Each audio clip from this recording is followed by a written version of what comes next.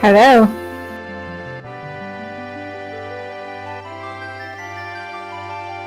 Hi there.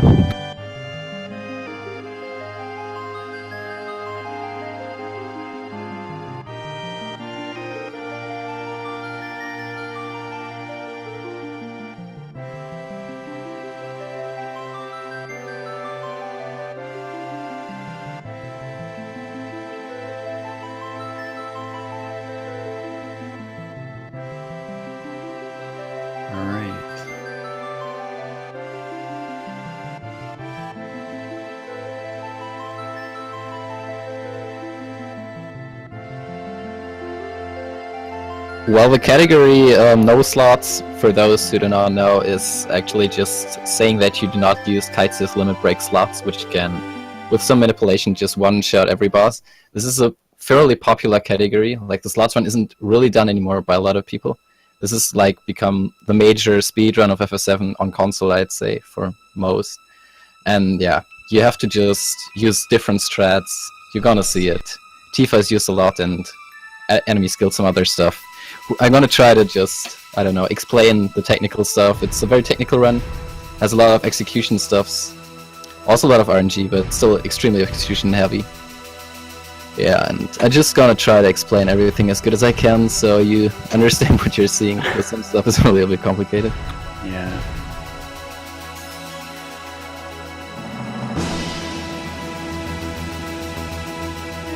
The first and biggest thing in the game is probably the step count, and it starts directly. Yeah, true. Like in FF7, fights are not random in fields, they're not random at all. We distinguish fields from world map. Like world map fights are random, everything like on this globe you run around, and everything that is like in towns or other places where there are fights, that's what we call fields, and the field fights are not random.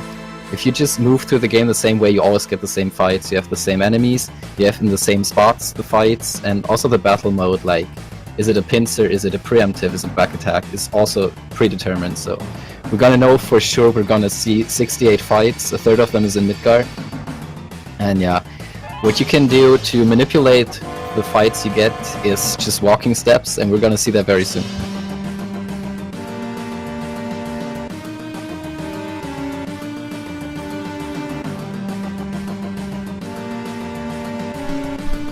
So what is it about walking steps that's different? Does it just advance the encounter rate at a different mechanic than running, or?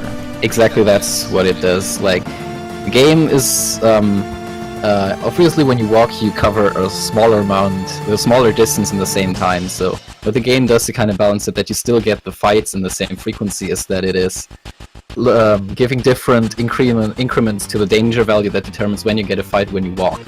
And the way it works is the danger value is just increasing all the time when you move, and at some points there is like a collision with a possible encounter. And sometimes you can just kind of step over a counter, you could say, if you alternate between running and walking. That's pretty much how it works. So there is some fights simply disappearing if you walk a certain amount of steps. Here it is. Look, he's like hugging the left wall. It's 8 steps. Nobody really counts those, because you can really just hold up and left until the dialogue starts. Those 8 steps are just gonna remove the first fight that we would otherwise see in the second field. Got it. So do these encounters chain throughout the game? Do you follow a set step route, or does it reset when you get to new areas? It follows always the same, so it's like, yeah, the fights also change if you skip fights with walking, so it does more than just optimize the amount of fights. We do not optimize the amount of fights in no slots, we don't do that. You could get along with fewer fights. Sometimes there is just a forcing of a fight, so you can get a better outcome somewhere. For example, you don't want a pincer, or you do want a preemptive on a boss or something. And sometimes we have to pick up stuff, so we have to take a longer route. So we don't just optimize the amount of fights, we optimize the quality of the fights more.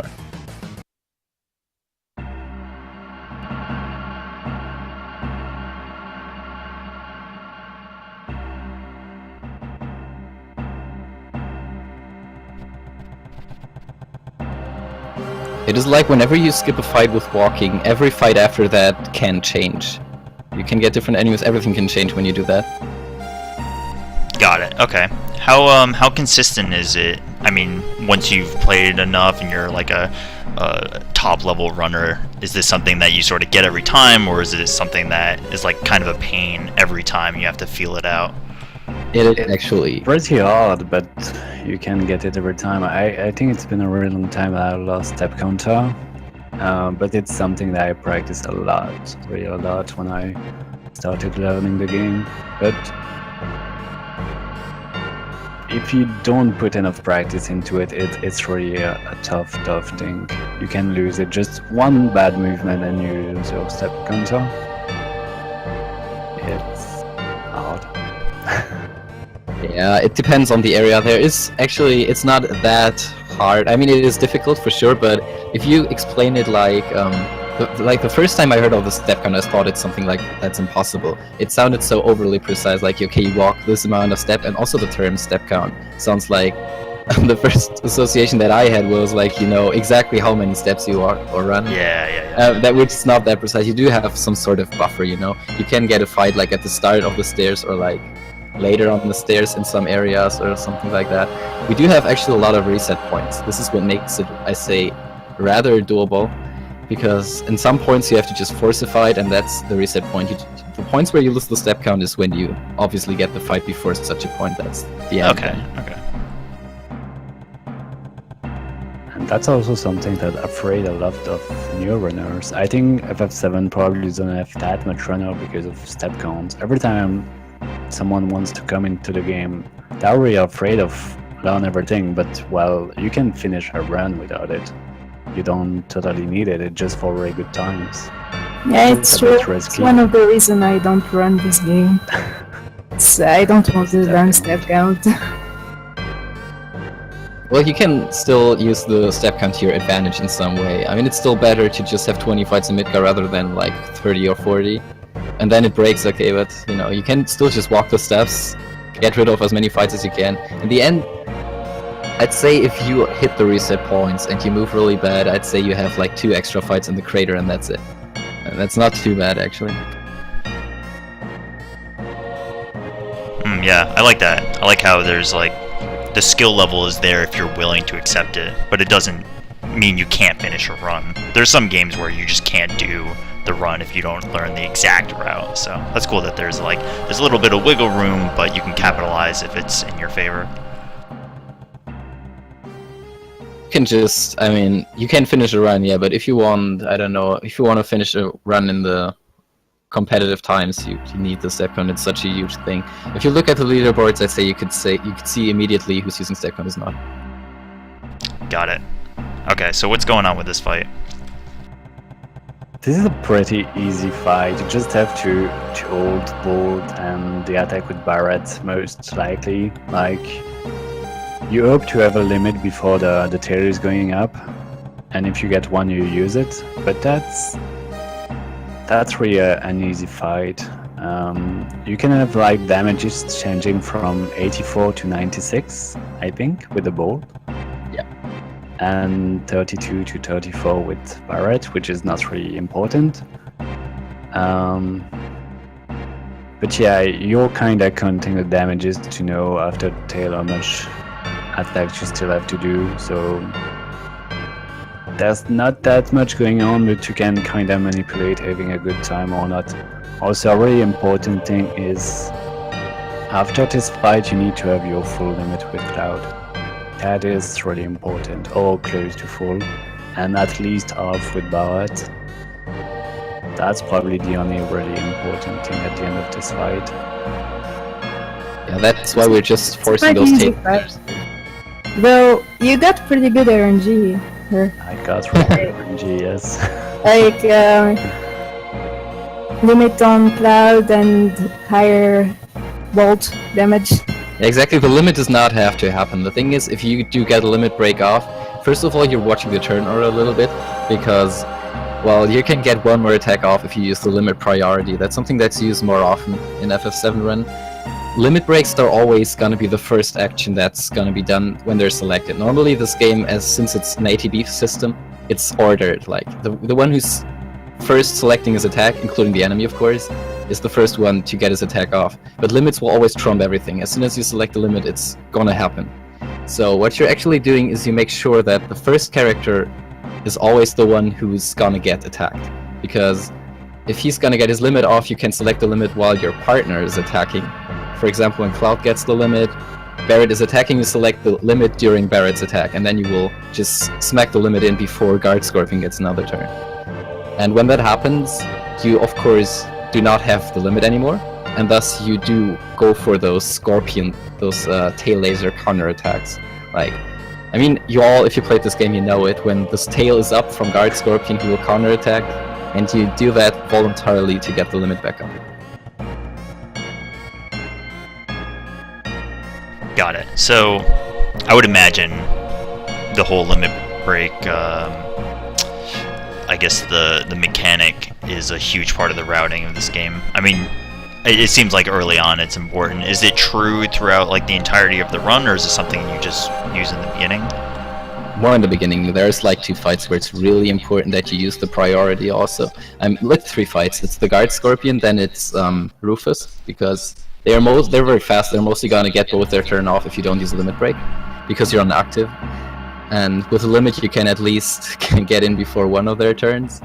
And then there's Genova Birth, where we're gonna use limits, and also with a priority. And apart from that, it's not really a thing. And Airbuster? Yeah, true, for sure, obviously, Airbuster, yeah. That's why we're filling the limits here for Airbuster. Do you also like use it for apps, but not the limit itself? Just use the ATB refill to place another grenade? That's also pretty complicated. Gonna explain that in detail when we get there. Yeah.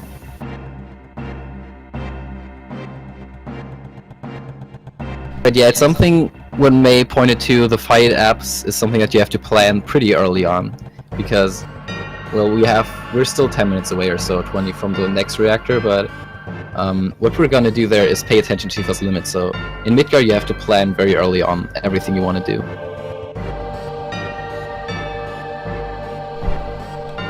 My favorite part of RPGs is when you can stand up and get out of your chair for a few minutes. Yeah. Yeah, you can do that a lot. It doesn't happen often in FF7 though. Ah, Especially Midgard doesn't have a lot of breath. I don't know, you have... There's like 2 minutes. Yeah. Each time 1 minute. But the good thing is there's always something every hour. At least. Getting stuck on the stairs, Kappa. Yeah. Anything. Bros, brats.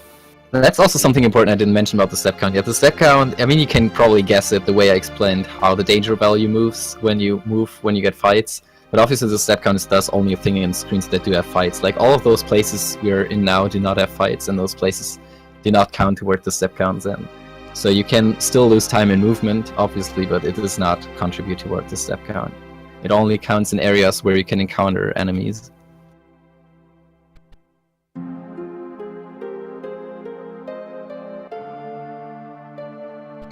that's the thing that's true in, I think, like every Final Fantasy that I am familiar with RPGs, that if you have to be careful about your step count, really only matters in areas in which there are counters. So. Yep. Midgard's actual plays with a variety of different things. Like, I mean, like, if you are able to play Midgard at the highest level, you actually have to be able to do everything that FF7 run requires. There's step count, there's now the first skip upcoming, I'll explain that very soon, and you have some menuing, you have fights with ADB wait, fights with ADB active. It is a very interesting part of the run, actually. It is very execution heavy, I'd say, despite a lot of RNG. So the first skip we got here is one that we will, in the principle, see a lot of times in this run. The principle of pretty much all the glitches and skips that this run has is that you are able to trigger 2 dialogue boxes on the same frame. Because what you're doing with that is removing that Cloud gets paralyzed. That's why we call it paralyzing dodge. Normally there are scenes where Cloud is unable to move because you have like a dialogue on the text box, and every text box also has the trigger to remove the paralyze again. If you have 2 text boxes at the same time, then you can move around. And this is what we're going to do now. I don't know if you got it on this run. But Yeah. Yeah, I got it. okay, that's good for explaining that. So we're gonna just look at it and then you will see what I say. This was a really good short time, so I've got everything.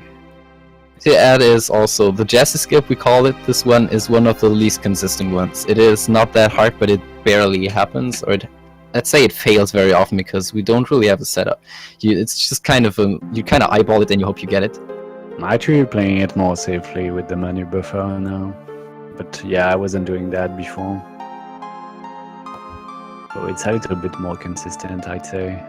But you lose like 2 seconds for the menu. So you all know this scene. If Jesse and Cloud talk, then there's this route map. Now we dodge this. You know, I just going out of the train. What he was doing is he was actually going out of the train, so this guard comes up. That's something that just happens automatically from the position from Cloud. And at the same time was talking to Jesse, so 2 dialogue boxes come up. The guard comes out and says like, hey, you can pass, and at the same time we intentionally talk to Jesse. And so we can just move while Jesse is talking to us, while otherwise we can't. And this way we skip a 15-second dialogue, because going out of the train and coming back is just skipping this scene for whatever reason. And what's the input for that? Do you just time it correctly, or? Yeah, pretty much. Yeah, that's the hard part is really the circle input timing. Like there are actually different visual cue you can use. There are a lot of things you can do to get the setup, but it just depending on runners. Like I have multiple setup for it because I'm silly. Just stand pretty much on the edge of the place where the guard would come out, and then you press down plus right plus circle at the same time. It is, like you said, the lesser difficult part is getting the position right. The harder part is actually having this perfect synchronization. All of the 3 inputs have to come perfectly at the same time. You can make the movement a little bit easier because you can hold just L1 and just do down plus circle, then you have only 2 buttons that have to come at the same time. But it's still it's a little bit difficult. By the way, L1 means you go left, L1 means you go right, if you don't know. Yeah, like I was saying down right, and then you might be confused why it's down plus L1 down right. The thing is, it always goes left or right from Cloud's point of view. Like if you use the D-pad, if you go right, it's right no matter what Cloud's looking at, but the shoulder buttons are actually depending on Cloud's perspective. So when you're actually going down, L1 is putting him like to his left, so we see him go right, but it's his left.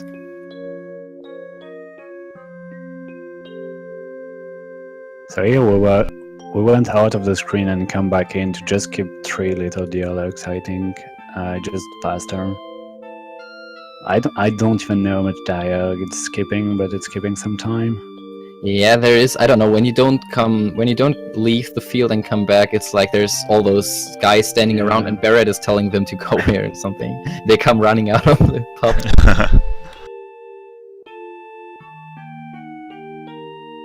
We haven't come down to renaming it. Nope, I I was just just realized. thinking about it when I saw the T name. So yeah, actually every text is coming 1 letter at a time, so renaming everybody in 1 letter is obviously saving some time. Yep. It's not that big, but it's pretty common in RPGs, so... Yeah, FF7. definitely. FF7 is actually more than you would think, because the game is building it really up, like you said, frame-based, and I think it's like, it builds 2 characters a frame. If you think it's a 30 FPS game, you just do some calculations, you end up with quite a lot of time in the end. I think all names would easily make up a minute on the whole run. I'd just say that. That seems much. I should do a run with full name. What was the time, Kappa? I should do one. I've never done that. I feel like that would be really hard to do. It would take a long time. Yeah. That could be fun to try. But then it's so hard to compare as well. You can't really have the same run every time. Yeah. So, do you think we have time to talk about sort of like the community behind this game, when people started speedrunning it, if there was Japanese presence, or if you guys kind of came up with the route yourselves? The really changed a ton. I actually don't know about it because I'm actually not that old of a 7 runner. I started like maybe 2 years ago now. Yeah, 2 years ago. 1 year And and a half. yeah, and like step count didn't exist like a long time ago. Then really a lot of things changed, and I'm not sure who discovered everything. I know that cards even did a lot of things on the game, like really a lot of things. Brutal AI also. I guess Carnage also did a lot of things on the game. It's really an old runner, so Mm-hmm. Well, the first speedruns of Final Fantasy VII were Japanese, I think. They were the first. They were running the game way longer than anyone else. That was the first. Was just running slots, like any percent. They were just doing the slots runs, and I think Puexel and Carnage 64 kind of made the no slots category popular when they ran it a lot in the past. And it was at that point like world record was something in the 8 hour to 8 hour 10 minutes range, until Card 7 routed the game again and introduced a lot of stuff like the step count and so on. Yeah, it's like Ben said, Brutal AI found the step count, but Card was the first one to really route it to an advantage for a run, and that's where the times dropped like really a lot. It made so much difference. Card 7 did really a big work on the game. Like I did nothing, to be honest. I feel like I did find nothing on the game. Like But you really did some little the setup stuff. for Barrett Skip. Come on. Wow.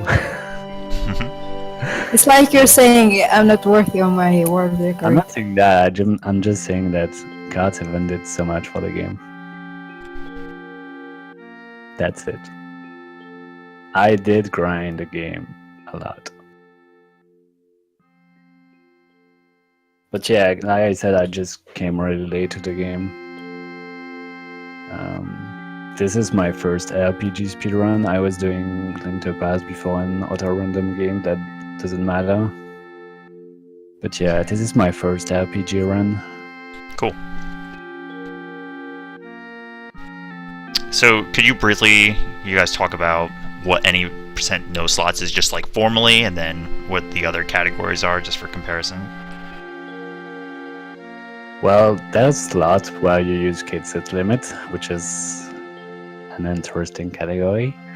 I don't know what to say. It's like up to Materia Keeper, you're beating all the bosses with the same attack. It's not an easy trick. You have to. I think Miz can explain how the slot is working. Yeah, way more. knows it better. We did some slots run. Yeah, slots is like it's difficult to kind of explain the difference. I'd say both runs are pretty hard. For no slots, it's more about knowledge, more technical stuff, more routes and planning. You need to learn more stuff, that's for sure, because you need to use more strats. The downside, or I'd say the difficult thing in slots is just that you are more of the edge of dying at all time, because this timing mini game you have to do for the slots is a timing. Like the reels at the start are always in the same position you do. Like you press the circles always in the same way, and you will always get the game over limit break. The difficult thing is not basically learning this timing. If you do it offline and you invest, I'd say like 2 hours, you will do it. But the difficult thing is you have to execute like 24 slots in a row, and there's at least like 5, 6, 7, maybe more fights where you're not allowed to miss one. And you go in the fight, and it's just kind of, it isn't as... You don't have the variety like in no slots, but it's just the very risky way of doing the game. You go in the fight, only Kite Sid is alive, he's gonna survive one attack, not two. You get the limit break, you do the limit slots, if you hit it, nice, you won, if you miss it, you're dead. Wow. You can't miss the final fight, right? Exactly, that's... there have been misses on Safer Sephiroth before, like the pressure is higher. And you're nervous, obviously, especially if it's a good run. You played this game for 7 hours, your hands are a little bit trembling because you have mashed all the time, and then you just have to get this fiddly timing minigame down on the last boss. If you don't do it, it's over. That's pretty fun. Sarcasm. I know I wouldn't like that.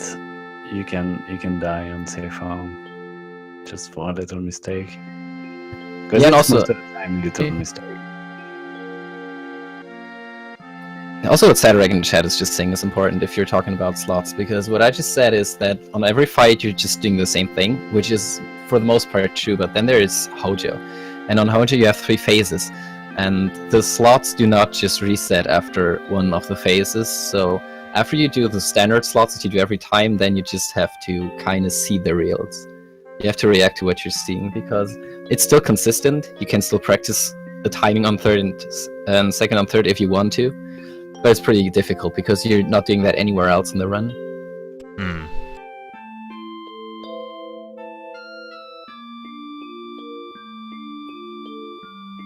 And yes, slots is like just also just referred to as any percent, just the fastest run of this game on console, and this is also why it's like the one that has been done first. Just on the speedrun, the first thing you look at is just how can I beat the game fast, and categories are just when you put extra rules to put in extra challenge or make things like different. And as I said, I think no slots has just grown a lot of popularity.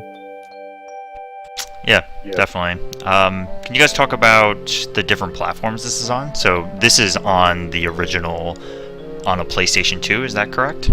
Yes, it's on PS2 for the fast loading speed. Yes. There are actually runs on a lot of consoles. There are runs on PS3, PS4, PC, PS TV. But I think the most runs are probably on PC with the any percent run. Yeah, I guess so. At the moment, there's a lot of runs on any percent PC. The thing is, actually, you have a lot of a lot of different devices. That's true. I'm gonna, by the way, talk about that menu buffering there in a second. But first, you have a lot of different devices. That's true. But actually, there's like 2 versions of the game still. There is the console version and derivatives of the console version. Like, for example, PSN version, which is just the PlayStation version running an emulator. The 2 versions are the PC version and the console version. The PS4, for example, the version that was ported for PS4 is a port of the Steam version, so that's PC also. So there's like small changes for every console, but basically it's either console or PC. And the major difference is that in PC there is a major glitch that the console version does not have. There is just the flag not resetting when you die, and that is causing a lot of fun. You can beat the game around 3 hours on PC because you can warp. You can do wrong warps. You can warp into different fields by forcing deaths because of some glitch that version has. And yeah, that's like the major difference. The PC derivatives are like 3-hour runs, and the console run is mostly like the full ones where you see the whole game.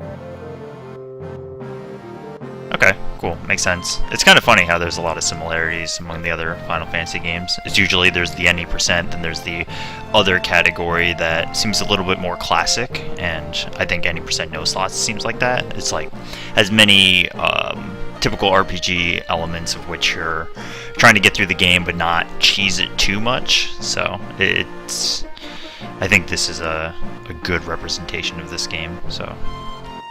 Yeah, obviously, that's very true. No slots is I think it looks more like the way the game is intended to be played. You could say that. That's probably why it's very popular. Of course, you're still abusing a lot of stuff that gives you advantage that you probably never use in casual yourself, but you still kind of fight the bosses by killing them with actual damage numbers and not with inset.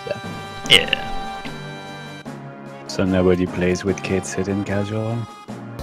That's I actually don't know. Also about that skip, that one you skipped like 2 minutes ago.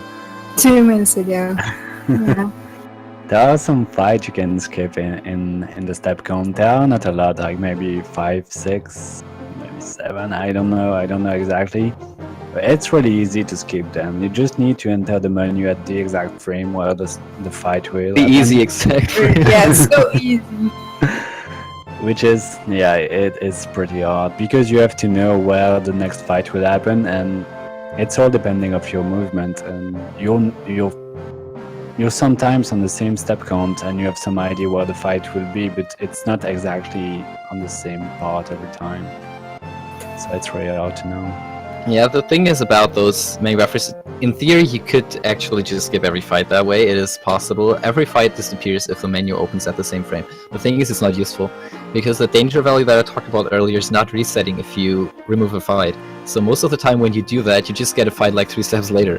And what it does is changing everything if you do that. Like, the fights after that are different, so since it's something that's not very consistent, you actually only want to skip fights that do not change, and that's not a lot of them.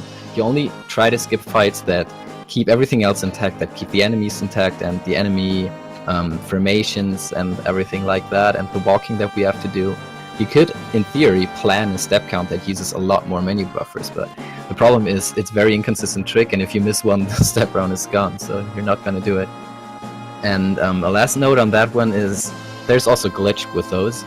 If you have a scripted battle, which is a fight that is not coming from step count, but that is coming from like a scripted event, something like a boss fight. If you had a menu buffer, you did a menu buffer, you skipped the fight that way, and then you did not have another random fight before the scripted battle will trigger twice. So what you could do for it is actually, I tried to do that on a different step count. It was possible to skip like the very first fight in the game. There was an older step count where it's possible to skip like the very first fight in the game, and I was wondering why nobody's doing that, because it doesn't change anything. And then I was fighting Guard Scorpion, and then I was killing him and was fighting him again. Okay. Oh no. Nice.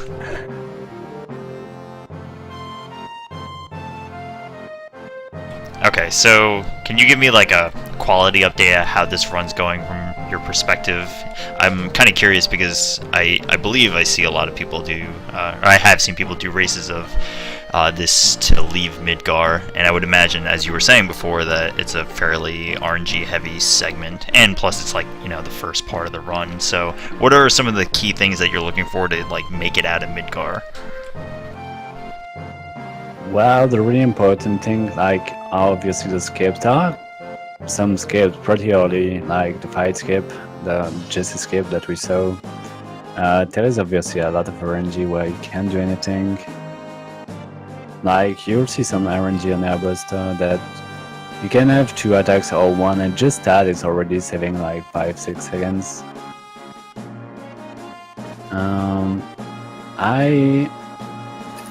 I'm not a fan of Midgar and getting good times in it somehow. I don't know why. I'm just like, Midgar has some RNG, but it's like nothing compared to the time you can lose later. So I'm just going through and Yeah. So like no major mistakes, but just kind of getting through. Yeah, we have like a pretty good pace here, so everything that is below 33 is like kind of good. that's actually And we have- my second best Airbuster. Yeah, we have a 32-14. We are almost scratching the 32 mark. It is one of the best paces that has ever happened in the split for sure. Ah. That's why I'm not playing against my PB ever again. And it's a gold split. Yeah. I guess we're the only ones who can see that. Yeah. Hold. Yeah, so the strat on Airbuster was just actually where you saw it just use limits. We attack with Tifa first because we want her limit to fill during App's fight. We don't use the limit, we just want it to fill during the fight, and that's why you start with her, because Airbuster is only for sure gonna counterattack the first character that actually attacks. You saw he did Rare Gun, that was kind of good luck. He can do either Rare Gun or Body Blow. If he uses Body Blow, he will counterattack twice. If he uses Rare Gun, he only counterattacks once, because his AI is kind of funny. If he is actually turned towards one side, you can't really see it. Like, that's pretty funny. The game has like its own I don't know, status for him, what side he's looking on, and you don't really see that. And he's unable to turn around after he has half of his HP diminished. So if you have like those first attacks down, he cannot turn around anymore, and he can thus not counterattack anymore. It's really interesting. If he uses Rare Gun, he can counterattack. So the damage on this fight are extremely high compared to what you saw on Guard Scorpion. Like, I think the limit break on Guard Scorpion was like 120 damage, something around there. Yep. And suddenly on Airbuster you see like 600. You may wonder why.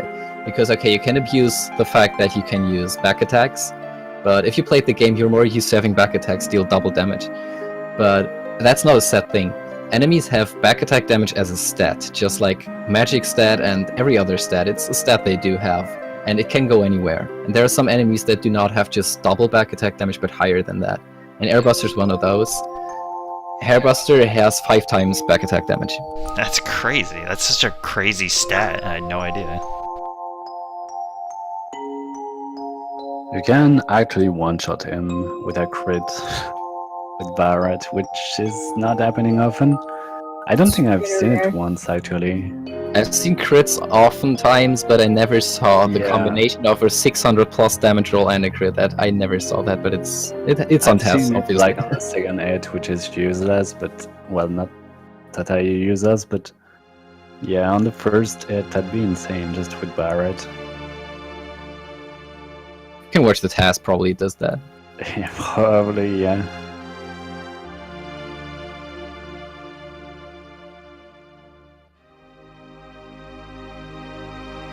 In Midgar also there are a lot of places where you have to watch the dialogue options. That was one of those examples. It's small things, but it adds up if you never pay attention. If you only mesh through the dialogues, you're gonna lose easily like 10 to 20 seconds, I'd say, if you never pay attention to the dialogue boxes, because sometimes one possible branch of the dialogue is just faster than the other one. Like if you say to Eris that you never saw before, the dialogue is over at that point. If you say the first thing, then she's asking like, oh, where did you see me? And if you remember, you can do this funny troll answer. You can say you're the slum drunk or the flower girl, so you know, and it's just taking longer. So oftentimes you have to use the second dialogue option to be faster. And you guys are, this is not turbo, right? No, it's not turbo, No. it's mashing. This is also a really important part of RPG speedruns. You can lose or save a lot of time with just mashing. It's a really tough thing. Even if some people don't really care about mashing, it's a really important thing. Yeah, if And you can look at only Midgar's mash with turbo, one button, which is not the case with every game. Well, every RPGs.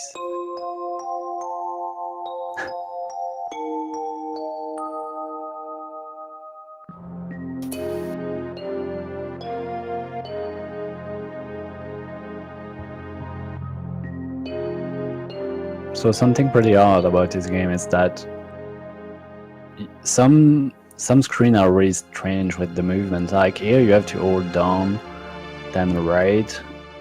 Like you wouldn't do that normally. Like you have to really get used to all the screen, and once again it's a lot of practice to know that and remember everything. Because some movements are just weird. You wouldn't think about it if you are seeing the screen. Yeah, The like movement you is not say, consistent. Sorry, it's depending of Cloud, how's he facing. Yep. So you would get lost sometime. Like even at the start, just at the start, the second screen, some people has issue like, how do I have to move? Because it's just so strange. Yeah, the movement is simply not consistent in the reaction from Cloud to your D-pad inputs. If you're hitting like up, you will not always see Cloud face in the same direction, run in the same direction. Some screens are just turned by a certain degree. So normally when you run up, Cloud will run north or whatever you want to call it, and some screens will go like upright or straight right or something even. It's really, some screens are really just turn. What you can do to counter it is that you just hold R1 or L1, which we explained earlier, which will just turn all movements that you input on the D-pad to just counter what the screen is turned into. This is something I find, for example, useful in Sid's house in Rocket Town. The house is just turned by 45 degrees to the right. So instead of holding up right, if you would just hold like right to go the correct way. I mean, you would hold up, and you can just counter that by holding L1.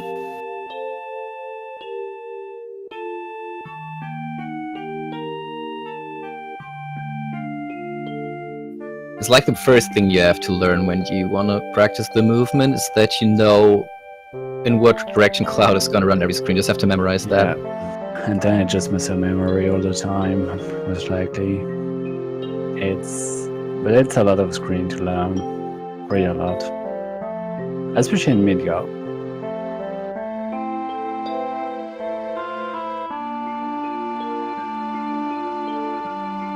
Also, you can see that at the start I hit the select input that shows the end over Cloudhead and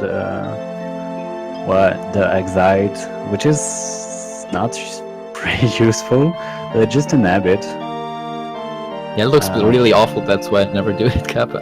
I'd say just useful for two things that will come way later in the run, but it's one for a fight skip and one for an actual skip. Use it on Bomb Bridge, I guess, for that. On what? The bridge in Corel for the bomb skip? No. On the... what's his name? I forgot. Magic Stilva? Red fight. Yeah. On the one that you can see yourself, obviously. Oh, right, just in front of the ribbon, for sure, yeah. Yes. I think I missed it here, so I should have not mentioned that. But that's probably the only two things that's really useful. So, as you guys are going through the beginning of this game, I would imagine you're doing the bare minimum that you need to get through the first area, even though, you might not be the highest level. What are some of the things that you have to worry about just to make it through Midgar? Are you fairly underleveled? Do you have enough magic or whatever power you need to get through?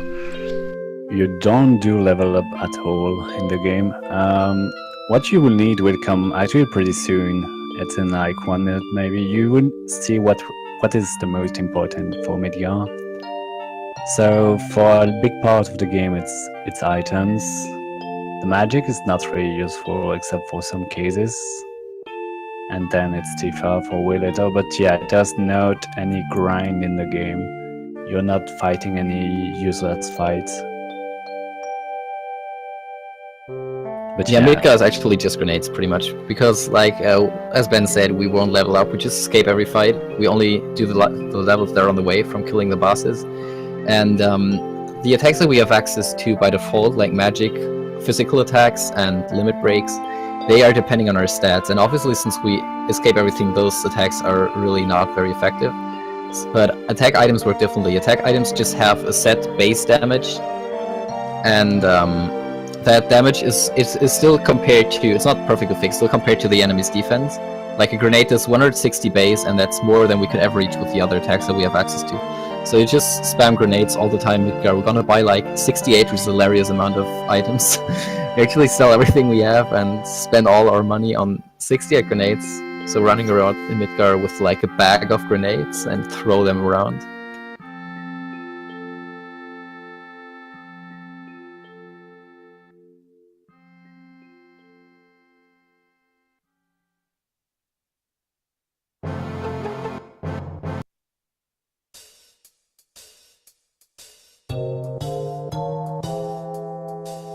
You mentioned fighting only bosses, but don't forget, we get the enemy skills on the way.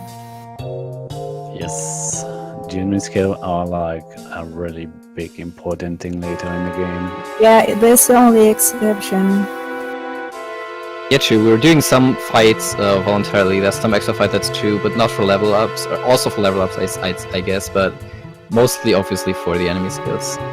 Like, we take the XP, it's free, I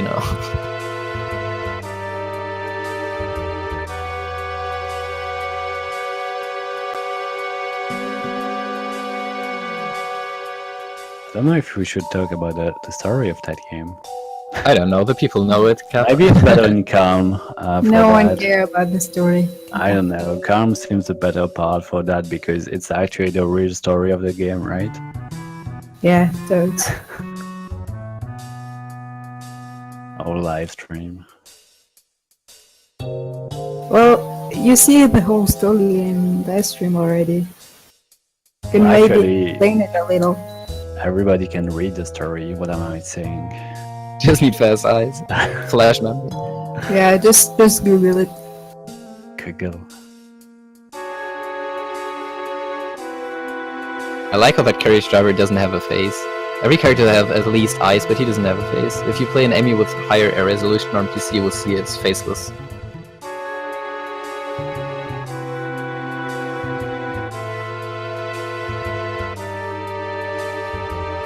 So yeah, in in World Market you actually have a lot of things to do because you want to be chosen by Don Corneo, so you have a lot of things to do, and there's like a little skip that I don't think I'm doing in this run.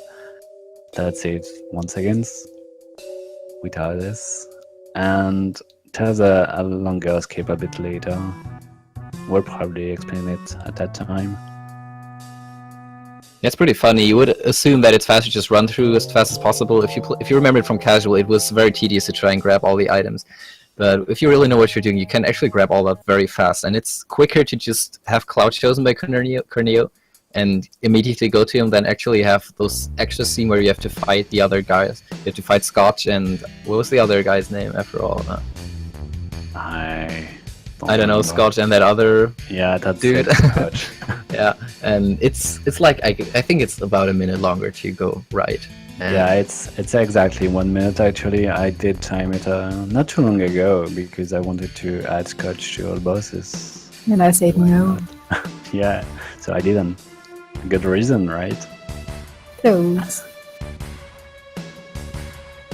Yeah, so what we need is the best dress, we need the sexy perfume, and we need the best possible toupee, and then we're good. The tiara, of course. Yep. A lot of people are forgetting it when learning. For those who doesn't know, the honey bean is totally optional. Unluckily, it is. Yeah, that's too sad. I was really surprised when I learned that like you can get an item from the honeybee and that contributes to this, to Cloud's costume. So I was wondering why doesn't it affect it, but it's really not necessary. You can just go for fun in a run. Yeah, that really not a loss of time.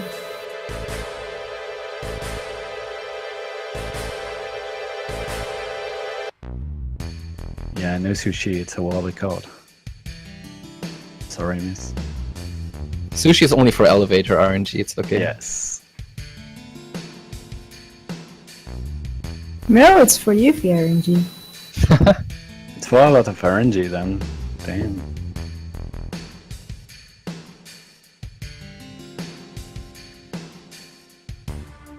I guess while we're talking about RNG, are you guys familiar with how generally it works? Is there one or many values that either fluctuates based on the frame, or is it set? I would imagine for encounters that it's not based on the frame, but do you guys happen to know about that? Well, it depends. Go. Yeah. It depends, yeah. Some parts of RNG are just in-game timer in full seconds, so it's still kind of possible to manipulate it. Like the world map is important. The world map RNG depends on the in-game timer in 4 seconds when you enter it, so there's like, you have like 1 second of buffer to mess it up or not, but it's not used yet because it's still pretty complicated. You would have to make a sheet for every possible time you can enter.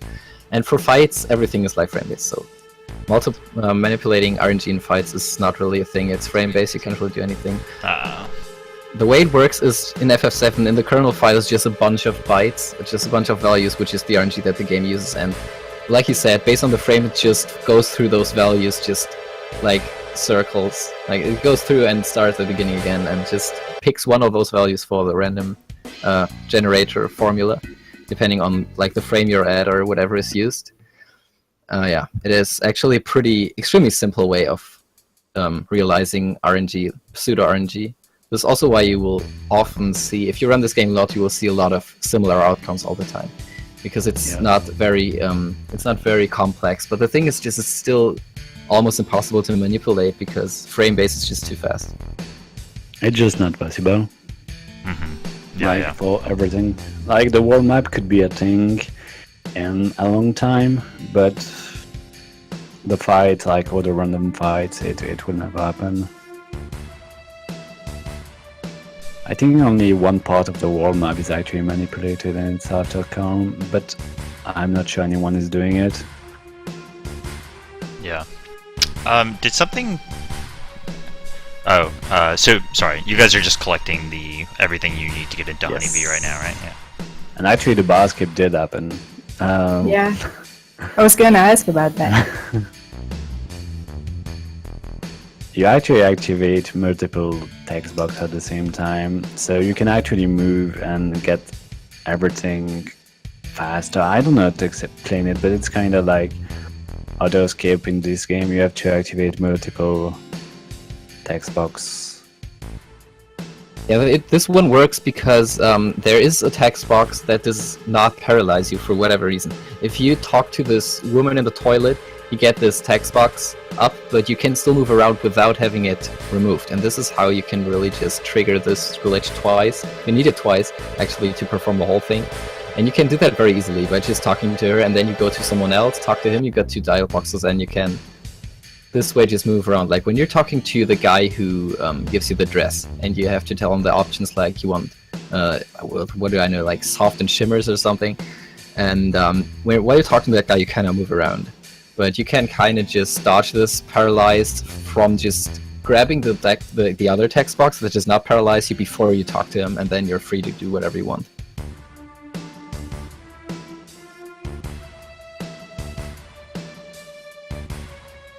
But yeah, almost done with World Market. Well, pretty lady.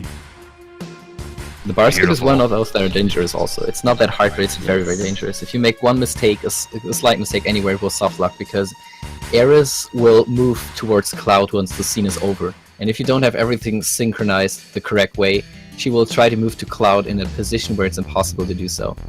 And, you know, I don't know, you have like Cloud standing across the table, and you will see Eris fly in like one frame throughout the whole bar and try to go to him and then run against the table all the time. And it's a soft lock, you can't do anything anymore.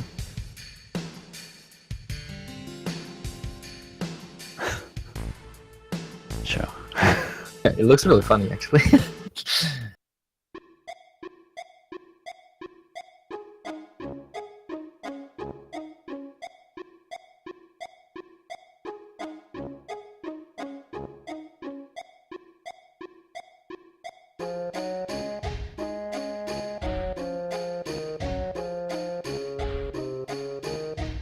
Also about movements, styles are really hard to take. Like this one particularly before was... You can't really miss that style so much. It's really not easy movements to do. And it's the case for a lot of styles. But hopefully most of them are not in danger zone. Well, danger value. Danger zone? Yeah.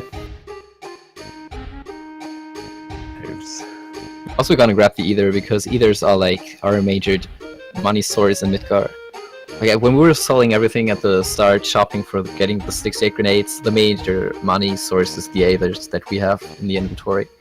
Most of them are dropped, some of them we pick up. The Ether is like 1500 gil, and it's half the price to sell it, like 750. As a comparison, the potion is like 25 gil if you sell it, so the Ethers are making your money. That's why we want to get all what we can. We were also grabbing the Ether in Eris Garden, for that matter.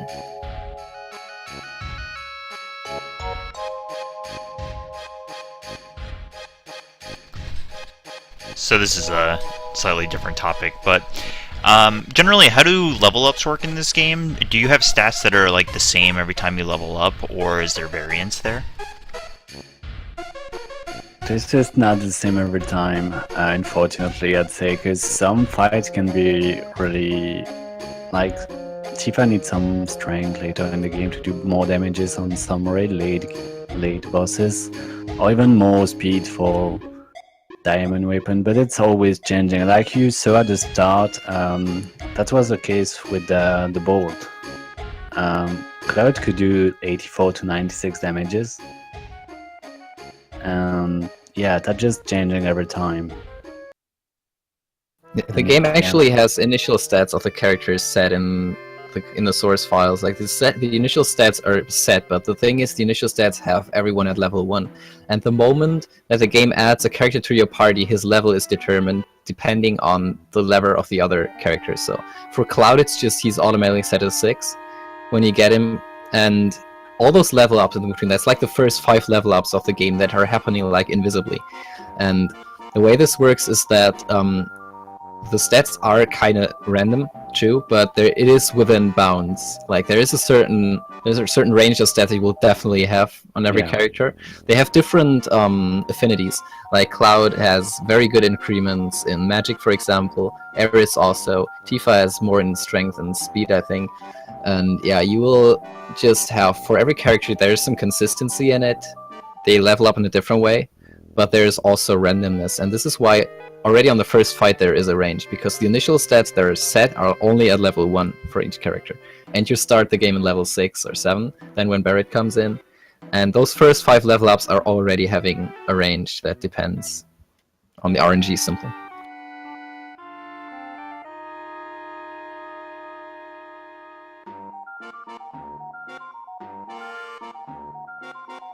Actually, you start the game at level 6 and you level up as soon as you beat the first guards. So that's when you get your first RNG with the stats. Yep.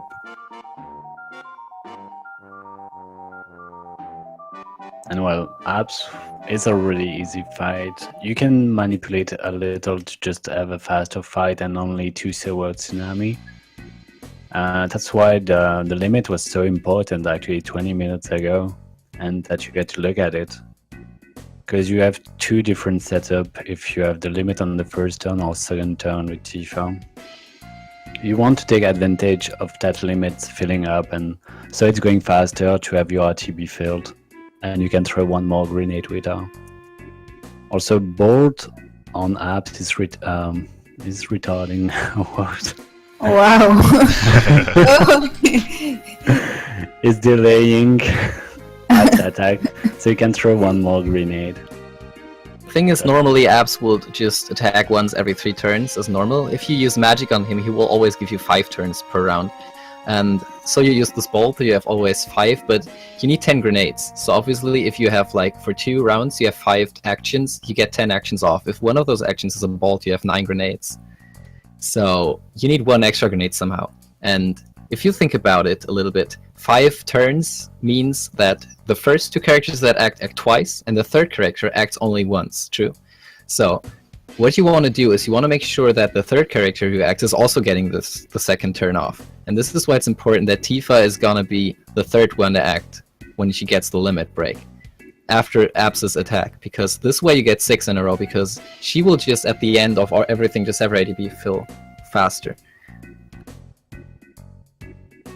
Turn aura is very important here. It is very important. It is determining if this trick is working or not. You see now Sword Tsunami, look at it. Now Tifa's getting limit.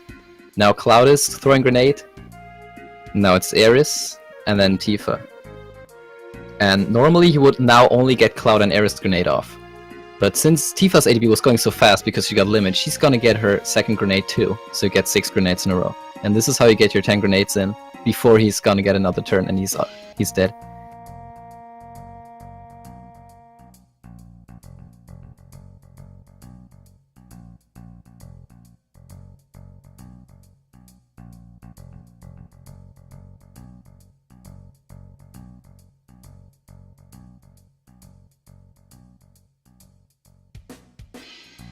And this is still a pretty fast Meteor so far.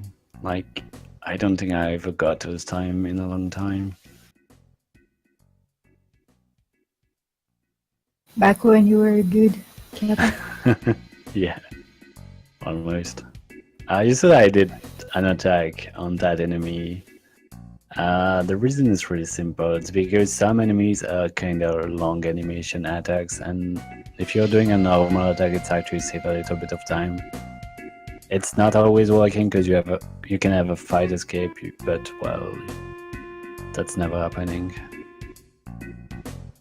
So on all the enemy, you can actually do normal attack that will save some time. Like And this this is guy are doing water gun, just 4 or 5 seconds maybe. Yeah, something like that. It's actually why we're on active in the first place. Like, you can set the ADB to active, recommend, or wait. Recommend is like the joke. It is only giving you disadvantages. Wait is actually holding the ADB at any point.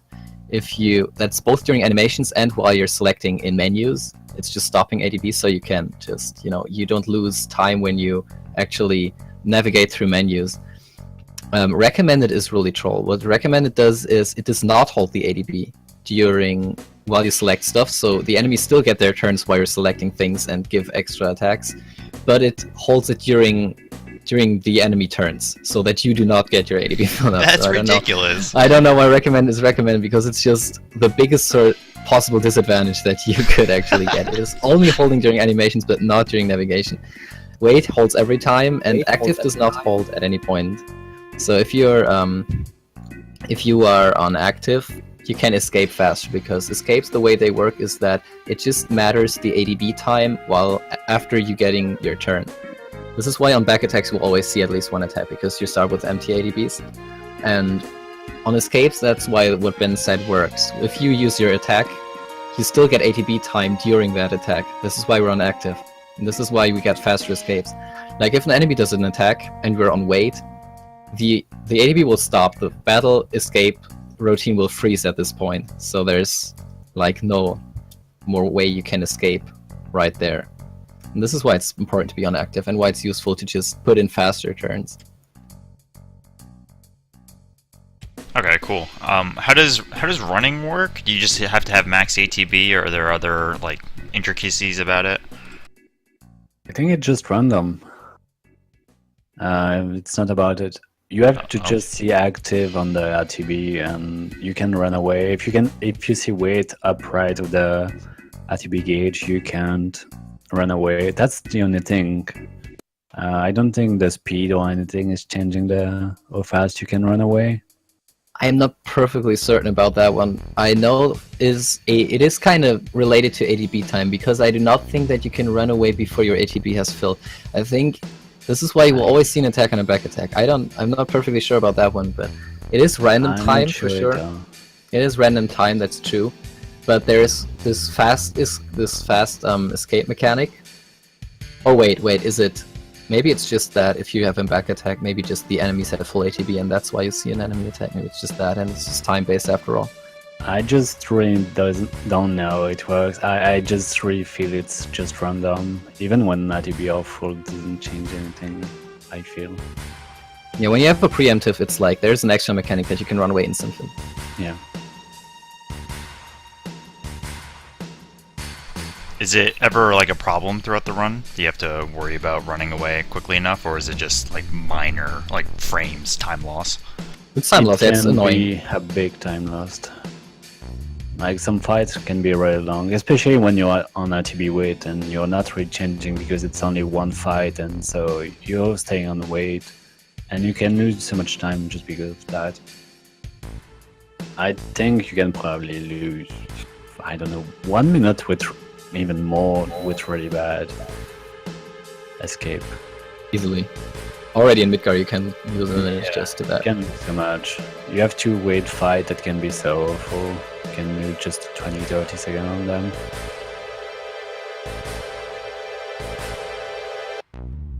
It's actually a big thing.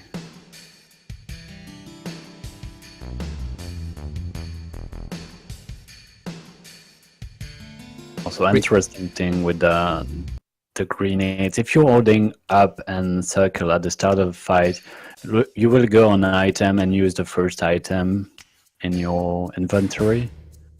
So that's pretty useful for the fight, especially this one. 2 first-turn grenades, that was really good luck. Like, you always have two attacks from your party and 1 from Reno, because he's putting 1 character in the pyramid. So obviously if you have 2 first-turn grenades, you're skipping 1 cycle and you have 1 last attack from him. That's really nice.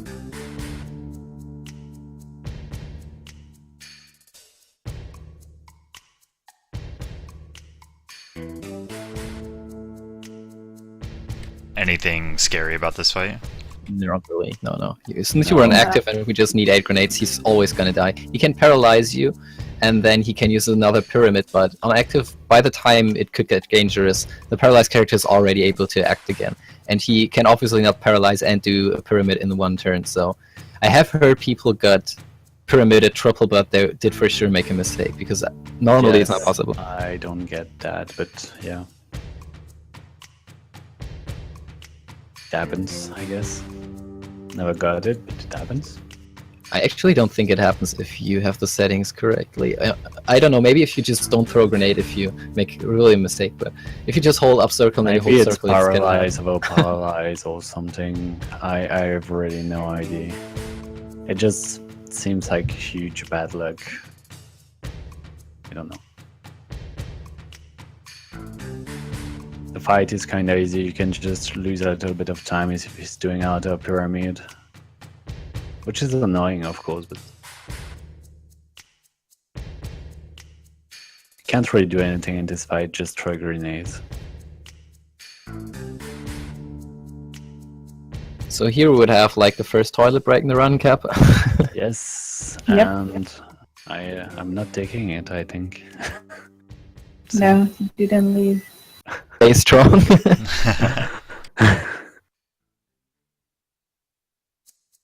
Well, breaks are like 1 minute something, which is enough, I guess.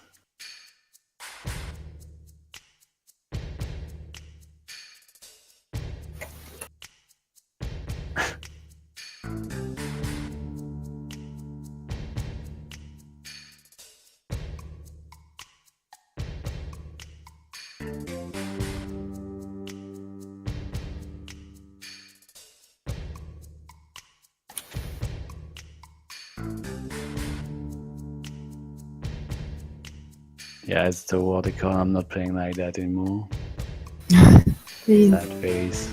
Nice. I don't know. I can't mid-gear anymore. It's fine. Nobody cares about me guitar. I don't care too much about mid-gear indeed. It's like it's really, you can maybe lose 1 minute to RNG on mid-gear. But you can just lose that minute 5 minutes after being out of mid-gear, so it's really not a big deal. It's of course nice to have good mid-gear. Yeah, definitely. It seems like a Yeah. lot of people think that, you know, if it's early on in the run, you might as well reset, but if there's enough variance over the rest of the run, it's kind of silly to do that. Yeah, it's just that I'm not a fan of resetting. So I'm taking whatever mid-gear I have. When I was actually grinding vertical, I wanted some time, but I'm not doing that anymore. hmm And yeah, just not a fan of resetting a 7-hour 37 run. Yeah, yeah. That's not really easy to do, especially when you're like 10 hours into your stream and you're on vertical pace and you're like, I'm dead, I can't do anything and I have to finish this. That's some pretty tough stuff. Well, I know some people can do that easily, but I can't. I Yeah, don't know how it's to do insane. that. Yeah.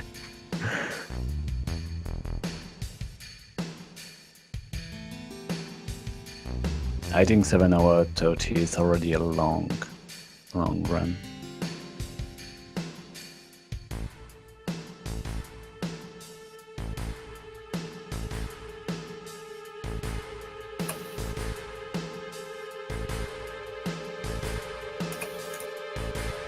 Also, this screen is a pretty hard screen for step counter.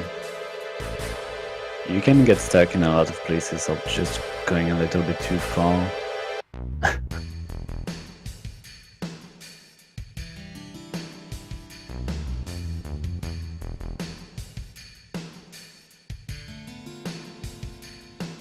And you have to go through that screen 3 times, which is nice. Wait. Forgot. Yeah, 3 times. Mm. But yeah, it's Again, step counter, you have to practice it over and over until you know it. Like, it's really one little bad movement can really put you behind on step count. And only a few people know what to do when you're behind. And when you're too behind, I think actually maybe 1 or 2 people really know what to do, and I'm not one of them. The only dangerous part in Midgar of being behind is actually already past. There is I can actually go a little bit in more detail on the step count Midgar. So we have this walking, right? And for most places, the amount of steps we have to walk to get rid of a fight is fixed.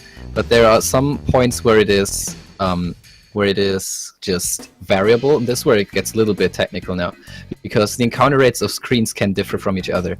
And if you have a fight that has the movement from 2 different screens with 2 different counter rates contribute to the fight, then the amount of steps you have to walk is depending on the position of the fight, because it's different if you have a lot of movement in a screen with a low encounter rate, or if you have a lot of the movement in a screen with a high encounter rate. So in most cases, it's like it's just better to be ahead, or like it's not really a problem. If you're ahead, you have to just walk a little bit more, and if you're behind, it's not really a problem, because since you walk less, the way it works is that more walking is putting you behind in the step count. So if you have one of those places where it's variable, and it is so that the more you're ahead, the more you have to walk, it's not really a problem to be behind, because you can just walk a little less steps, and that kind of makes you catch up.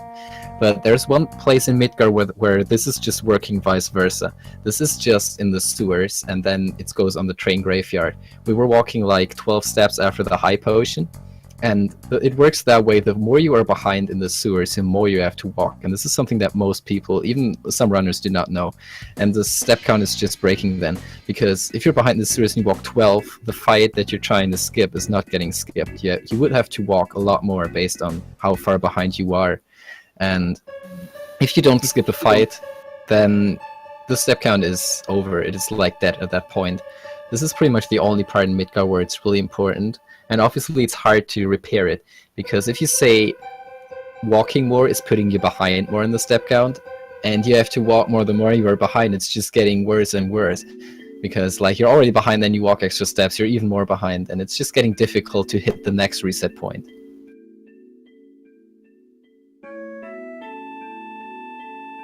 Yeah, there are some save steps, things you can do in the graveyard actually with the double train.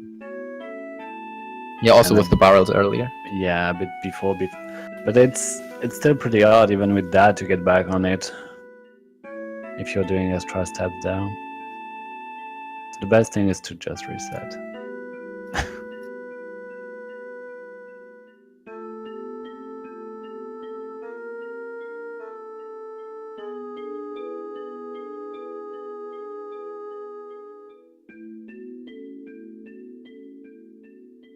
Midgar is basically, on the step count, pretty much the most technical, most difficult place in the whole run. Like those things that I just explained, those variable walkings depending on the location of where you got the fight, is something that's not a thing anywhere else in the game, I believe. There's like maybe 1 or 2 more spots that I'm missing just right now. I know it's the fight like at the start of the Calm flashback that works that way too, but apart from that, we have a lot more screens later in the game where it's just not so many difficult turns, you know, it's just more running in one direction. The screens are wider and less complicated, and the walkings are thus just all fixed because you don't have so much switching counter rates. And it's just, when you are able to hit the Genova preemptive later, you got the step count from Midgar to cargo ship done correctly. At that point, the rest is free. You can really learn that really quickly. I'd say 90% of learning step count is learning Midgar, and the rest is just executing notes, for real. Wow. Saying that Stinger skip is free. Kinda is. I mean, you can. It is. In It theory, is you probably actually free. free, but if you do one little mistake, it's game over. It's over. Yeah, okay, I to be honest, I was just not thinking about that right now. It's extremely precise, that's true, but Yes. the thing is really mainly for the walking, it's just getting a lot easier later. It just way easier after Midgar. Midgar is really a lot of step counter and stuff. A lot of people doesn't like Midgar, but it's actually, for runners, it's really hard because there's so much step count things to do. The Yeah, fights are obviously pretty easy, but And you just look at it, you have I mentioned earlier, we have 68 fights on the step count. 20 of those are in Midgar, so you see a third of the whole step count is lying within Midgar. Wow. So, how do you guys practice this game? Emulation. Yeah, I would imagine, especially with Yeah. the specific not step routes, but what you guys are talking about, the sensitivities that you'd have to have save states sort of everywhere. Is that right? Actually, there are some stuff I don't like to practice on emulator, like all the skips. I'm trying to have save of the skips because it's really a timing thing that you have to get, and there's some input lag on emulator every time. And so I really like to get some save next to the skips when I was actually practicing them a lot. Also, something I'm doing, which is kind of long to do, is I'm doing segment practice on console. Like I'm starting from just the start to mid-yard, and I'm just doing mid-yard to the end of disc 1, so I can have console practice, because I just like to play on console way more than emulator. Yeah, definitely. The step count is something that would be impossible to practice without emulation. That's just... I mean, you could probably practice on PC with a trainer, but... I did what? You did not practice? I had the wrong fight, but I did the step count. Oh, well, that's not really correct, though. I did it. Well, okay. Well, the gaps stay the same, right? Yeah, it's I mean, the still walking and same. everything, yeah, okay, Yeah, okay. everything's the same, it's just the fight are different. Yeah, so what we're talking about is if you play on console, you do not use some save states from like an emulator. You use the proper way of saving in this game with save points. Then the step count, if you're gonna come back to the game like the next day, is not exactly the same anymore. Like you can still practice it, like Ben just explained. The battles are still in the same positions. The walking is still the same. So stuff like stinger skip, etc., and getting the right amount of fights is possible to practice. And well, but you would still not see the same outcome. It's probably not important for practice, but what changes if you reload a save is the enemies. You get different enemies, you get different fights, you get different modes, you can kind of turn preemptives into pincers and stuff like that. It's just everything is a little bit different if you reload from a save. So if you want to really practice the 100% same step count that you're going to see later, there's not really another way than emulation, but yeah. Yeah, doing long segment practice is mostly to get used to all the RNG you can get and just being used to the game and everything that can happen in it. Like step count is a thing, but yeah, I practice all the step count on the emulator. It's just that so much can happen and you don't really know how to react, that you have to... Well, I had a lot of things happening to me in run and I died to it, and then I was like, okay, I know I don't have to do that anymore. That's happened so much. Yeah, definitely. Just like last time you died to Demon's Gate? Yeah. Well, I know what to do next time. So here we have two opportunities. We can either take the stairs or the elevator. 60% of the time the stairs are gonna be faster, so it's like the preferred route. Also because it's rather more common to do. The elevator is giving you a huge extra screen that has encounters, so the step count is getting very difficult if you use it. But it is possible if you're lucky that it is a lot faster. So it is kind of a gamble if you want to go for the elevator. The more common route is the stairs, also because the stairs has an elixir. We later need an elixir. So actually the elevator has to save quite some time to pay, because you have to grab an elixir later, which is a detour of like 18 seconds.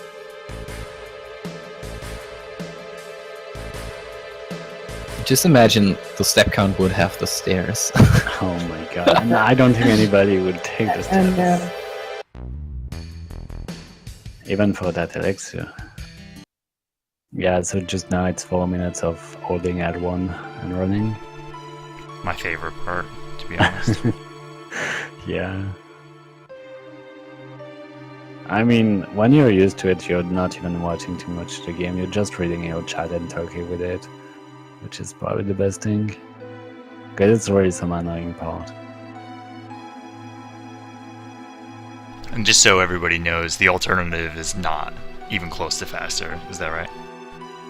As I said, it can be a lot faster. It is like not too much of a difference. 40% of the time, the elevator is up to 1 second faster. 60% of the time, the stairs is faster. It is a very small difference. If the elevator is slower, it's something in, I don't know. I think the worst is like that it's 20 seconds slower if you're really bad luck. The thing is just you have to add those 18 seconds you need to grab for the extra elixir to the time lost. But actually the elevator is not that much of a bad strat. If the elevator is just a little bit lucky, it can get up to 1 minute and 30 seconds faster than the stairs. What's the downside? Well, the downside is that if you want consistency, 60% is winning over 40%, so most of the time, even if it's not that many more cases, it's a bit faster to the stairs. And yeah, the step count is way easier with stairs, and also, yeah, you have that elixir that you have to grab otherwise. The downside of the elevator is also that if it is not an extremely good one, you're gonna get an extra level up.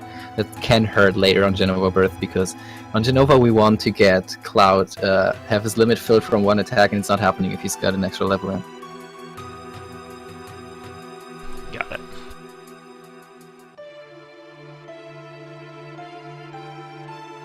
Yeah, we're close to the end of the stair. 3 more to go after this one. It's pretty funny that the stairs are actually accurate with the with the amount of floors.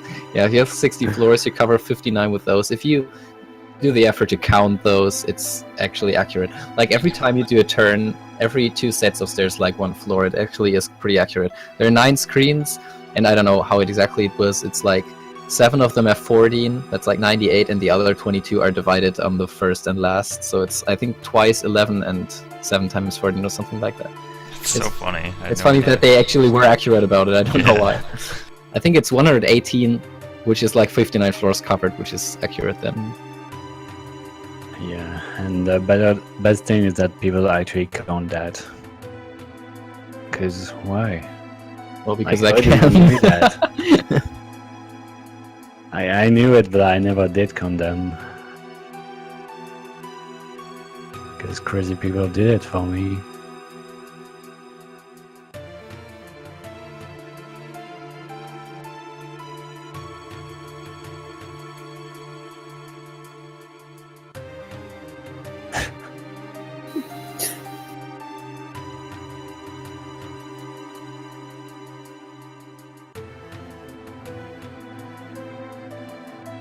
And you will see the first fight where you're actually using the ATB with Drake. It's not that big of a deal, but it does save a little bit of time if you have some nice RNG.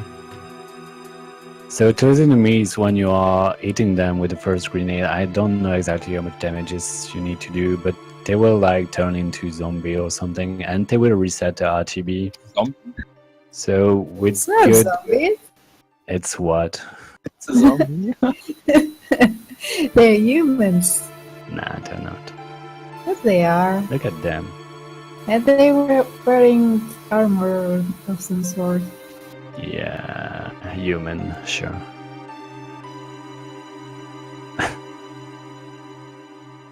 So you approach that guard from the bottom. Is that just to route them the fastest way? It's the step No. count thing.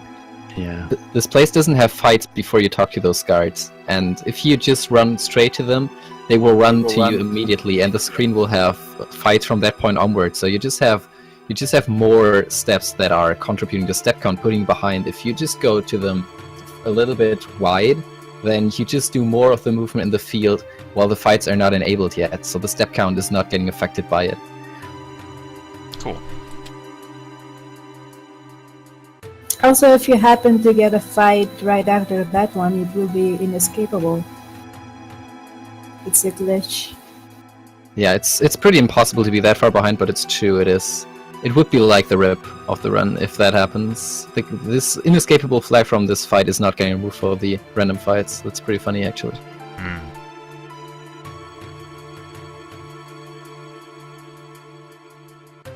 That was a fun little game. It's actually not the fastest guard game. You can do one that saves 11 or 12 seconds, but it's a bit risky if you don't practice it. And yeah, I wasn't really practicing it, so I'm actually not doing it. And right now you Even- could do two pillars with Tifa. Yeah.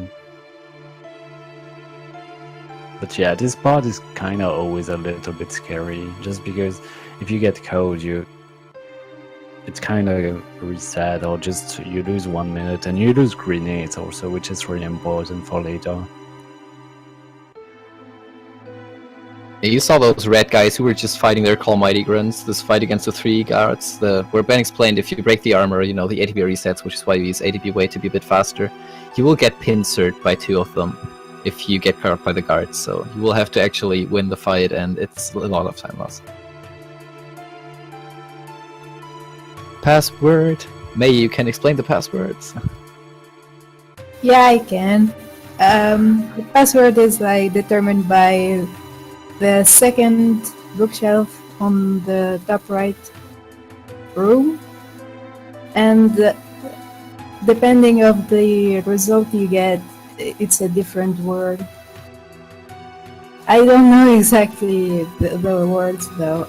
I am not. Right there needs bomb. Well, the first I don't letter and word know. tells you, like, if it's 2, the first Yeah. number is 2, it's best. If it is 1, and then the word breakdown, it's bomb. If it is 1 result, it is king. And if the number is 10, it's Mako. Huh. Yeah, what May, she's put in chat for Nice you. copy fast, man. Thank you.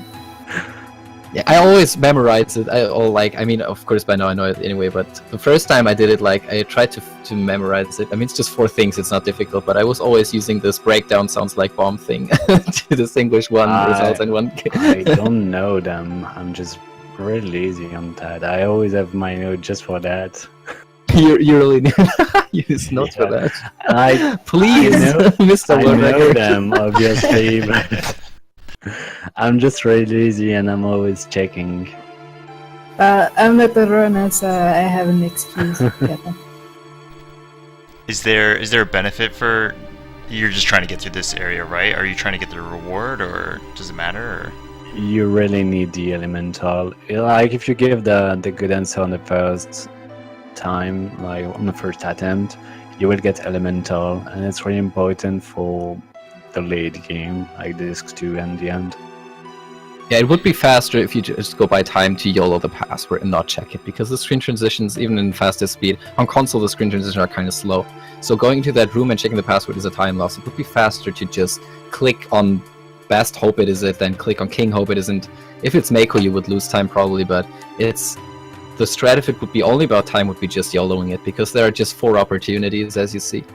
And yeah, we really want the first one, as Ben said, for elemental.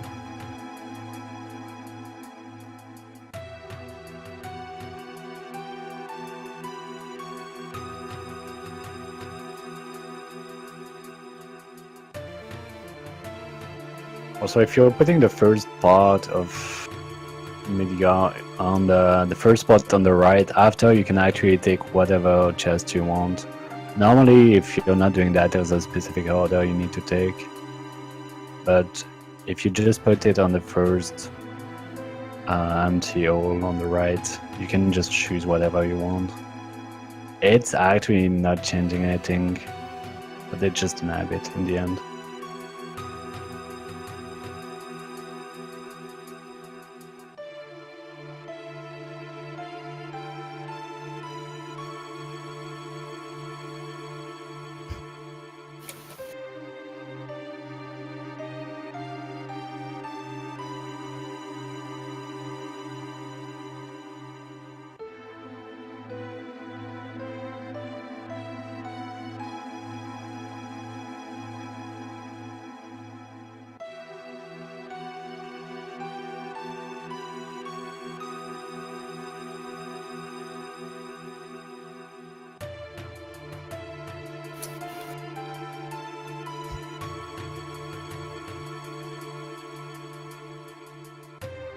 Luz is doing FF7, he's doing slots, while he did slots.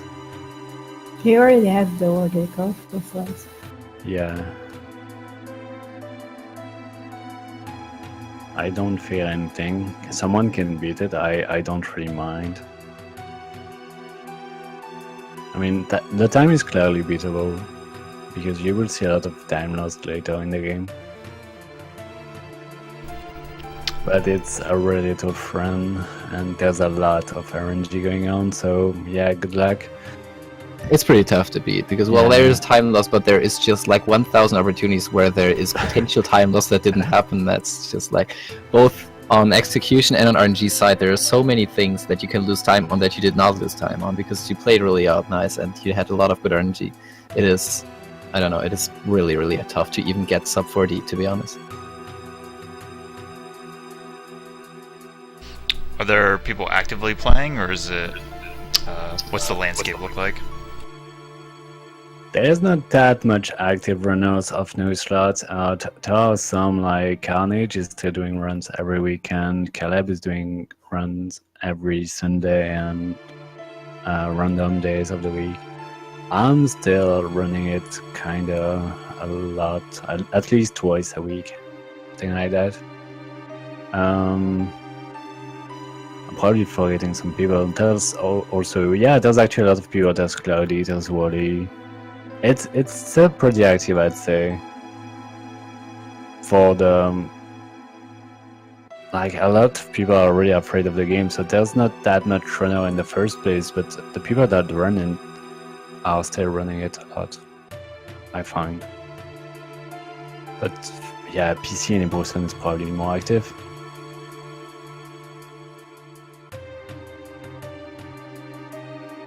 Like, some people are saying that console is dead, something like that, but that's actually far from the truth. Like, Wally is doing it regularly, Carnage is doing it regularly, Clouded Final is doing it regularly, Creative Alley is doing it from time to time, you're doing it regularly. It is still run a lot, actually. It's not that. And I mean, that's just no slots now. There's still Luz doing slots. He's trying to get international at the moment, and some other people are running that. It's far from that. It's there. If you want to watch FF7 runs, you just have to be open to watch someone you don't know, and you will see a good run. And Scratch is doing Disc 1 in emulator. Yeah.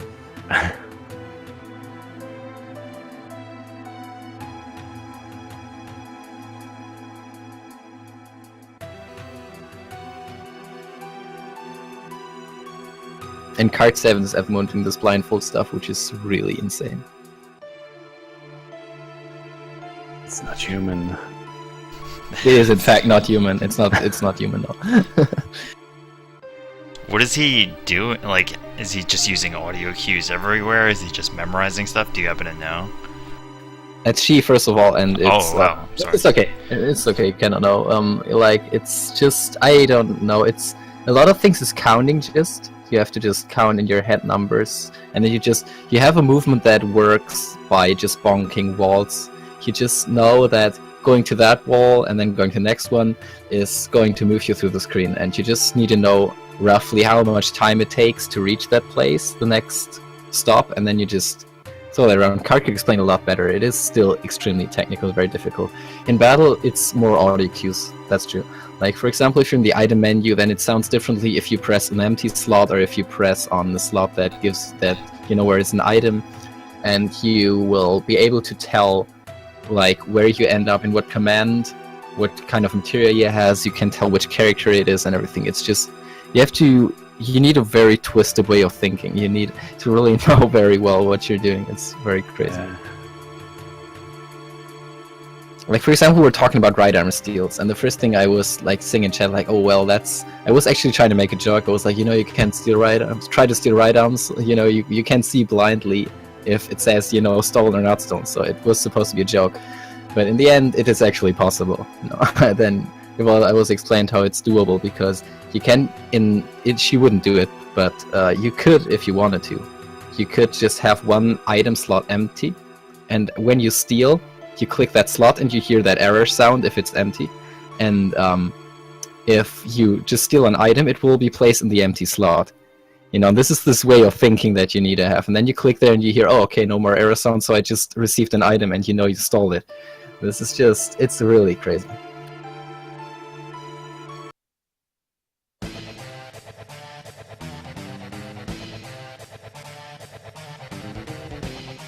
So Samper is another fight where you need to use the ATB trick. And it's probably the first one where you were actually using the real ATB trick. Like you have to first try 2 grenades, then with the third character you will actually wait for the 2 first action to be done. And you will see that both ATB gauge will be empty. And at this time you have to launch it. So it saves some little action on the enemy every time. Also, what you want on this fight when you get the Shady Breath is you want all your character to be poisoned, because if not, it can do the attack again and it's a really slow animation. But yeah, it's kinda the basic ATB trick. You have to wait for the ATB to be empty and then throw. Yeah, it's still kind of different from the fights later where you use it. Like in this one, you just want delays in the attack animations, because you have like when you're an active, you're in advantage, I'd say normally. Like you have 1 enemy against you, and you got 3 characters, so it's always 1 turn enemy, 3 turns you. And if you have 4 against you, then it's the other way around. If you're an active, you have 4 guys throwing attacks at you every round. It's costing a lot of time, so it's bad in active. In VIII, what it does is just delaying everything a little bit more. Like the time you need to do your animations, the time you need to select the stuff, is just not contributing to enemies' ATBs anymore. So it's important to have it on to have it on VIII, just to reduce the amount of attacks from the enemies, since you're fighting more enemies.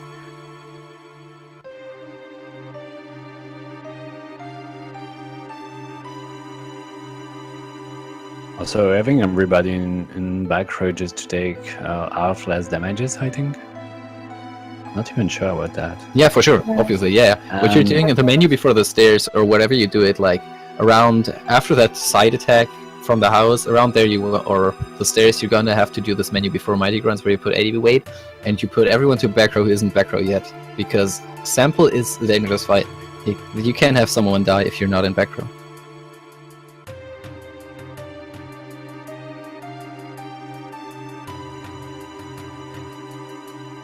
Like the way this row things work in FF7 it's a little bit cheap, to be honest. It's just like, you have 2 statuses, either front or back, and if you're in back you have like half damage and you deal half damage also. But the thing is that most attacks are just like long range. It's only about your physical attack that gets halved.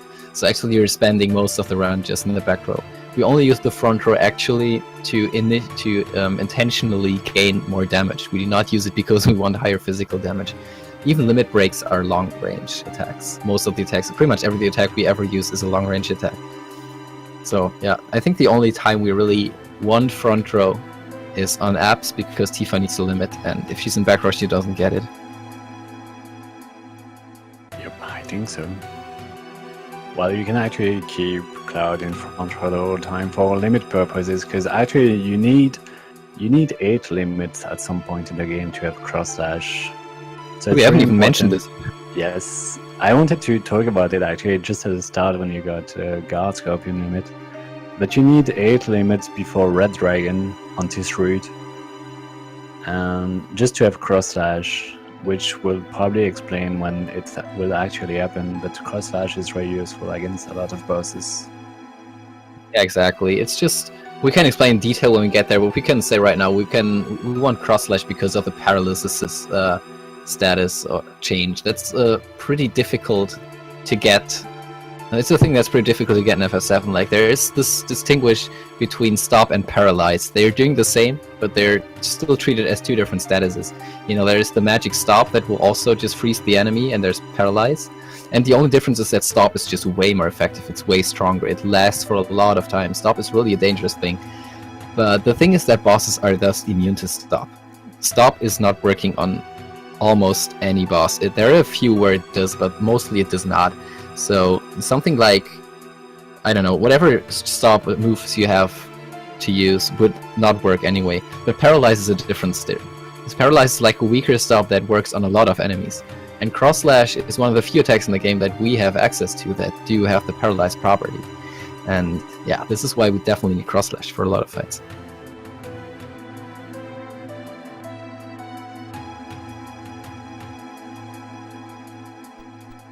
Now, do you guys, I don't know if you talked about this if I missed it, but do you mess with the hyper and sadness? We actually do, but not that much in Media. I don't think we do use it in Media. Maybe the hyper sometimes to get more limit. But sadness tranquilizer is actually really useful to put sadness on your character and take 33% less damages. 30. 30. Yeah. I think the speedrun wouldn't be possible without ranks. Be really hard. You would have to have different stats for sure. Yeah. So yeah, what Fury, and for those who don't know what Hyper and Tranquilizer does, they mess with the status Fury and Sadness. That is the only statuses in this game that are lasting after fights. Like, this game is resetting character status, negative and positive status after fights, but not those two. You can even put like a dead character in your menu to Hyper or to Fury with those. It's a very unique property in this game, that there is an item that's also usable in the menu that will toggle a status, and you can just control it perfectly to your likings. And what actually Fury is doing, it is reducing your hit percentage, so you're gonna miss a lot, and your limit bar increases twice as fast. It's a pretty, I'd say it's a lot rather common misbelief that Fury actually increases the damage you receive. You may feel that way if you play casual, but it's not. I was about to say that. Yeah, sorry. Many people say that you're gonna take more damage with Fury, but I'm like, no, you know. Yeah, the downside of Fury is a different one. You have like your limit break just fill twice without receiving more damage. The downside is that your accuracy is suffering. You will have your attacks miss like crazy. Like, FF7 is one of the few games in the entire franchise that have the property of magic percent. So magic evasion is a thing, and magic hit percent is a thing. Magic can miss just like physical attacks, and that is a very important thing about this hyper stuff. Like, Fury will decrease your hit percent, and Sadness does like the opposite thing.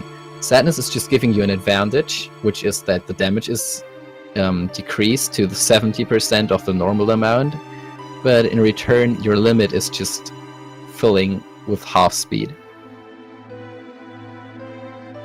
And yeah, since we don't really need limit that much, or at least in a lot of places we don't need it all the time, you know, we're gonna need the cross session a few times, we're gonna just make sure that we got the limit then, but most of the time we don't have to use limits all the time, you know. So it's like Sadness is kind of a free advantage for us. This thing that the limit is filling with a slower rate is more a disadvantage in casual. It's not really a thing on the speedrun that's really bad. So Sadness is like a free shield that we got. Especially for magic attacks, it's very crucial, because as opposed to the PC version, the PSX version has a glitch in the magic defense.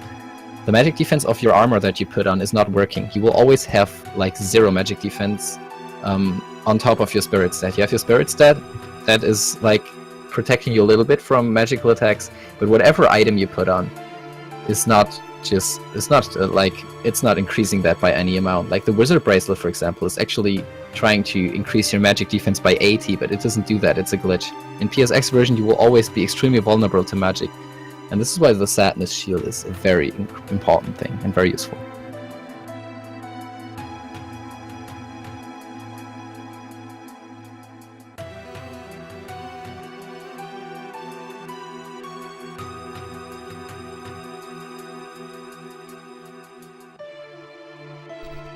Alright, so we got Rufus fight coming up soon, right? Not yet. Still have Not a yet. little bit of time. Or a little bit? Okay. Elevator First, we gain 5 control of first. areas now. Oh, right. Yep. Like the most boring fight in gaming history. Like, there's nothing that can really go wrong. You can lose a bit of time, but there's no danger in it, and you really just throw grenades. Like, we did that before, but this time it just takes a long time. It is really long. We have 20 grenades to be thrown here, and it's really boring as hell.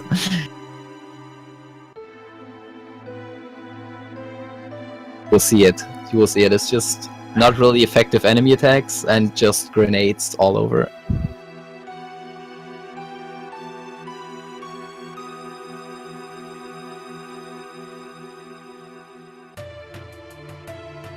If you're able to glue down your circle button, this is a toilet break. Wow. Never did think about that. It's an opportunity.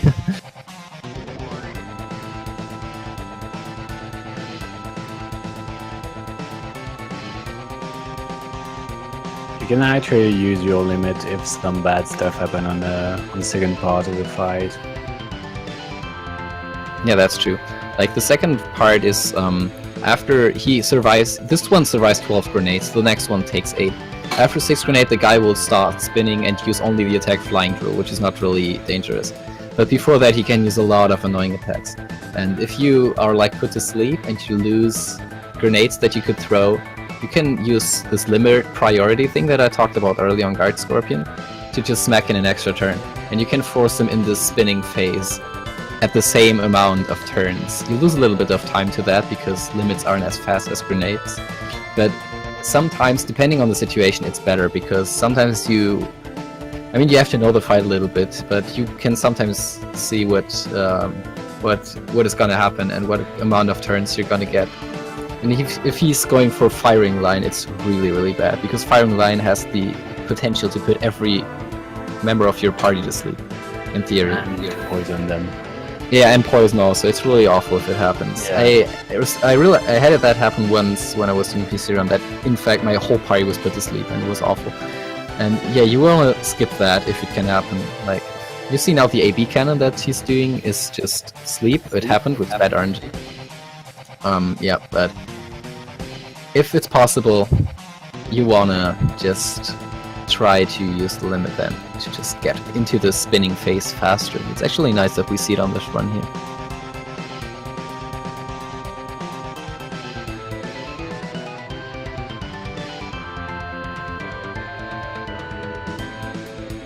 Fox, please.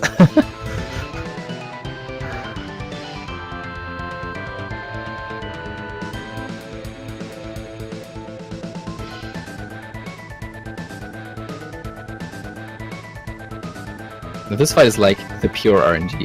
It doesn't have too much of a time swing, but obviously the time is pure RNG. You do nothing then, just hold circle.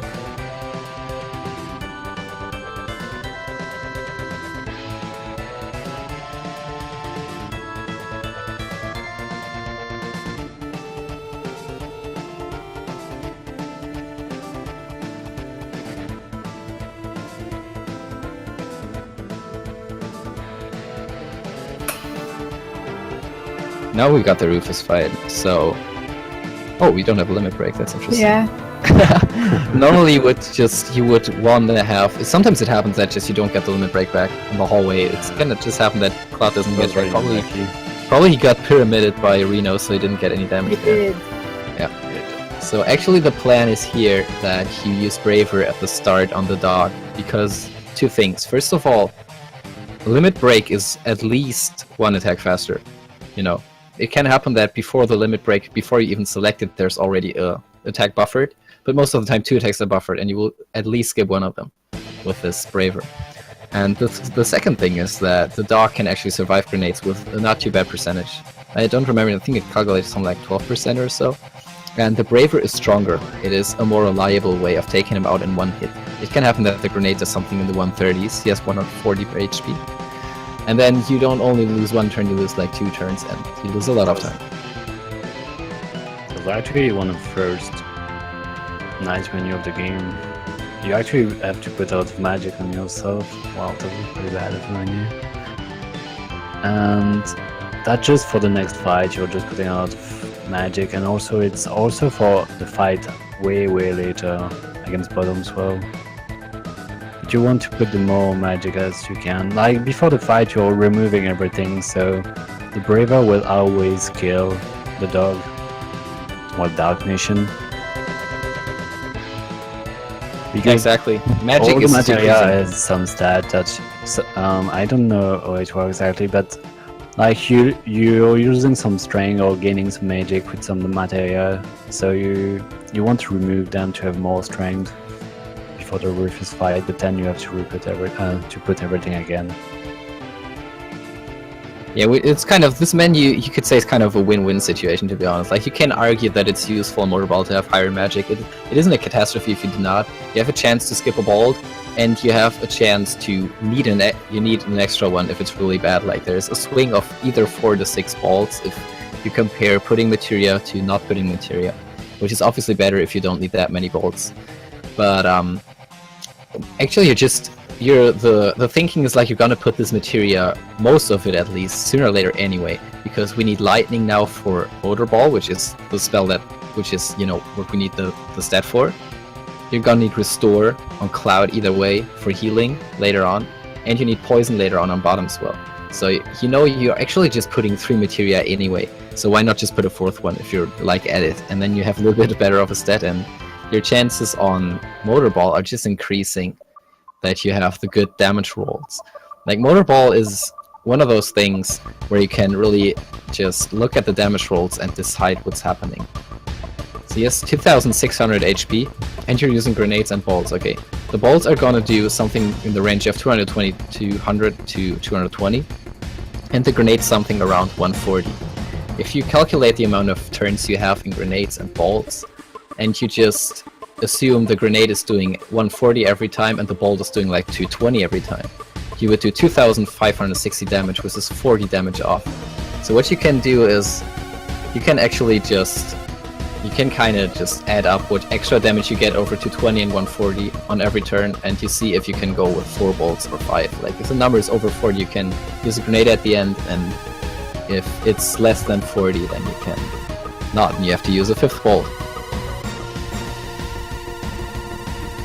The bolt is just a slower animation than a grenade, so you want to get along with as few bolts as you want. In this fight, depending how you put the turn order, you can do 6 bolts and totally overkill and lose time that way.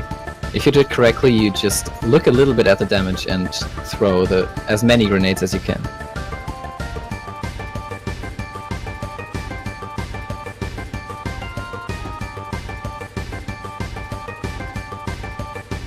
And here the bike mini game, what you just see is that the red bikers are the ones that are making it a little bit more challenging normally when you're playing casual, The orange ones are just going for the car, and the red ones are always moving around. And this can kind of be cheesed here, you see. If you just keep attacking continuously, the red bikers stay behind you. So what you do, you just eliminate as many orange bikers as it takes to have 3 on the screen. Because there's never going to be more than 3 bikes on the screen. If you have 3 red bikes, you see what happens. I mean, I don't have to explain, you see it.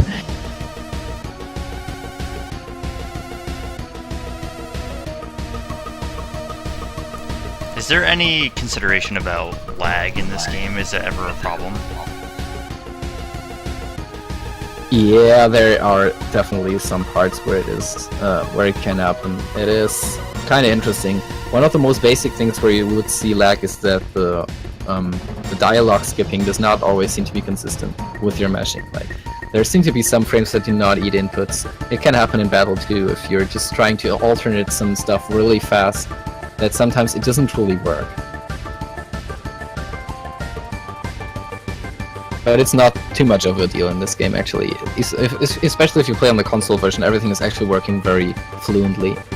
But there are a few instances where a little bit of lag can cost you something.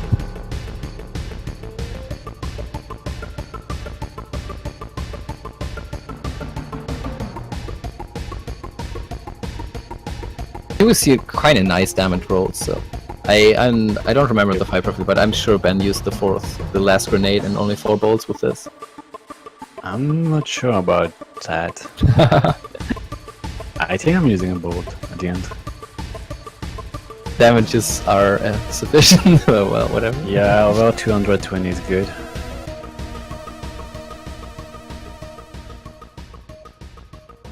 I'm not sure, to be honest. I don't remember the fight. I mean, if you can't be bothered, sometimes you really can't be bothered to just start counting up things, and if you really don't want to lose time for no reason. Like, this bolt over grenade is gonna cost like 3-4 seconds or so, but, it's not a big deal. It's a lot more of a deal if you don't kill him in time. So what we're doing here is, like, it's a slight RNG, it's a slight AI manipulation. And because you will see now that Motorball is standing up. And now you will get 3 more actions off. But that does not happen if you have moves buffered, Okay, you used the 3rd grenade, that's good. Yeah, it's kind of funny. You have to... Yeah, it's a very good fight. You have to just know when it happens. Like, Like, you just have to count the amount of turns that you're doing. And you know when Motorball's about to stand up, you have to just wait a little bit. It's that simple, actually. You just delay the last action that you select by a little bit.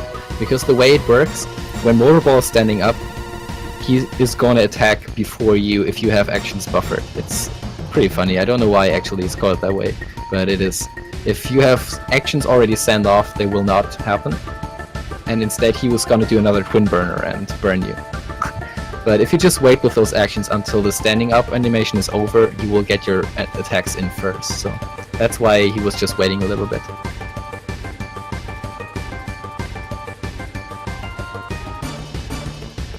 And this is the end of Midgar. After a little skip, again with the... It's the same as the Justice skip, you have to get 2 decks at the same time. It's actually the case for most skips. Yeah, exactly. When you're trying to leave Midgar here, Ares is gonna call you out, say like, hey wait, we have to talk about things and everything, you know, you can't just go out. Obviously this triggers a dialogue box. Barrett is standing pretty close to the exit of Midgar, and you can kind of just leave Midgar and talk to Barrett at the same time, and you have, what we explained multiple times now, the double dialogues again, and you can just do whatever you want and leave.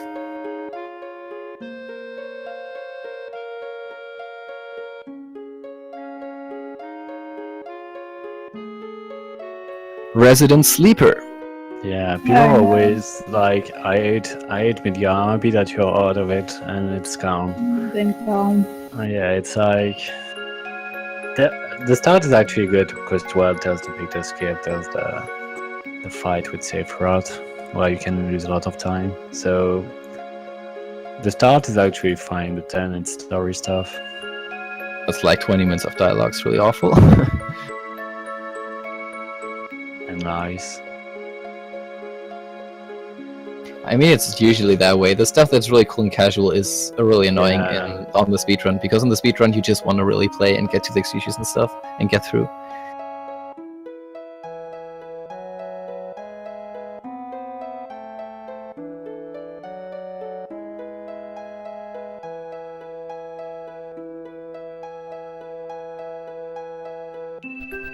You want to give us the quick story or lore update? May can do that, Kappa. I prefer not. Wow. Alright, good. So Good, answer. Ben. I don't know the story of that game. Are you serious, mates? Okay, well, so the story is, Cloud were just leaving Midgar, you know. Cloud was actually joining Avalanche, this, like, sort of a terrorist group, actually, who are trying to fight against the Shinra company in the form of terrorist attacks. They're blowing up reactors and stuff like that. And you were just... Cloud at that point is just joining them purely for money. But then something happened in the Shinra headquarters. He saw Genova and he got reminded of things in his past. Things about the story that will unfold much later in the game. And he just got interested in just continuing this journey with this team, you know? And now what we're doing is kind of following... like what he's kind of following, I don't know, Sephiroth, I guess, because he got kind of reminded of him from encountering Geneva in Midgar. And at this point now, what is just happening, they make a little bit of a rest and calm, and Cloud tells everyone this story about Sephiroth, because the other guys, we picked up Red 13 there, who was now the part of Avalanche. We picked him up like rather randomly on the story level, if you could say. And Cloud is just now trying to explain his past. He's explaining how he got to know Sephiroth best in the days when he was in Soldier. Like, I'm not gonna spoil what the truth about this is, talking about the story. Like, from Cloud's point of view, what he's talking right now is he's just explaining how he killed Sephiroth. That's what is happening here. He's just explaining what happened in the past when he and Sephiroth were exploring Nibelheim on a mission in his days when he was in Soldier, and yeah, how it just happened between Cloud and Sephiroth, and it's, yeah, you're gonna see it.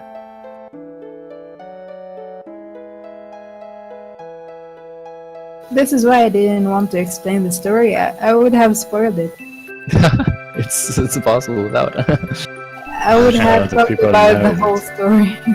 Yeah, I know, but It's not a big deal to spoil it. Iris is dying. I know. Like, I think everybody knows that. Oh yes. Spoilers alert, too late.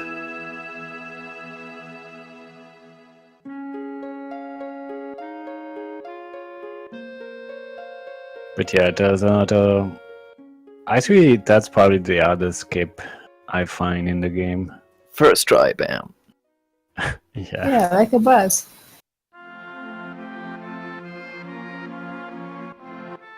Yeah, again, one of those double dialogues, you know, when you're trying to Yeah. enter the Shinra mansion, on the fence, Sephiroth will call you back. He will say, like, yo, don't go there.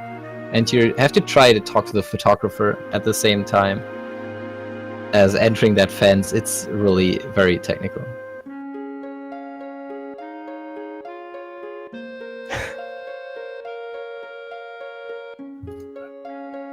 Lies, Crash, Kappa.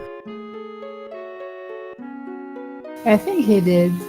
I wasn't there, but he had a very good one. So a really important thing after you're falling from the bridge, you will see that I'm not matching taxes because you actually have to wait for the blue soldier, which is Cloud, Spoiler! to be in position. If you're actually matching before, you will soft lock, which is bad. I don't think I ever did a soft lock there, but that's probably one of the worst, well, one annoying one you can get. Yeah, the reason why this happens is the photo skip is doing a lot of time save, not only because of skipping this dialogue, but it's also skipping the trigger that puts Sephiroth in our party. Like, you're gonna see on the fight that we get here, that Cloud is solo. This is why it's absolutely detrimental for the step count to have a preemptive here, so we can get away, because else you could die in this place. What the photo skip is doing is skipping the part of the field script that is giving you Sephiroth to the party, so you're running around alone. And, you know, you cannot lose the fights with Sephiroth because he's invulnerable and overpowered and everything. But Cloud is, at this point, just 140 HP, and one Kyuvildan attack is just gonna take him out. So, it is, first of all, important to have this preemptive, and on the mashing part, it's just something that is like, it's a field script thing, you know. It's just how this dialogues work. You will see that all the time, normally, if you know the game. There's Sephiroth running around here. And now that he isn't in the party, he's also not going to show up here. That's something that's really interesting about the coding of this game. It will, for playable characters, only show them up if they are in the party. This is because later in the game you have like chances that, you know, it's possible there are multiple options for the party that you could have, you know, and it's not supposed to show up every character who is potentially saying something, you know. You don't have every 9 people coming out and saying their lines. You only have the people come out and say who are currently in the party. And since Sephiroth is also, for this part, a playable character, he will be gone in a lot of screens. Not in all of them, but in some of them. And this messes with the game in a certain way. If you have this dialogue there, if you remember it, Sephiroth will come out behind the mountain and say some lines, and if you just advance to this point, he's not actually there, it will softlock the game. It will just not continue because it misses Sephiroth, if you will.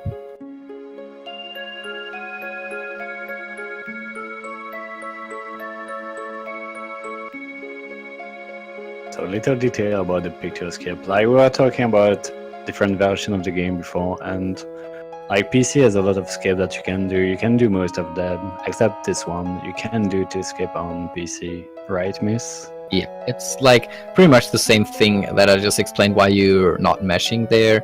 Just this fact that there is a dialogue where Sephiroth is involved, and where just scripts like that are connected to his field model are triggered. It's just messing around with the game, and it can continue or it cannot, you know.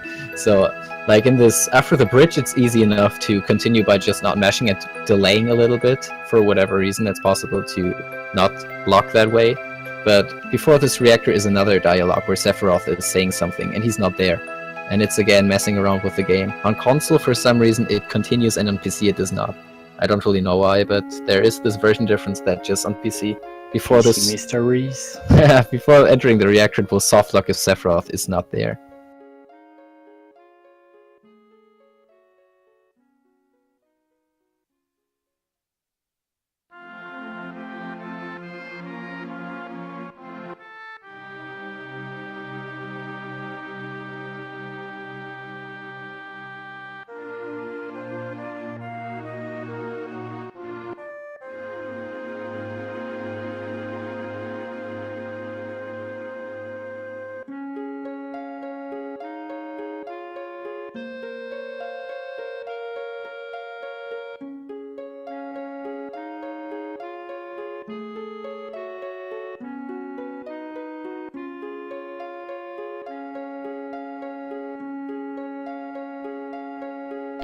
We're almost there.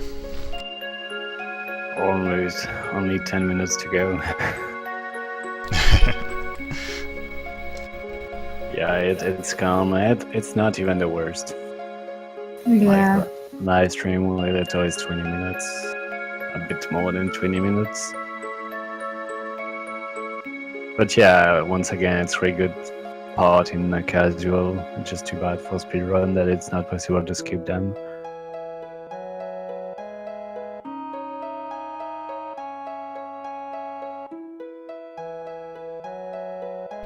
So do people spend a lot of time like looking for skips, or is it more just like they get found out on accident, or have you guys known about like these kind of skips, the ones that you have in the run for a long time, or are they relatively new?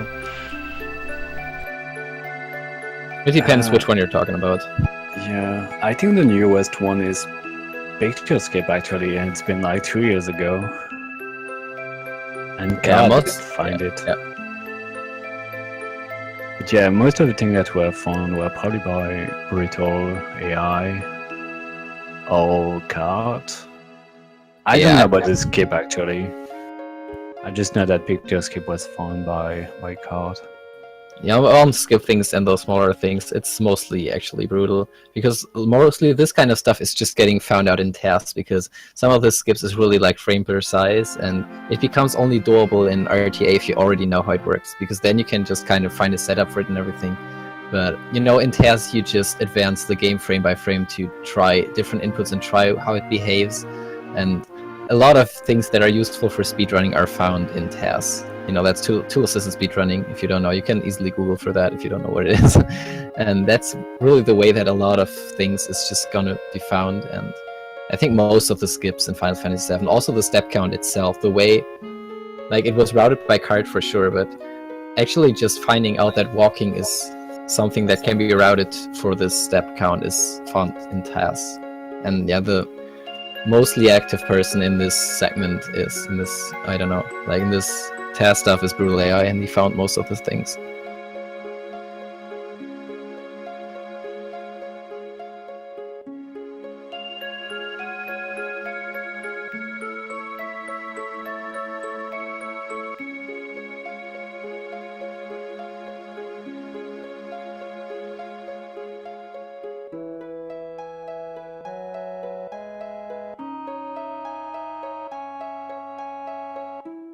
There is actually a lot of places where you can use auto paralyzed dodge, but it's useless, unfortunately.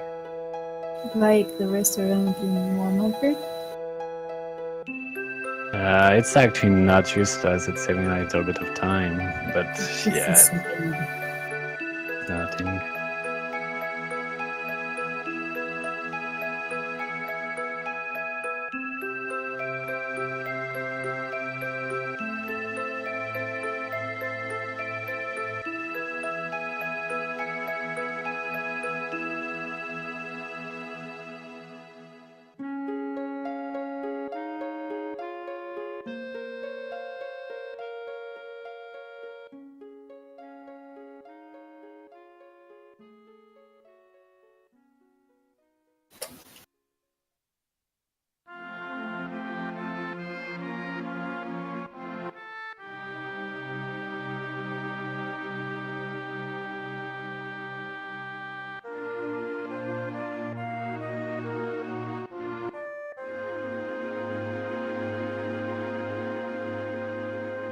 Oh yeah, this Kibenshin rebuilding is... Nobody actually know How it to works. do it. Yeah. Like you get it randomly sometime, and it's saving 5-6 seconds, which is not that bad at all. Really? I thought it was just like a couple seconds. Well, 5 seconds is still a couple of seconds. It's really not much. It's maybe a little bit less, but yeah, just don't know it happens. What is it? You have escape at the end of the Shinra building where you have you go to the guard that is dead, and there's Iris. There's Tifa and Barrett and Red next to the body, and you can kind of talk to Barrett and get a paralyzed dodge, but nobody actually knows how to get it. It's kind of weird. It's probably a timing you have to get when characters are moving. It's really hard and it's just impossible to do consistently. But hopefully it's a really little skip.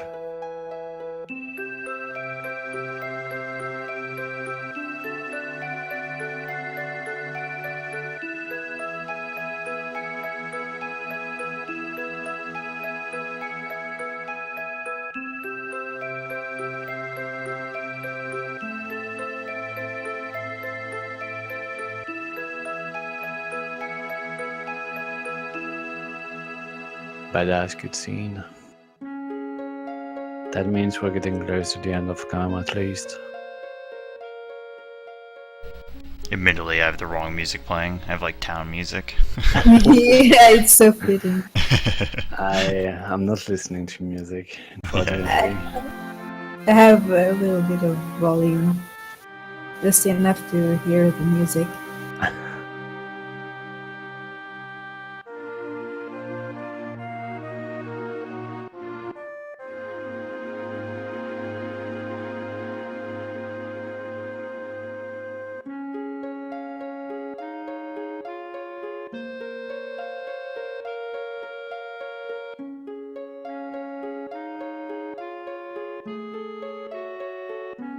Well, it's a peaceful game. Nobody's dying in that game.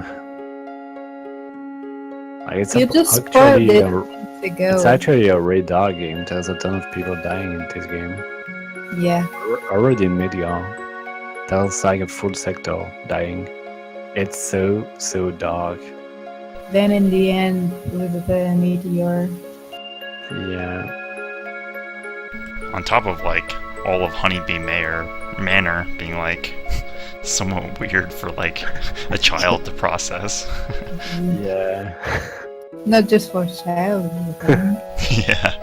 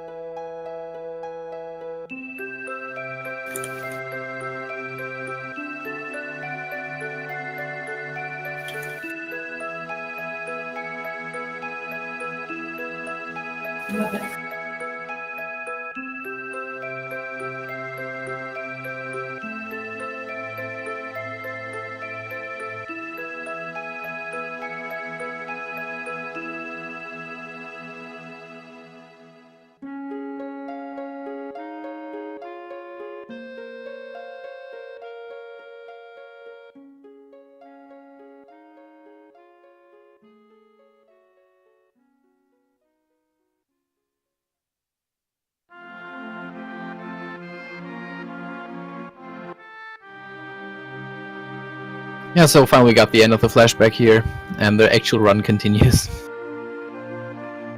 Finally.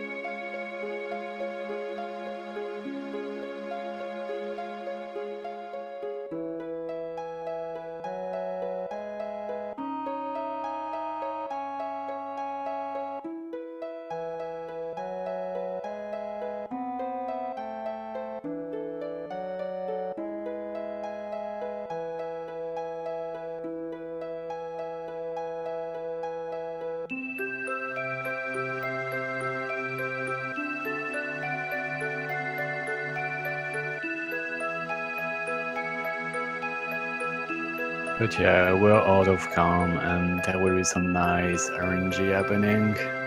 First with the Zolom and the world map too. You can Yeah, this is an have extremely important between thing. 0 and 2 fights before the swamp.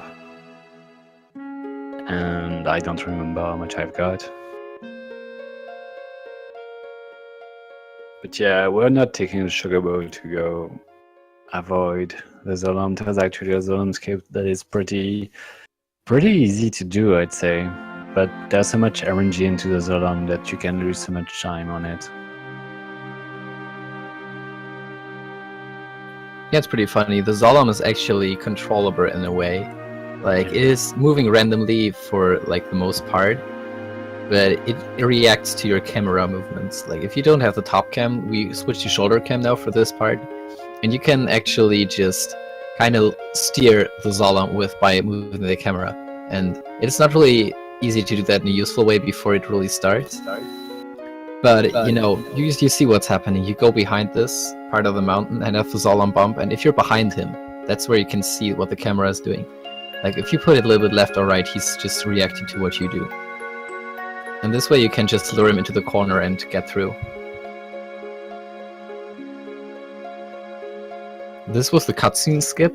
That was another menu buffer. Just like menu buffering a battle in field, you can menu buffer this scene on the world map. Normally you have this cutscene trigger, you know, where this Zolom is on the tree, spiked on the tree, and they're talking about, oh boy, this Sephiroth is strong, Kappa.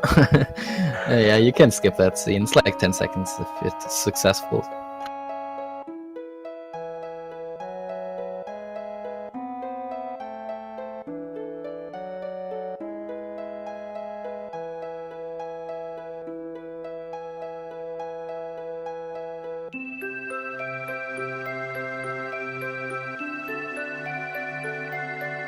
I was actually behind step counter, so I've got the badish fight. And it was actually a really bad fight.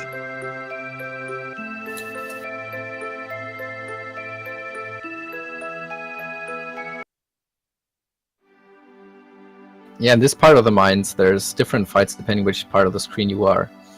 The one where you enter is having like 3 of those small crab enemies that do the spark attack. And if you get it before in the screen we grab long range materia, well, it's the fight you just saw against 4 enemies, and actually both fights are kind of bad. Like, I think this fight against those 3 enemies isn't that much better. Their spark attack isn't really that fast either. It's really troll. It's just that the spark is not doing much damages. Oh, okay, so I don't have to heal. Later. Oh, okay, Yeah. okay. I didn't think about that. Like the flamethrower is always doing around 200 or close to it. Yeah, something in that range. Yeah. Have a good meal.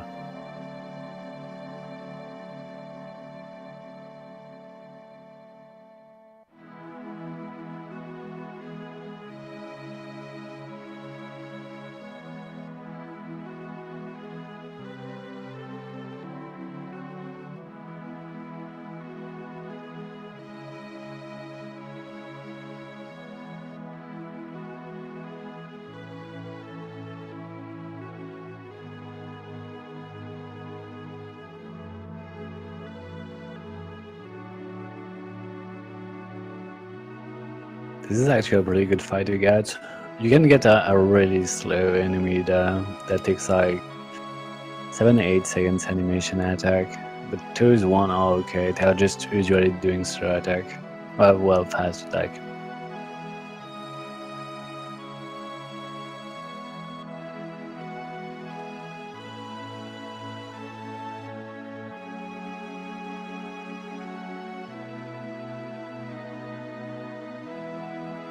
And we need to get a little bit more grenades, so we sell some user stuff. Because we will still need some grenades on 2 fights, I think. Then we're done with the grenades. Yeah, there are some minor uses for grenades. Like later, you can sometimes just to input a little bit of missing damage. Like for example, the Harpy, you can do it on the laser guys. You can do it, but yeah, it's not the major tool anymore that we work with after this and Genova. So this one is also super RNG heavy. Like if you get the poison, it's a fast fight. If you don't, it's an awful fight. There are also two ways of doing the fight. You can do the poison and throw a grenade at the same time, or you can wait for the poison to land on the enemy, which is what I'm doing. So you have multiple cases, I'd say 6 that can happen, well probably 5, since some are the same. But obviously first try poison is the best, and I think I've got first try here. Yes. Which is pretty good. Yeah, the thing is just about if you just do the poison first and don't throw the grenades immediately, you just wanna you know that this game is random and you don't you know that you're not definitely gonna get a really good poison every time. Like if you throw the grenades immediately, you're gonna skip one of his attacks, and you see those tail attacks in the beginning of the fight are they're really fast, so it's not really a big thing to lose. And the downside is if you put the grenades immediately, like it's like, I don't know, 2 seconds faster or something if the poison is hitting. But the problem is if the poison is not hitting, then he's gonna use the bubble faster, and that is really bad. There's this bubble attack, and he's actually he's doing it after a certain amount of damage. And since you just need to have the poison land first, and poison is also doing damage, you don't want to put in too much damage before the poison hits, because it may happen that he puts Cloud in the bubble, and we do not use some sort of backup to get him out. If Cloud is in the bubble and poison hasn't landed yet, you have a really, really bad situation. Also, just before being bubbled, you can do defend with your character, so at the end you will take half of the damages, just in case. That can be useful sometimes to not die. It's a really little detail.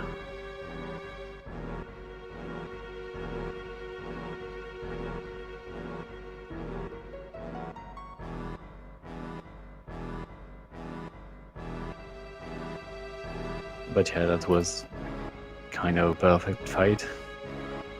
Try bio.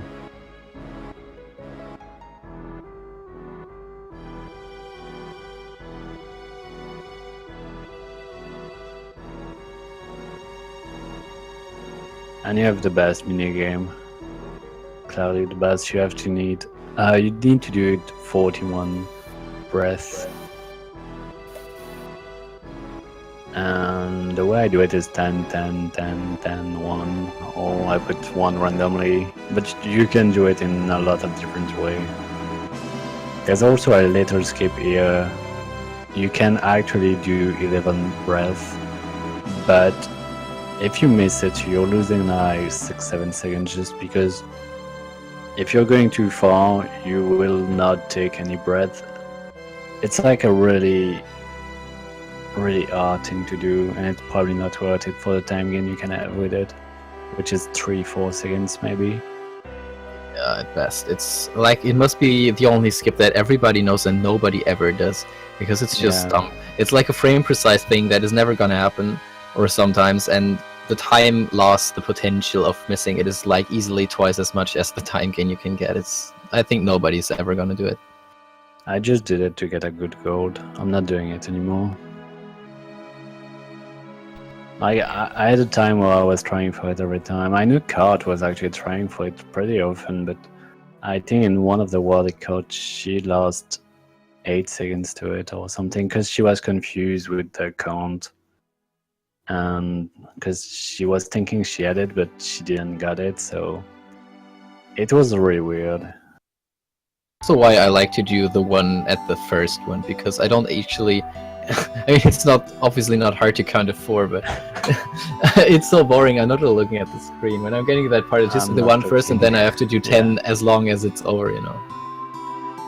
That's usually why I'm not doing it at the end, because I'm not recounting how much I did. And this is a really important second choice.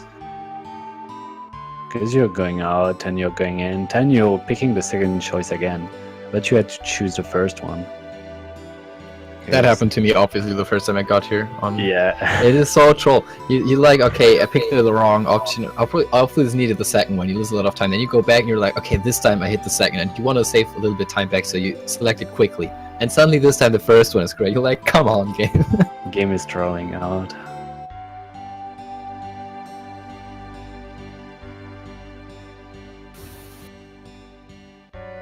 And time to get some really good Simon. that will not reuse. Oh wow. I didn't get stuck. Nobody Yeah. saw that. No. Yeah. It was RNG manipulation for later. So, Or like final descent manipulation. no, for Geneva Birth. Oh, right. Oh yeah, spoilers. Right. I That's said right. nothing. It's for nothing. Just that something good happened. Really good.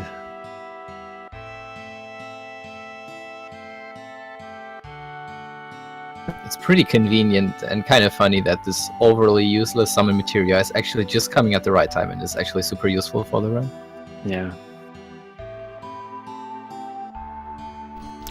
I have to ask, how is controlling the dolphin? You're not controlling him. You move just one step, or you're not running, you know. But you just go like 1 meter in this game measurements, whatever. You get just a little bit to the left and hit square. Oh, wow.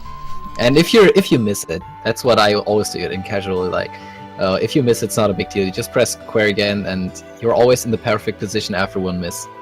So you can actually, if you're lazy, just press square twice and you're there. But it's a bit faster to just go left and press square. You see it here. It's like where the shadow crosses around there. You just go a little bit left and you're good. That's nice. I remember being here for like a minute. Oh god. Yeah. The first time I played the game like 100 years ago, I was really young and we had a guide, you know. I had a German guide for this game for some basic things, and it said that, that's why I always knew it, you know, it said that if you miss it, then you're in the perfect position. Just press square twice and GG. They had the speed strats before anybody else did. Sure.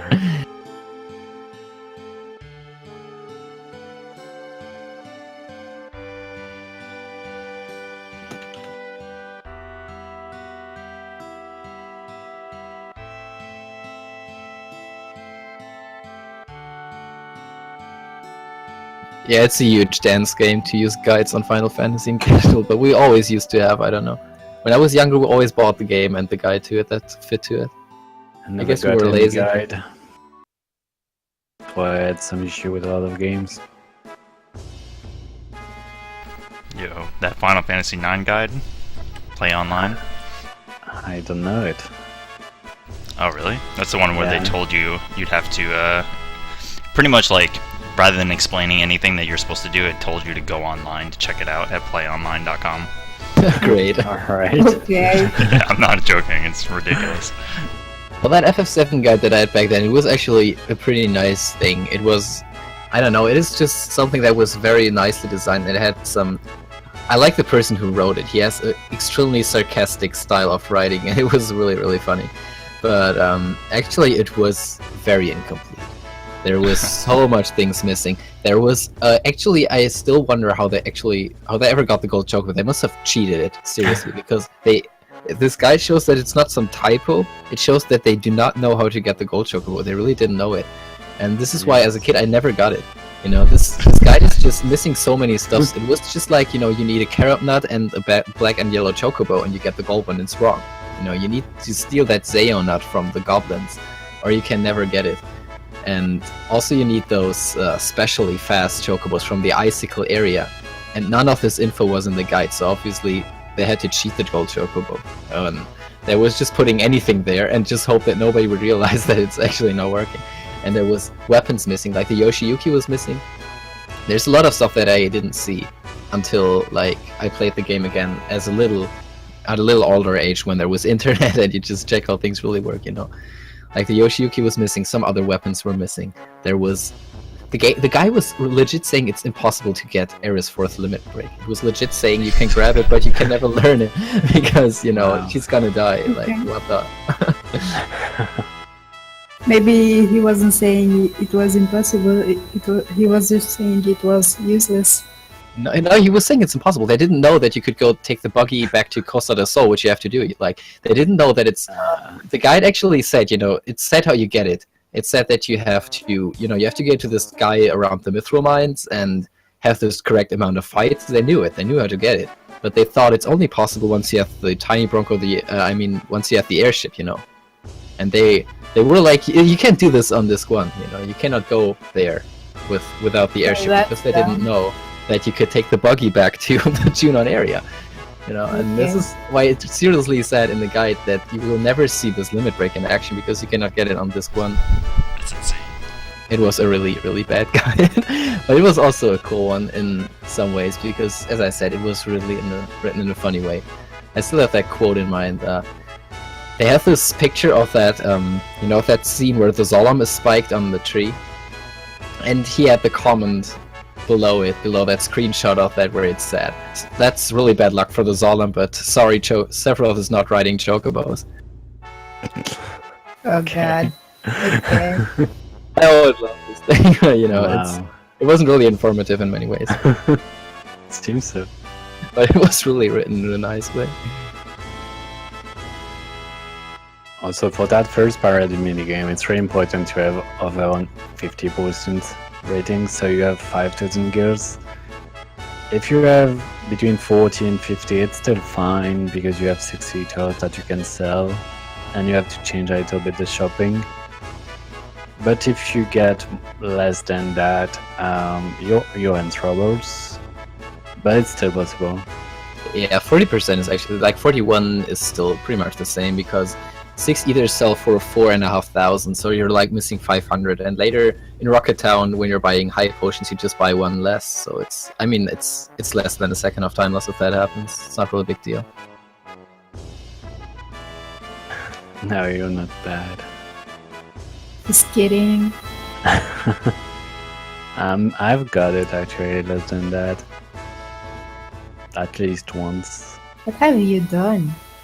I don't remember. I was eating the wrong input, I think. Oh. To be honest, I found this mini game before I realized how it's done extremely hard. Like, I didn't really Yeah. get how to do it. Before I was Actually- watching Kindness tutorial video, I was not able to advance the percentage in any way, because I was like, run anywhere and stop meshing the circle, and I had no idea what you really have to do. A lot of people had issue with that minigame, and still has a lot of issue. Because it kind of implies that you have to just mash the circle to get more in, but Yeah. it is the more important thing is that you're standing correctly. They're just standing in a position. The way this works is that if you're in line with the last row, then you just have to do some inputs and it will increase the percentage. The thing is, there are two things that prevent this from happening. A high frequency of inputs will prevent it, and the wrong position. Mostly when people have trouble, they just have a wrong position. They're either a little bit too far in front of the last row, or a little bit behind. So they can press whatever they want, and the percentage is never going to do anything, you know. But if if you have the right, I'm not even going to go as far as calling the setup, but if you know kind of how it works, it's really, really easy.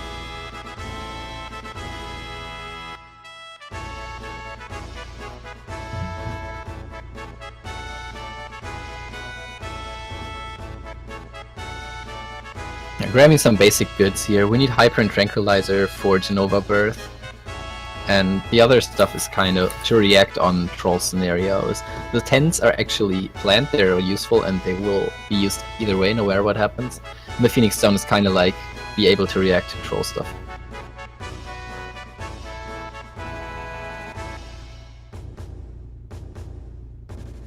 So getting the second enemy skill material. We got the first one in the end of Shinra building. I don't think we even mentioned the enemy skill.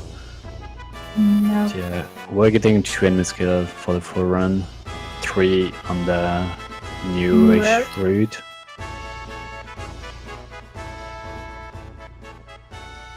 But it's like so important. We'll learn some really useful enemy skill later.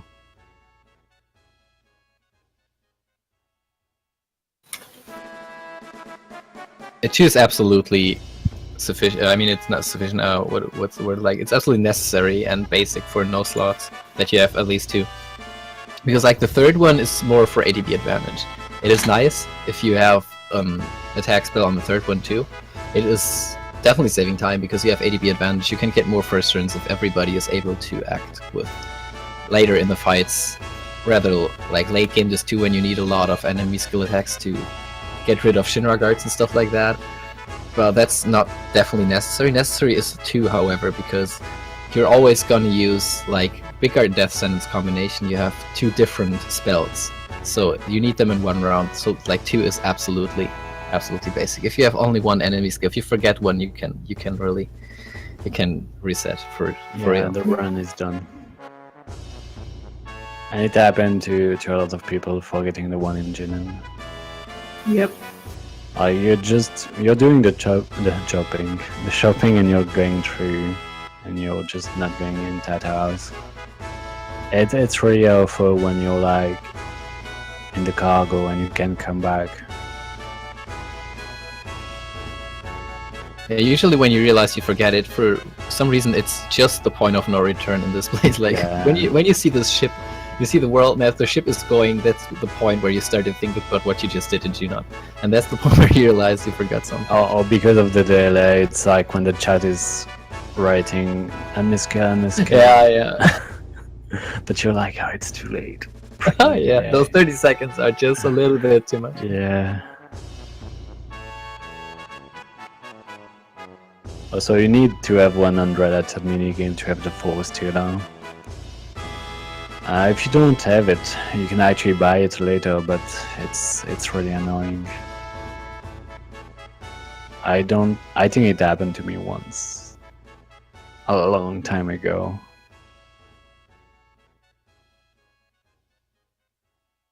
And this parade is RNG also. You can just lose 20 seconds on it just because you have already a long one.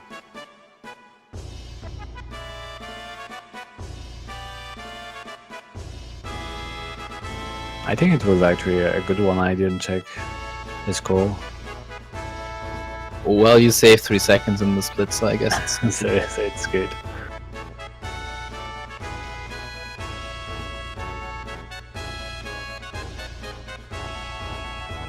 Yeah, you can go about 260 and it will reset to 0, I think. I'm not sure about the max, or 270 maybe? Yes, 255. 5.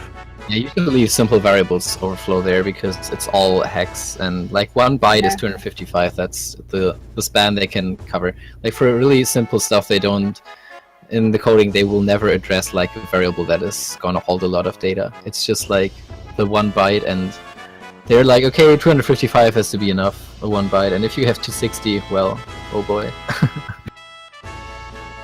Yeah, that's why I'm stopping usually around 100. There's no point going over that. Tough for Dave.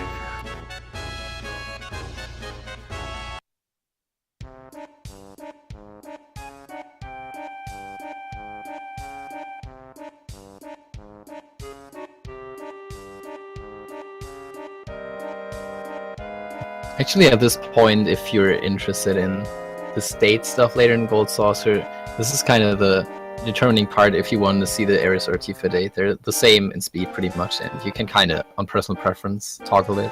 Like if you tell the first option to Ares here, and then you will always have Ares date. But if you take the second option and in the sewers you talk to Tifa first, then you can get the Tifa date if you want it for whatever reason. You only need that? That's it. The rest of the dialogue options that you take in favor of Tifa are already taken because they're faster. Like, never saw you before, and then, you know, you say in the house, you say that she's your girlfriend and stuff. Yeah, that's the only thing you have to change. If you want Tifa date, you talk to Tifa first before apps, and you say here that you will never take Ares on the airship. And that's enough. The rest is there by default because Tifa... So it's actually not losing any time. No, it's not losing time. I think the second dialogue is a little bit slower, but whatever. Yeah, it's probably not a big deal. Which one do you want? It doesn't matter, it's personal preference. Yeah. Oh, really? Well, everybody, most of the people get Iris because it's just mashing Fortis. I know that Carnage was doing Tifa for a long time. Okay, so here we have one of the biggest things in the step count. We were forcing the fight here because we can manipulate a preemptive here. Now, mostly when we have a preempt on the step count, then it will always be preemptive for sure. Like, because it's just a random fight and it doesn't matter where you get it, you need the same amount of steps to get the fight. But this one, now we have a fight that is a scripted fight, so it doesn't matter you know, how much we run. It's not happening from running, it's happening just from the like having this dialogue. So we need some sort of consistency in our step count before we go here. And the reason, or the way this is done to put this a preemptive, is we force a fight, because we know after we force the fight we are in the same position on the step count every time, and then we just try and emulate how many steps we need to walk to get the preemptive. We need 8, and then we get the preemptive, and it's as simple as that. And now we have some super nice luck here, because this initial braver is a crit.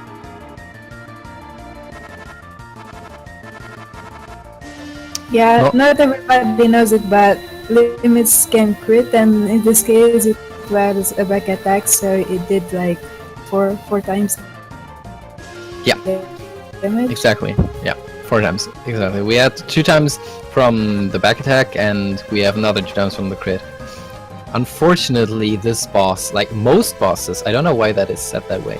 It's kind of funny, but most bosses that are able to get preemptives on, not all of them can. You can only like 4 bosses in the game are possibly get preemptives on. Because that's, since the step count is the one that controls battle modes and stuff like that, only bosses that are in areas where fights are enabled will have the chance to get the preemptive flag. And in this case, it's like normal back attack damage. Most bosses actually have increased back attack damage. Like Abs, for example. Abs has 4 times back attack damage. Unfortunately, this one does not. It would be really nice if this one had a higher back attack stat. You could hit for like 2000, the fight is already almost over. That'd be pretty neat. It's so good. So it's a very good fight to have limit that we need for later. I think I grabbed only 2. You only got 2. Also on this first turn, basically, you may wonder that actually after we already threw 3 grenades, still there was back attack damage increase. Like you could imagine, if you're playing casual, you see a back attack, you're like, okay, I'm gonna do a physical attack now to take advantage of the back attack. But you wouldn't throw stuffs. The thing is, that attack items do not mess with this, like, only the first attack that you do, that is a physical attack, will turn Genova around and will, like, prevent the next attack from being, you know, increased by the back attack stat, by that bonus. So you see Genova is turning around from the grenades, but even though she's turned around, she's still receiving the double damage from the next physical attack until either you're doing one physical attack or she's getting a turn. So you have Genova start with empty ATB. You start to throw 3 grenades first just to get turns in, and then you use the limit break, because the limit break is going to happen before her. Limit priority, we have that before. So you have actually the chance to put in like 520 damage before you actually get this limit break and get the back attack damage bonus from it. So that's a pretty funny thing. The grenades do not remove the back attack property, even though they are the first attack in the fight.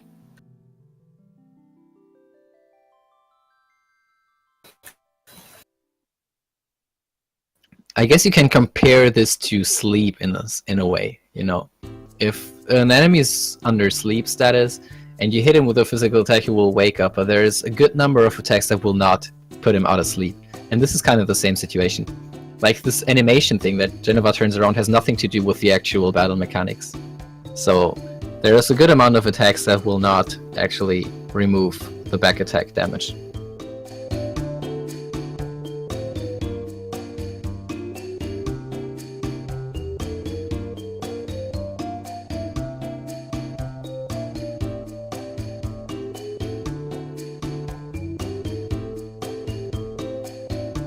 Let's check that red guy in the background. Oh my god. Who Poor are you? guy. Poor guy. Who are you? Yes, man.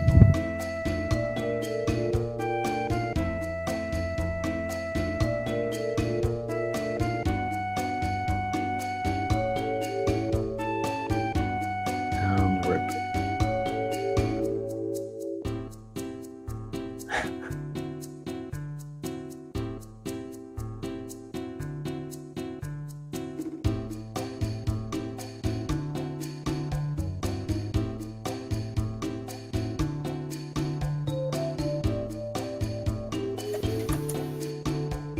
Just started some music, nice. Yep. All about this music. Yeah, the bad thing about the run is we're staying in Casales for like 2 minutes, maybe, so we don't have the sound fall on the time. There's a lot of music that we don't have in that run, like the endgame music, but that's for Right, later. That's probably a really bad thing about this run. At least But in well- those slots, you can still grab the stuff from the house. I have to leave immediately. Feels bad, man.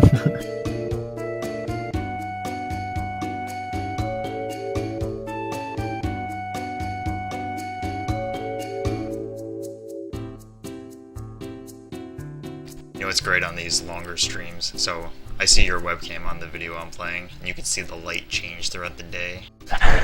Yeah. It will be pretty dark at the end. Like it's really light here right now, but it's yeah, it will be so different at the end.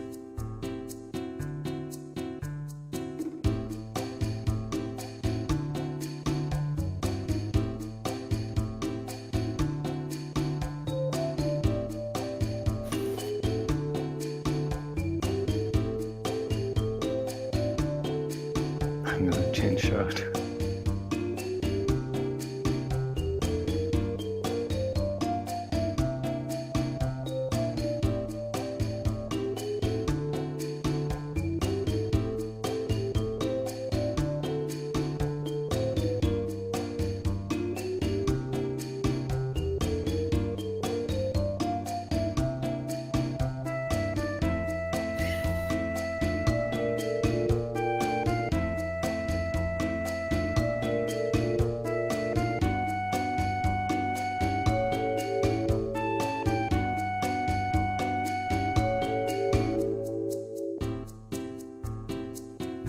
This is one of the battle skiffs that are kind of, well, it's not really easier than the other ones, but it's kind of more predictable because, as I explained earlier, for the Geneva preemptive, we have to do something that's 100% consistent on the step count. So we go to the start of the screen, and then we only move left-right to force the fight, and then do the same amount of steps. So you can obviously tell that the next fight is also going to be in the exact same spot. Because here at the start of Corel, the only thing you have to do in the movement is hold up, you don't have to do anything else. So we know that after this jump, the next step is the fight. So it's still, of course, difficult to hit because it's 1 frame of 30, which is a really small time span. But we know exactly where the fight is gonna be, which is why this is one of the fights that is gonna get skipped more often than others. Yeah, it's one of the easiest, but actually it's not always on the same exact spot because you can actually do little 8-step or big 8 steps. Yeah, it's So it's putting the fight a bit further. yeah, which is preemptive why I boss is was not that actually precise. doing more menu. Yeah, it's true. There is like determining like this kind of stuff, what sort of fights you get and how you skip fights and everything is something that is going over the danger value that just increases with you moving, you're running and walking and things like that. And this is something that is just this is really something where the term step count is actually appropriate for one time, because the preemptive stuff is different. The preemptive stuff is really just going over the amount of steps. Like every step, there are just a few steps you can do that are flag preemptives. This is why we have to walk there, to just manipulate the amount of steps we put in before we go to Jennifer, after we force the fight. And steps are actually, in the game, divided into 3 segments. So you have like 3 opportunities to hit this preemptive, and it depends if you take a later or an earlier one. If you're a little bit more ahead or a little bit more behind, that's really a very small difference, but it's there. Yeah.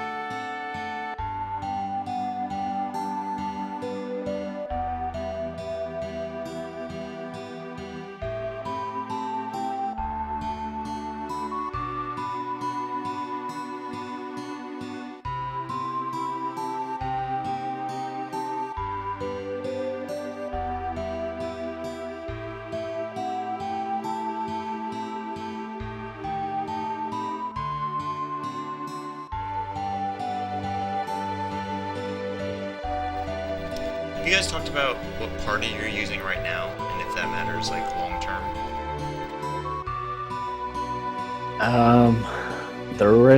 The character that really matters is Tifa, and probably Nanaki for some part or so.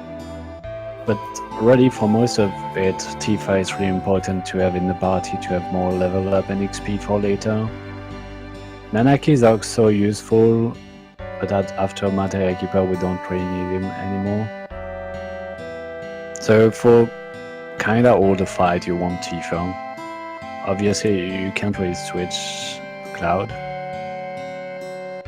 Yeah, Tifa is the one that needs the most XP because she would do everything later. So you can steal a right army. It's insta-kill, dying. It's a really low percentage drop and you're not trying too much for it because it's not worth it. It can take minutes just to steal it, so you're trying for it once or twice. If you don't get it, well, you're not saving like 30 seconds maybe, but you're not losing anything on the steal also. It's kinda depending of runners. Some runners like to steal it every time somehow.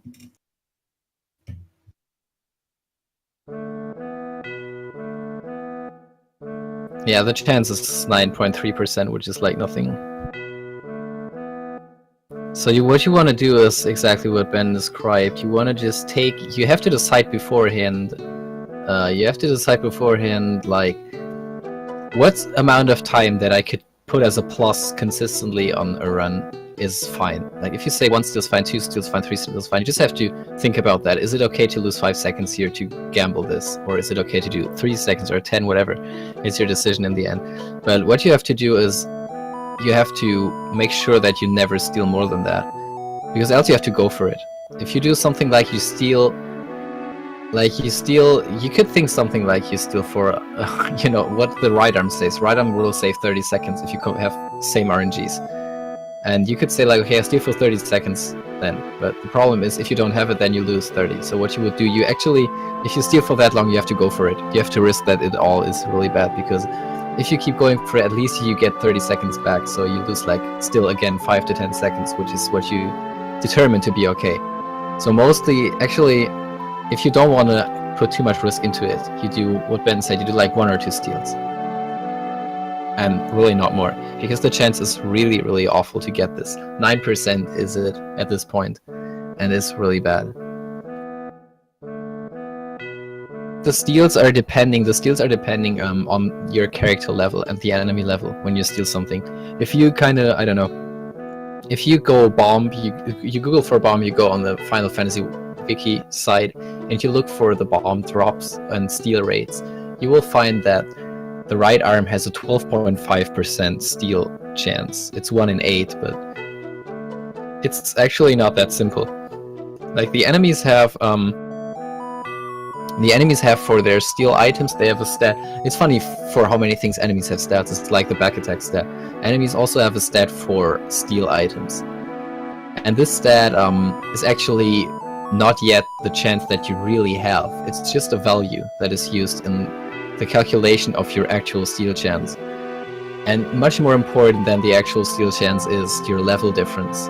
And at this point your level is rather low.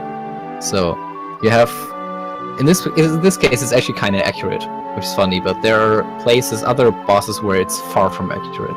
Like the steal stat is saying like 12%, and it's in the reality it's like 9%. But there are places where it's a lot different. If you check for example, later in Ultimate Weapon, if you check the curse ring steal, you may think, if you trust the site, that it's a 50% steal. But the problem is that Ultimate Weapon is level 61 and you're gonna be like level 26 on the run at this point. So if you try to steal it, in the end you have a 6% chance to get it.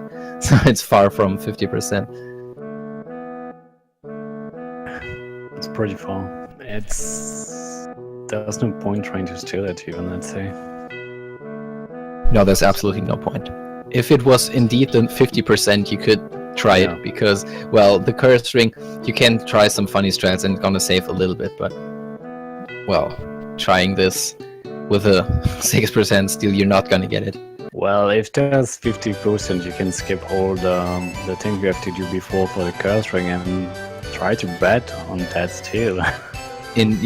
Totally. Yeah, you can. That'd be super risky because You if you don't can have just bet on something you need. you can, because actually escaping getting the curse ring is sitting like 2 minutes. That's a serious thing, actually. For real, if you actually have a run and you see you're impossibly getting world No. record, why not? Come on. If you're going for world record and you see this run is impossibly world record, then you can either just stop playing because you're trying to get world record, you're not going to get it anyway, or you just YOLO the 6% still and just get the cursing that way. That's a funny idea. What if I want to finish the run and I'm not getting my curse ring half time? What do I Well, do? why would you finish the run if you want record and you don't get it? Wow. Casual percent. You should tell that to Khan. Khan, try to It's- steal the curse ring and skip it before. I don't think he would do it. That's kinda insane. But well, it's possible. In the end, just imagine someone is just doing a run and he's just a major troll and he's trying this and he's lucky with it and you just got this bloody record that is super hard to beat because of this shit and you will never be able to take it back. Well, I'm done with the game. I mean, for sure it's 2 minutes because that's really big. Yeah, it's a really long thing to do. That's actually something awful about. This is really bad. I mean, if there's something that with a 6% chance can save you 2 minutes if you're like silly enough to try it, it's not a good situation. Somebody will grind it out, man. Yeah, I'm not sure because you still have to play like 6 hours of the game and play it well. So it's really not that easy. I don't think a lot of people could get it randomly like that. That's really like, okay, we play this game for 6 hours and now we try to save 2 Yeah. minutes, and if not, we play it for 6 hours again. Well, That's the thing. Like, there's the same kind of thing with FFX. There's like the no encounter armor 8 hours into the game, and it's a really low drop rate. And actually, some people did go with it and got a really good PV.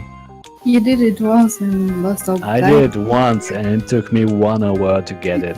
Yeah, I remember that. And I continued after that. It was kind of awful. But yeah, there's a no encounter armor. is ultimate weapon in Medial always disappearing after its 3 attacks? Or is there some kind of way to mess with this HP to keep it there? Because there is the possibility to route around this. If it's really 2 minutes is a lot. You could try something like getting more steel materials and try to keep him longer in the fight. to skip I this think time. if you're messing a little more with ultimate weapon, you're dying, to be honest. He's pretty dangerous. Yeah.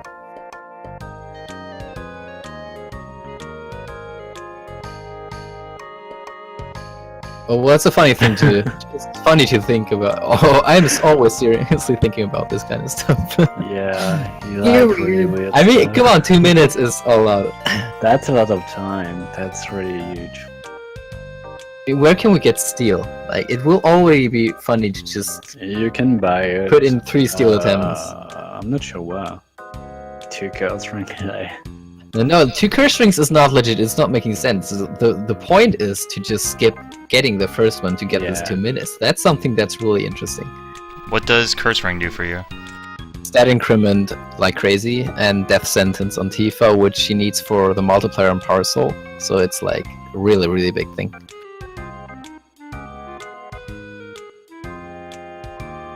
We will go more into detail about Power Soul once we get there, I'd say. And yeah, for the curse ring, you can just say it's putting death sentence on you, so you're gonna die like in a certain amount of turns. But that's pretty much, we are done with the bosses before that happens. And the curse ring is just giving in return. Well, in return is for like, you know, the way it's supposed to work. For, of course, it's an advantage in Power Soul, but the actually death sentence is kind of, it's, you know, it's supposed to be a drawback, but what it actually does is giving you huge stat increments. It will increase strength by 35, magic by 35. It's gonna increase, well, I'm not gonna get precise. I think dexterity by 15, luck by 5 or 10, and something I'm missing. It's just giving extremely high stat increments.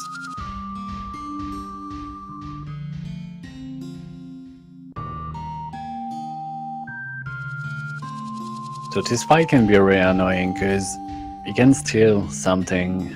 Right now I don't really have anything that can be bad to be stolen except the elixir, which means I will need to take it later. But if you don't do a menu just here, you can have your fire ring stolen, and if you have the right arm, you can have your right arm stolen also. Which is like, you took a long time to get the right arm, then you're losing it just on this fight, and it happened to everybody. Yeah, it's really like bad. awful. This is actually the reason why with this firing on Tifa, I was, you know, when I was first looking at just Noslaw's notes before I knew anything, I was, okay, like, why, I was just watching some runs and I knew when firing is actually doing something. I was wondering, why is Tifa getting the firing heal? Yeah. She's not gonna need it ever. And I figured that later in the menu before Materia Keeper, it's actually a lot more convenient to put the firing there because you're also messing with Silver Arm and Power Stone Tifa, and I was like, wait, why don't we just put it then? And then I was watching Karn getting his firing stolen, and I knew what's the reason why. Yeah, that's just over. It's just put because the thieves cannot steal what's equipped, and you just really put the firing here because it's absolutely essential for the run, and you just put it so it cannot get stolen.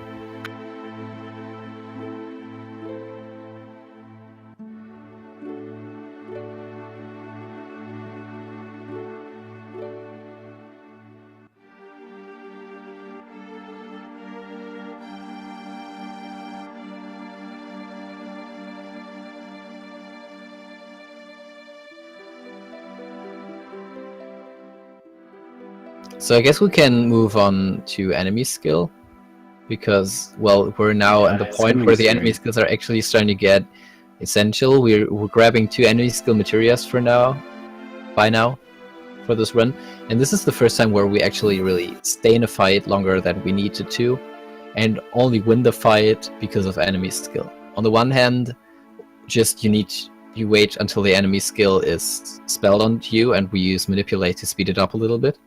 And on the other hand, you have to really win the fight because you're not getting enemy skills if you don't win the fight. It's not enough to be spell. I mean, everyone who was trying to get beta in casual knows this very well. You get spell by beta, you run away, and then you look in the menu, and where is beta? You know, it's not there. You have to kill the snake to get it. And this is just why you have to defeat the death claws here. We need the spell laser, which is like Demi 2. We obviously don't have the time to level up the Demi Materia to the 2nd level, so we just take the enemy skill instead. And yeah, this enemy skill, we win it by getting spelled by it and also winning the fight afterwards. It's the same with limit uses also. If you still need some braver uses to get the cross slash, it will not count to just use the braver and run away. It will not count. It will only count if you win the fight.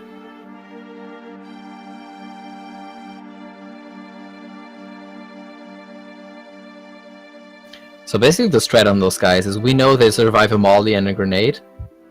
Molotov is like just stronger grenade, if you will, which we bought some pieces of. And the braver is pretty much like a Molotov, so you do either a Molotov grenade or do braver grenade or braver Molotov if he has barrier, because barrier will kind of reduce the braver damage. And while you're doing that, killing one of them, you're manipulating the other, and it's pretty neat here that the manipulate worked on the first try. Yeah, it was pretty good. Well, that's when watching, it's so nice to watch the world record, because you're just going through the strats and everything is just working, which is never happening when you run the game. Everything is just working because of the world record. Yeah, wait for some stuff later. Yeah, it's really nice. You see here, you manipulate, laser on cloud. This is also like killing 2 birds with 1 stone again. On the one hand you need laser, on the other hand you need bravers, and laser being a lot of damage gives us another opportunity for a braver. And this braver is not only useful for, for the cross slash, it's also like a braver that replaces another attack. You know, there are always opportunities where limits are not really, where they don't cost time, because you have to do the limits at some point anyway. We need 8 bravers. And whenever a braver is doing something that's in any way useful, then it's not really losing time, because you have to do it anyway. Like if you're, after the Aqualung get, if you are still short on bravers, then you can do something like, I don't know, you can use braver on one of the death sentence enemies with sneaky steps, or the guys you get big guard from. But in that case, the Braver is a time loss, because you kill those enemies with Aqualung. So the Braver didn't actually contribute anything to the fight. So it's only there to get the use in. So in this fight it would cost time. In this laser fight it does not cost time. Because when you do the Braver, you do not have to throw a Molotov. It's a very small thing, but if you really want to optimize everything, you make sure you only use Bravers in situations where they actually contribute in any way positively to your fight. That makes sense.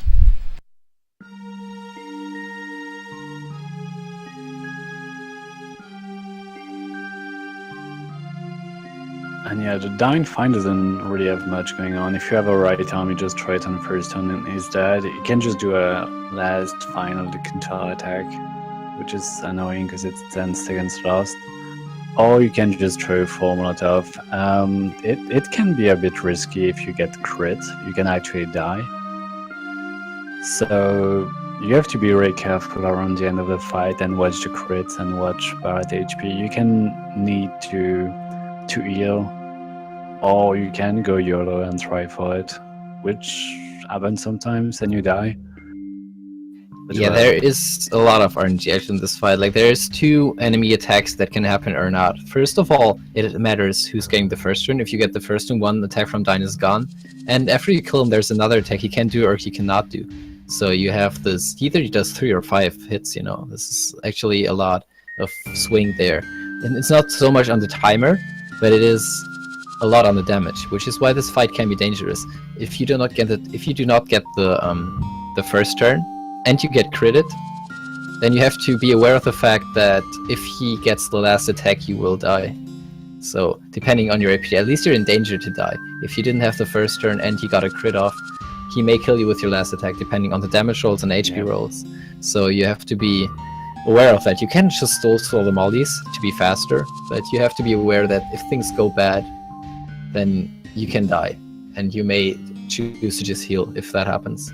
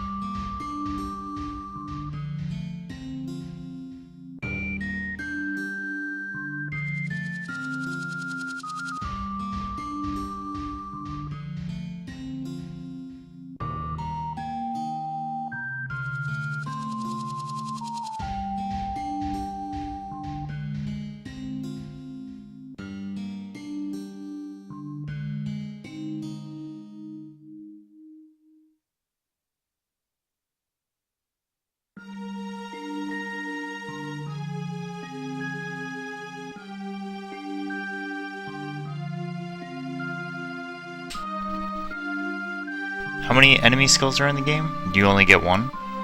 We get Big Guard, Laser, Death Sentence, and Aqualung. Oh, Magic Breath.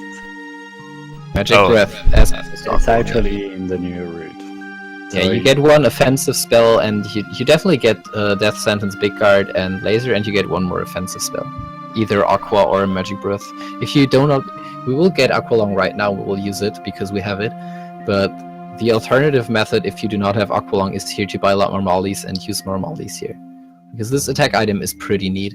Like, Aqualung is doing more damage, it's targeting like a field, it's area of effect. But the advantage of Molotov is that it is just really, really decent DPS, which is why it is pretty legit to use as an alternative. You know, you have like 340 damage from a molly, and it comes in, I don't know, 2 to 3 seconds, and Aqualung needs 7 seconds to pull off, so you can really work with Molotovs. I see. Okay. Sorry, I meant, that's helpful, but I meant like specific materia. You only get 1 enemy skill materia, is that right? Or do you get multiple? We had already grabbed 2, and we don't grab more than that in this route. You grab 3 if you use the newer stuff, because and then it is useful for ADB advantage later if you have 3. And the third materia, the third enemy skill is in the Shell Hut before Genova Life at the end of disc 1. And if you grab Magic Breath, you get your offensive spell after you can get this materia, so it makes sense to grab it because you can get an offensive skill on 3 materias. In this case, if you get Aqualung, it doesn't make sense to grab it, because it is possible with some luck to get the Aqualung, but it's not really luck because, well, we'll get to that. We'll get to that later, but actually, if the run goes well, if you go for Aqualung, you have 2 enemy skills that can have the offensive spell, so you will not grab the 3rd enemy skill because it cannot get Aqualung anymore.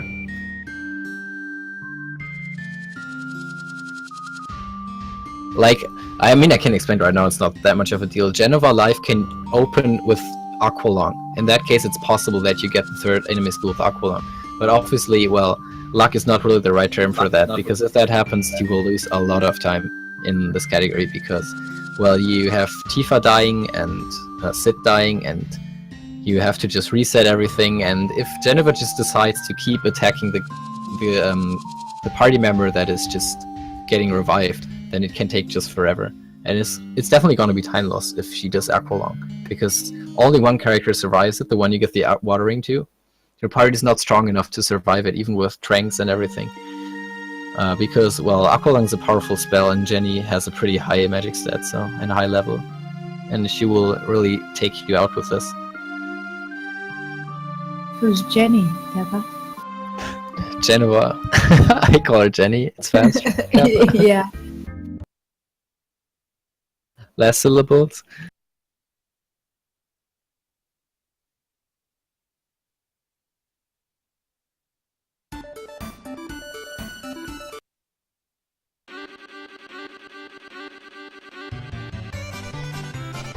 There's so many Chocobo themes on the playlist. I had to find the right one. This should be electric, right? It is Fiddle, actually. You see, I would have messed it up. There is Fiddle, Electric, and King Chocobo. No, Electric is the one when you catch one. That's right. And the last one is, you know, the one that's remaining cup.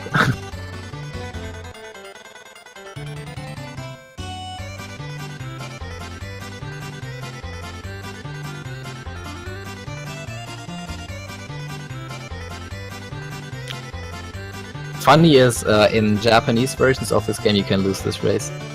It's impossible in the European releases, or European, what am I saying? Like the Western releases, nobody plays PAL because it's slower, but NTSC and PAL are the same game, so yeah, in those versions it's impossible to lose the race, but in Japanese releases, even the international one, which is basically like NTSC just with Japanese text, is like an updated version that has the optional boss and everything. Even in that version, it's still that the Chocobo race is different, and actually, one of the Chocobo enemies can have a stat that's so high that it is impossible to win, and he runs away and the run is over.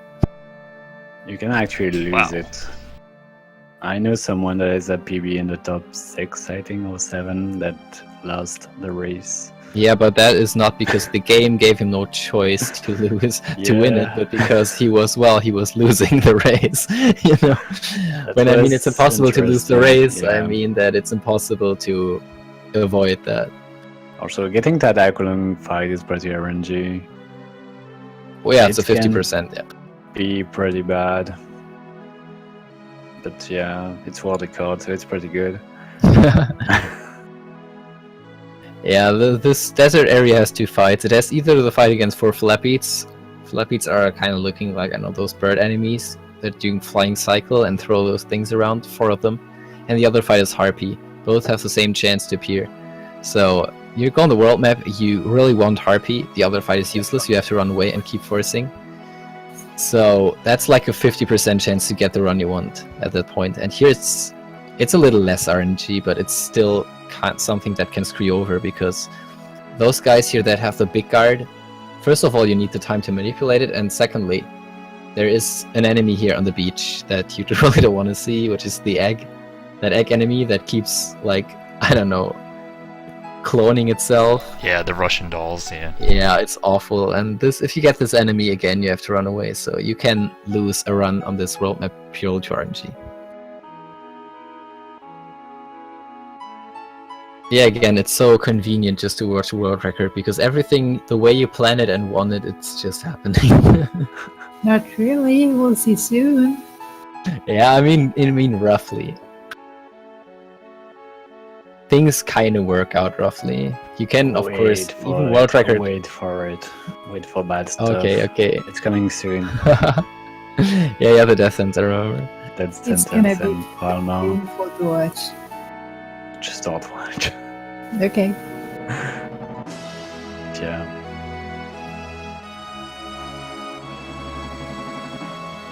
Manipulate is just another thing, just like steel, that's level based, and I think all the manips that we have in this route are around 40% success Yeah. rate. Is that true?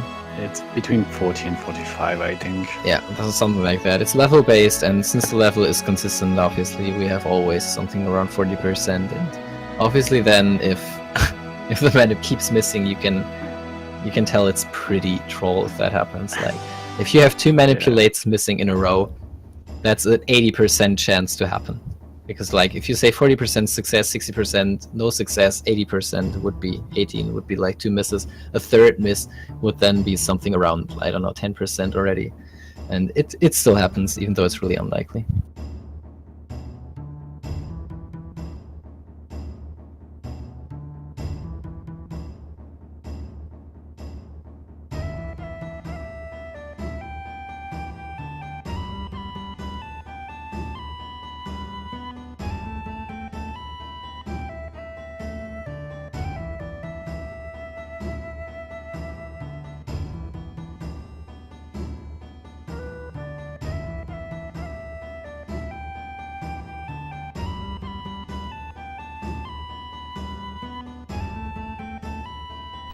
So correct me if I'm wrong, but are Molotovs your main source of damage for a while, or is your strat going to change relatively soon? It's not actually doing... I'm not going to use it for a long time. Like, Aqualung would be used a lot from now on. Like, most of the Molotov could probably be used against Demon's Gate.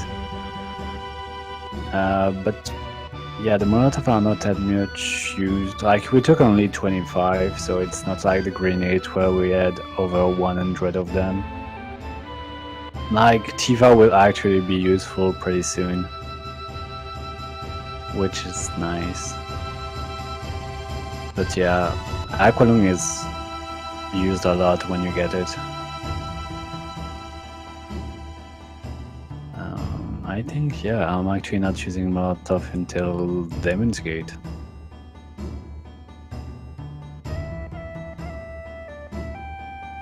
And yeah, like Miss was talking about the new route. The new route is getting like 31 Molotovs, and it's used on everything because you don't have Aqualung,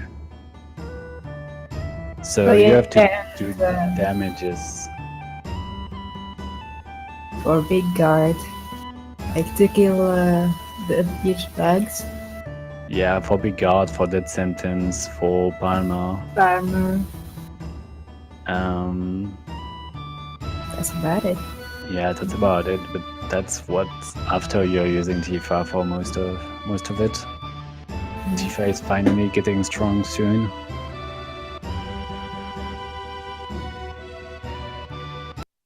Now we have Bugana again flying on his gravity material. This green ball. Yeah. It's a gravity material. Right.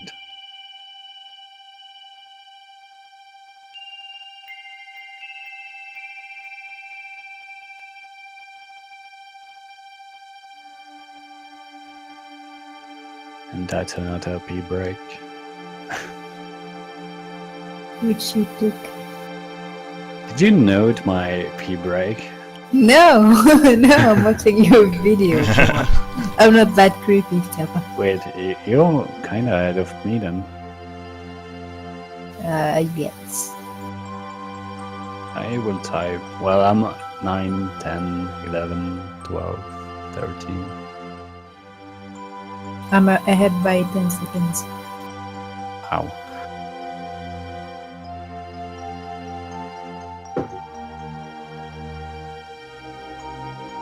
Actually, like, skipped a little to check who wins the triple race. Kappa? Wow. Yeah. Judge me. Nah.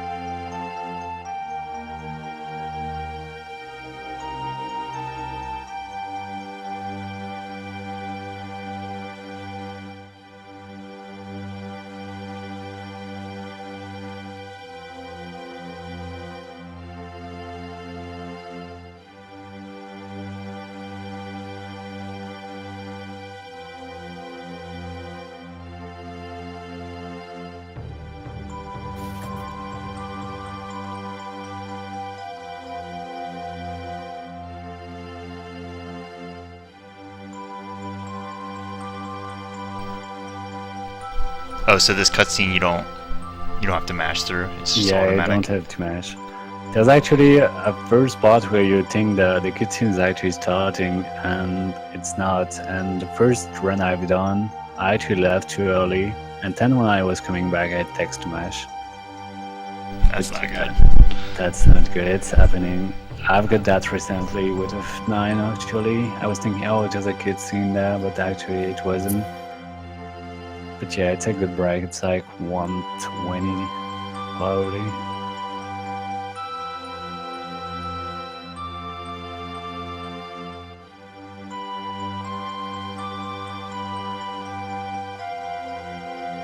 It was kind of the big skip that Miss said it was easy earlier.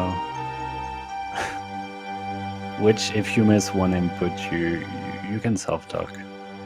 What do you have to do? You have to do a lot of specific inputs, and if you're missing one, it's really you can do the skip. Well, it's another step count thing. Just Yeah. when we were just, it's if you look again at Genova preemptive, we had the situation where we have a fight triggering that's not on the step count. So if we want to have an advantage of the step count, like a comparable and consistent situation, we force a fight, and then we just check out. After forcing that fight, we know we always have the same thing happening now. So you just check out what movement you need, what walking you need, or whatever to do to get the preemptive. And this is kind of a comparable situation now. We have a reset point, or it's not really a reset point. It's just like a consistent position we're set in after Bugenhagen talks to us, because he will it's just a dialogue that's triggered by the game, and it will just move Cloud in a position that will always be the same. And this is something we can work with, because there's a really interesting glitch here. If you have a random battle triggering on the same frame as running into those nets, if you remember those nets, there are the stinger enemies in the cave of the Gi. If you run into one of those nets, the moment you touch it, you will get a fight trigger. And if you have a random fight of the step count trigger exactly on the point where you hit that net, both fights will just cancel each other. It's really fun. You just need to have like exactly the same frame on the movement where the step count fight would trigger, where you're hitting that net and get the scripted field fight trigger. And the way this is working is because like we have a step count here that is consistent. We carry always the same step count until this point. Like for the whole game, we're always doing the same step count. And now we have, luckily, a point that gives us a consistent position. So we actually force a fight after Bugenhagen gathers the party in the second screen. And from that point onward, we know that everything we do now will always put the fight in the same position. So we just need something that will put it on the net that is consistent to just replicate. So just someone really did the effort to just check out, if you force that fight there, what movement do you have to do? And it's really just like consistent movements, like run up right until you stop on the wall, run left until you stop on the wall, walk right, and things like that. It's looking pretty complicated, sounds pretty complicated, but once you know how it's done, the execution isn't really that scary, because it's just really consistent because of what I just explained.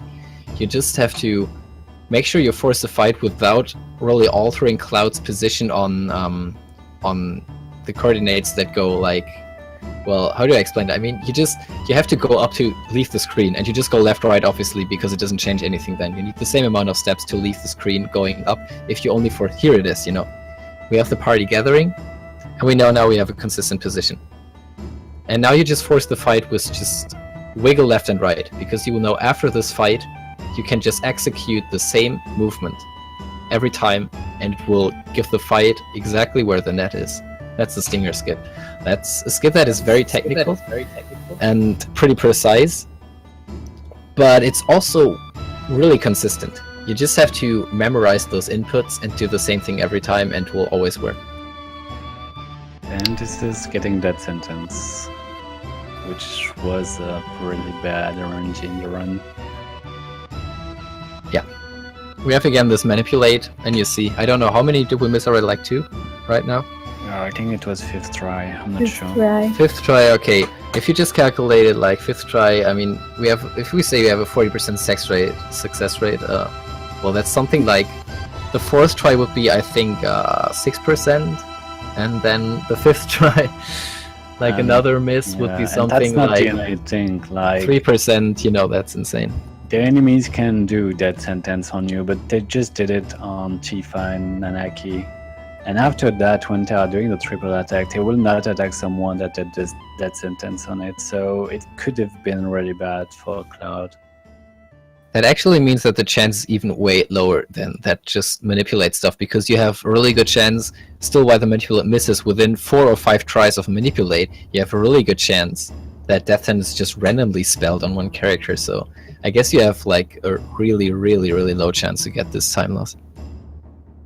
Yeah, even a world record, there is some insane troll energy. And now you see, this menu opening is something that I can unluckily not explain. I really don't know why this is necessary. It's just, we can only really, we can just explain the symptoms. You see now the net was going away. If you do not open the menu, then it will not happen. You will just have both fights happen just after each other, and then the game will soft lock. The skip will not work. The fights will trigger on the same frame again, but if you don't open a menu, just randomly open menu and close it, then the skip will not work. You will just get both fights, and then you will get, after the second fight, you will get a soft lock.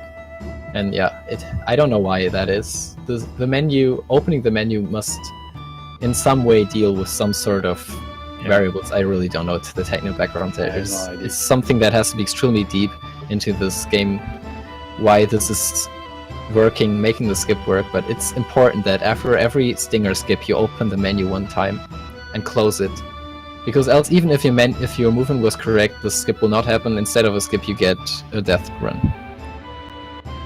You also need to get that fight at the end of the cave, because if you don't get it, you will get a double skin attack fight. And I'm not sure if there's a soft lock after it, because anyway you can't really beat it easily. I don't think it's a soft lock, because I believe the reason why is just the same as menu buffering. You know, if you look at I just never got it. Yeah, I know. I think it's really the same principle. I think the way the step count and stuff like that is working, and also the results of that, is that the stinger skip is kind of the same as menu buffering the fight away. You know, like obviously you have the stinger fight disappear, which is what you want, but at the same time a fight from the step count is disappearing. And it is disappearing in the same manner as if you would menu buffer skip it. Like you could kind of emulate the effects of, simulate the effects of the stinger skip by fighting the stingers and menu buffer skipping the fights away, and would do exactly the same. This is why you have the double Gene attack fight then. Like we explained it earlier. If you do menu buffer before a field fight or a boss fight, some kind of scripted fight, this fight will be duplicated. And like the stinger skip is kind of working the same way as a menu buffer skip. If a fight from the step count disappears, then you get this glitch. It's, you know, it's just some things where we can really just tell what's happening, and nobody really knows well enough why. It's just something we can just, you can just observe it and tell the results. Maybe why you have to do the menu before it's actually a menu skip, it's just happening way later. Which is please. Weird. it's a menu skip like 300 steps later. Easy every time. Yes, that's totally it. I mean, since it's a battle skip. Yeah, you unraveled the mystery, that's gotta be it. That should be it. I'm gonna tell brutal.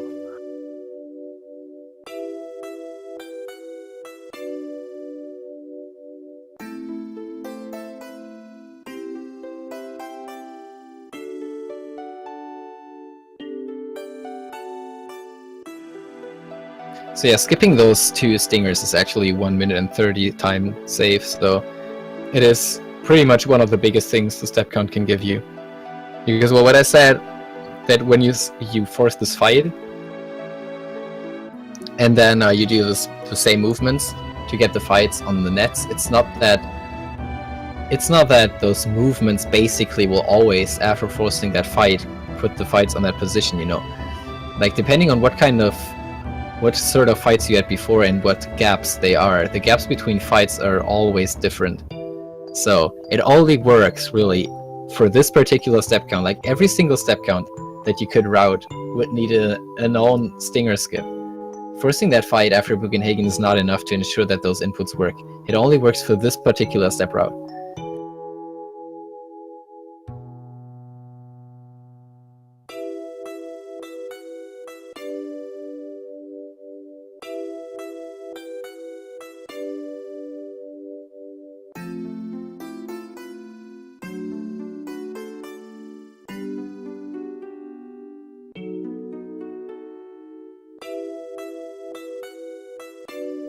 I know we kind of blazed by it, but was there anything special about the gene attack fight, or did that just go down pretty quickly? Well, he has zombie status in, or whatever. Well, zombie doesn't really exist in this game, but this game so just, yeah, it has just the property that healing can damage bosses, and some bosses have it, and then the elixir kills them in one shot. I refer to it as zombie because zombie is something that is just repeatedly appearing in the FF series, and in most games it's just called zombie. In this one it isn't really a property, it's something that's especially coded, but well, there are multiple enemies that have this.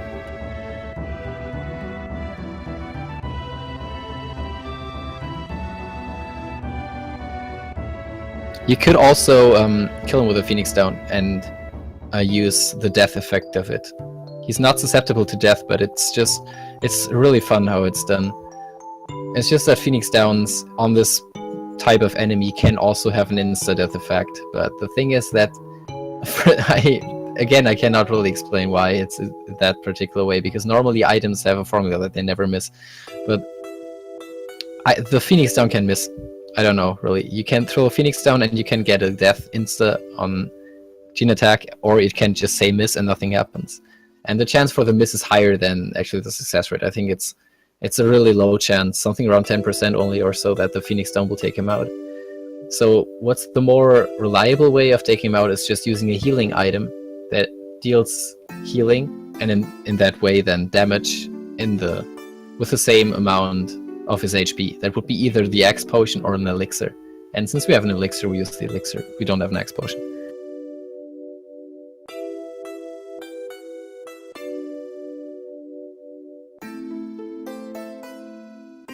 Yeah, Material fight is coming pretty soon, and it's a really tricky fight.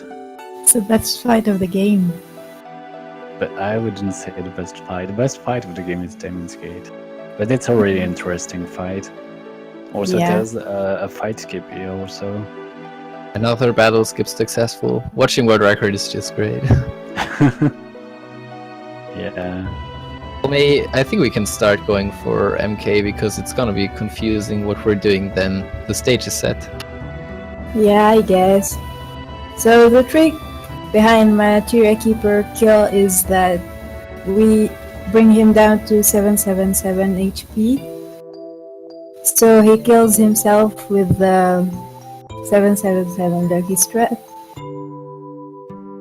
So how it works is that we poison him till it lands. Then if needed, we hit him with Tifa for 99. So how poison works is that it does 1 out of 32 HP of damage each turn. So it hits for 262 each turn. And sorry, give me a second. All good. Okay. So the maths is that Materia Keeper has 8,400 HP, and combined with the 99 poison plus the 262 it takes is that you bring him down to 7777. Then, since poison is considered by the game as self-inflicted damage, he's gonna practically, technically kill himself with 777.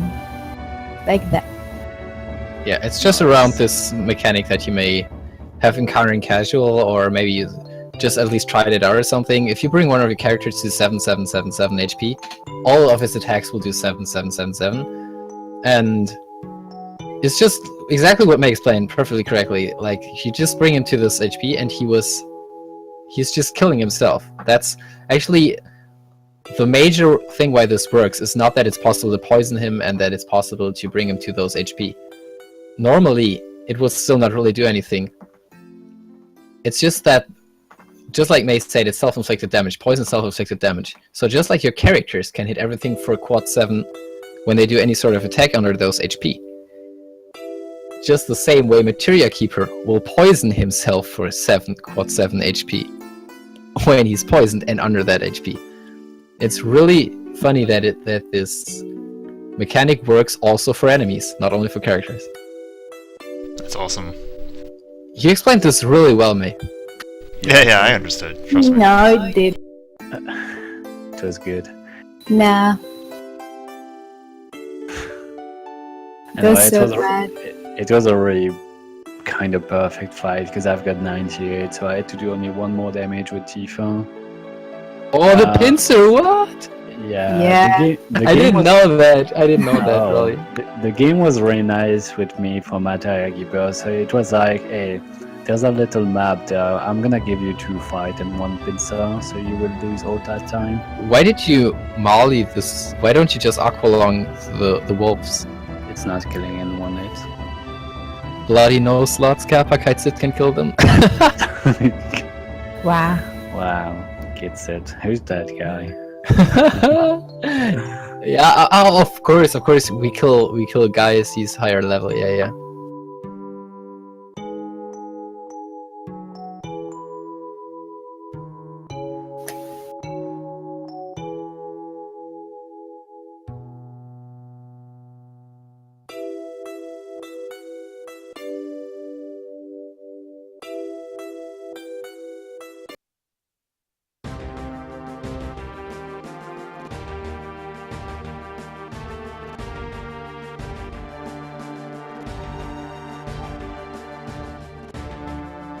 So I don't know if you guys, maybe I missed it, but do you eventually get Yuffie, or is she not part of this run?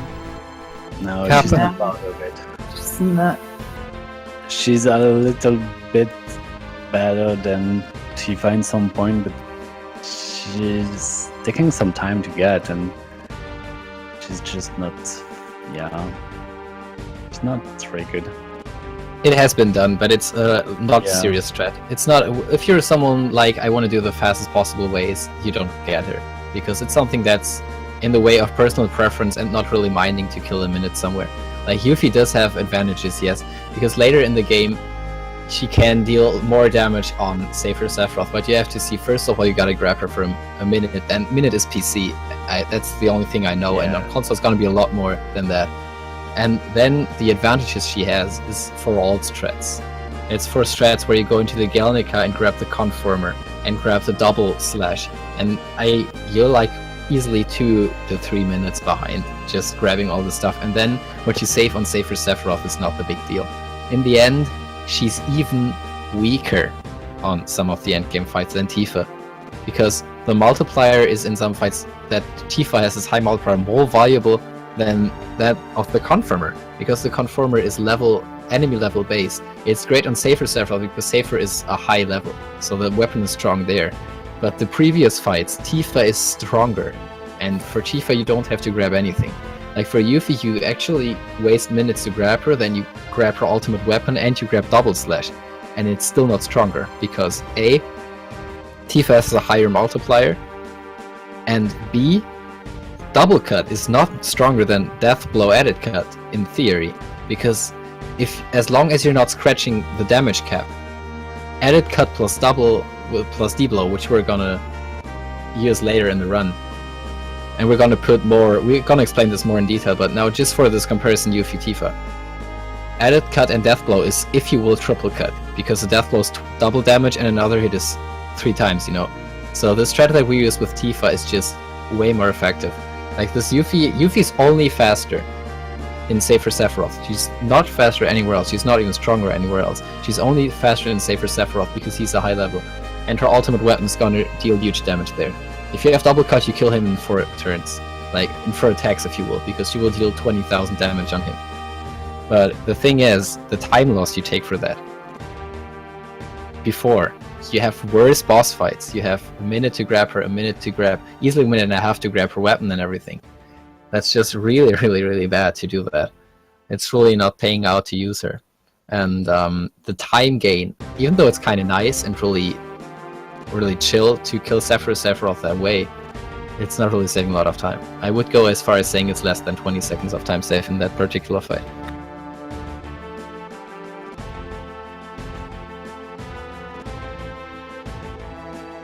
But you can throw stuff on Demon's Gate, Cap. Yeah, I was about to mention that, but yeah. That's not even faster, Demon's Gate, is it? No, it's not faster. The fastest way is to YOLO him and just put Tifa instantly into yellow and go for it. It's not faster to throw. Don't do that. Right arm can save time because it's really strong, but the strongest, I mean, okay, there's one strong item that's Tifa's working glove. It can deal some serious damage. It's like, I think, don't beat me to it, it's gonna be like 800 to 900. It can accelerate putting Demon's Gate into the rush phase by 1 more turn, if the rest is really good. But the problem is you're gonna pick it up first, and the time you need to pick it up and throw it and everything. Well, the thing also about throwing it's just everything nonsense. is that means you are throwing items that you need to sell later, so it's even changing your shopping and stuff, so Yeah. it's pretty bad. And you can even take some extra weapons, which is even worse. But well, it happens. You can grab Yoshiyuki to throw it, 500 damage. Yeah. That's like 200 extra over Molotov, and you wasted 20 seconds for it. Like, those strats are not serious. Wow. Yeah. How are you calling out PC no slot holy card? At all, no, I don't.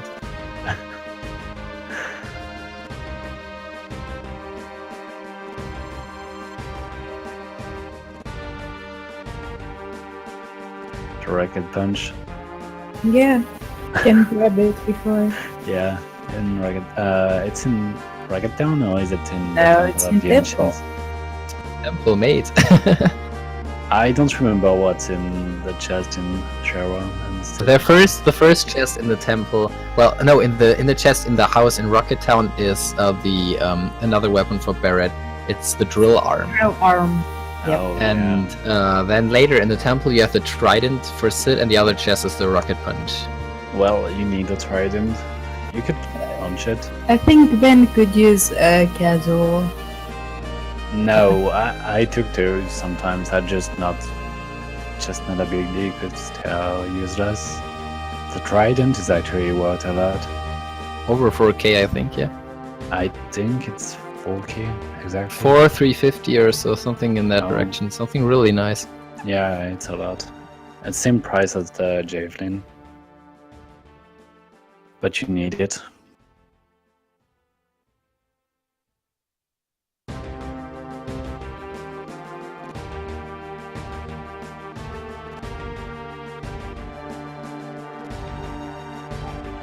Do you actually talk about Power Soul? Power Soul? No, not yet. Actually, we should have, because it's a part in MK. Yeah. But the thing is just that world record 98 damage, there's no need yet to mention it. Yeah, maybe wait for Red Dragon. I think we can explain it right now. Yeah, but Armor isn't coming. There's a lot of things happening in that fight. Wow. Yeah. Old strats, Cap. Yeah, it's Really? old strat. Hey, I'm not the only one doing old strat. Yes, you are. No. Current throwing Molotovs, not Aqualung. Molotov are faster. Yeah, that doesn't change anything. Yeah, it was again a bio first prize. That was a good world record run. Well, I think it was. Yeah. No shit, it's radical. Well, it doesn't matter what way you put it. A first try bio on Palmer, even if there is a route that has some more speed or more consistency, a first try bio will always be hard to beat. because it's just a really, really fast fight, and you don't have all the overhead that another set is gonna need, like setting up limit and regaining it afterwards. If you have like a good RNG, not only poison, also the amount of attacks he does is also random. Like if this fight is going well, then this route is really the top either way. Like if things are going well, you don't really save a lot of time with just some new ideas. Yeah, especially if you have M tentacles before on the sneaky steps. Tentacles, best thing ever. M tentacles are really an insane item. Like the right arm that we try to get for Dyne is like the 1600 base damage, and going through the defense of Dyne is like 1300 at least, so it one-shots him.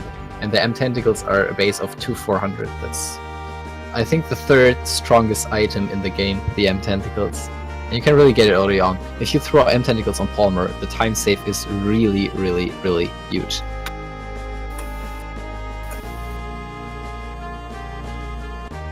I don't know how much his magic defense is, but I think the M tentacles are still around 1700 on this guy.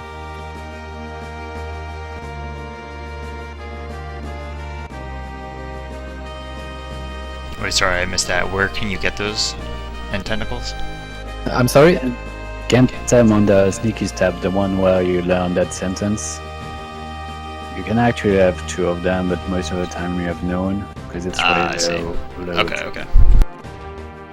Okay, so Claudia just said that the M tentacle on Palmer will hit something in the 400 range. That means that Palmer's magic defense probably rather high, because, well, the M tentacles, as I said, have a 400 base damage. If only 1400 of that is left, it's still really useful and still really strong. But it's not as big as I actually hope, to be honest. So I guess he has pretty nice magic defense.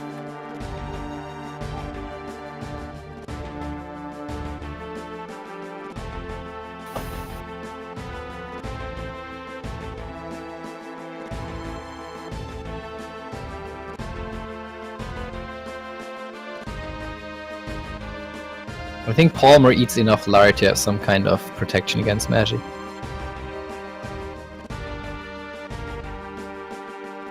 I really have no idea. Well, he wants lard in his tea.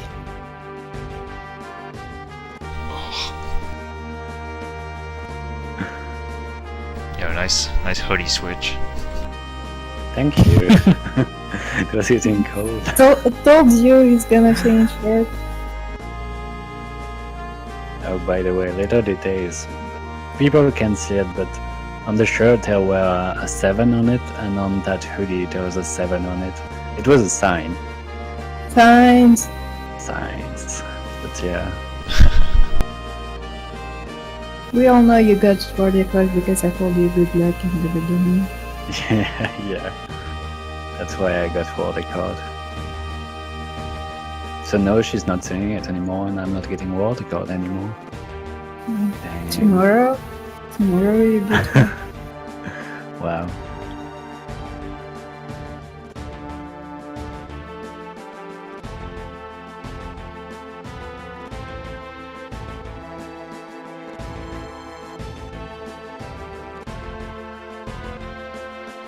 Who was flying the tiny Bronco?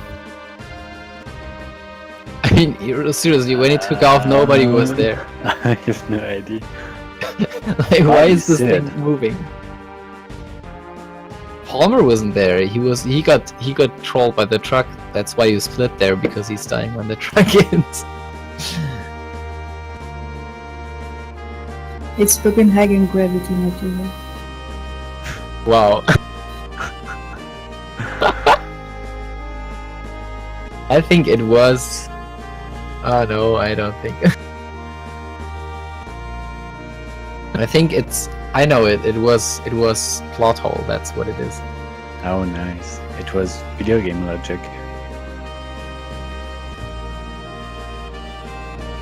Maybe it was Shira, because she was not in the picture anymore. Actually, all the time when you're using the tiny Bronco and you're going through the ocean, Shira is in the cockpit. That would be nice. Somebody's paying attention to the plot here. Not really, I just didn't know what else to say, Kappa. Wow.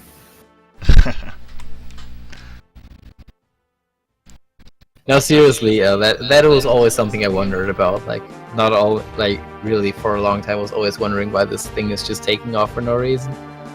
Actually, most of those sort of mysteries are like, I don't know. It's always Reef who's behind it, but this one is, I don't know.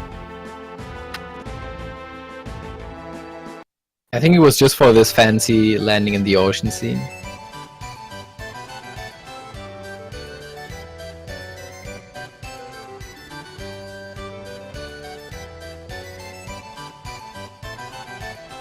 Yeah, so now we have the date scene. There is a lot to tell about it. Least of it we would see, actually.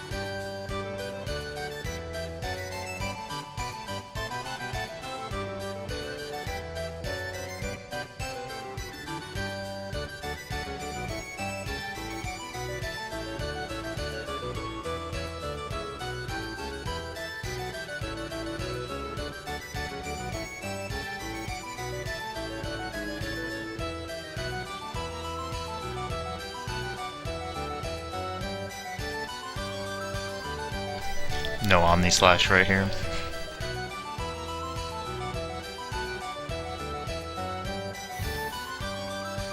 No, the best thing is actually Cloud is dead, so the battle fades out immediately. Dio will be really disappointed, but well, we can move on quick.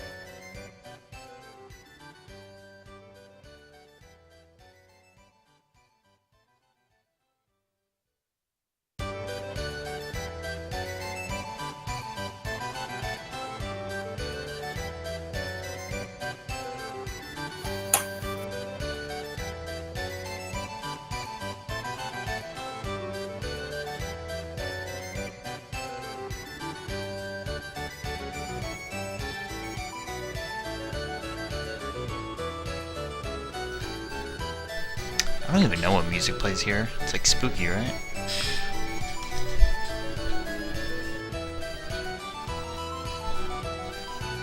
Totally spooky.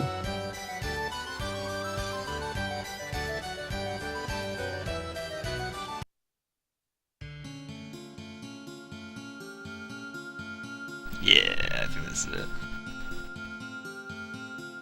Those chess playing ghosts are always the best thing to watch here. And you just have to pay attention to them.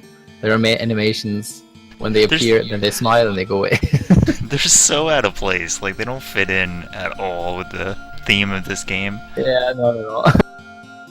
It's really all so great. That demon face too, next to the stairs. That face looks exactly like when you use the thing emote on Twitch. Same face. Yeah. Totally same face.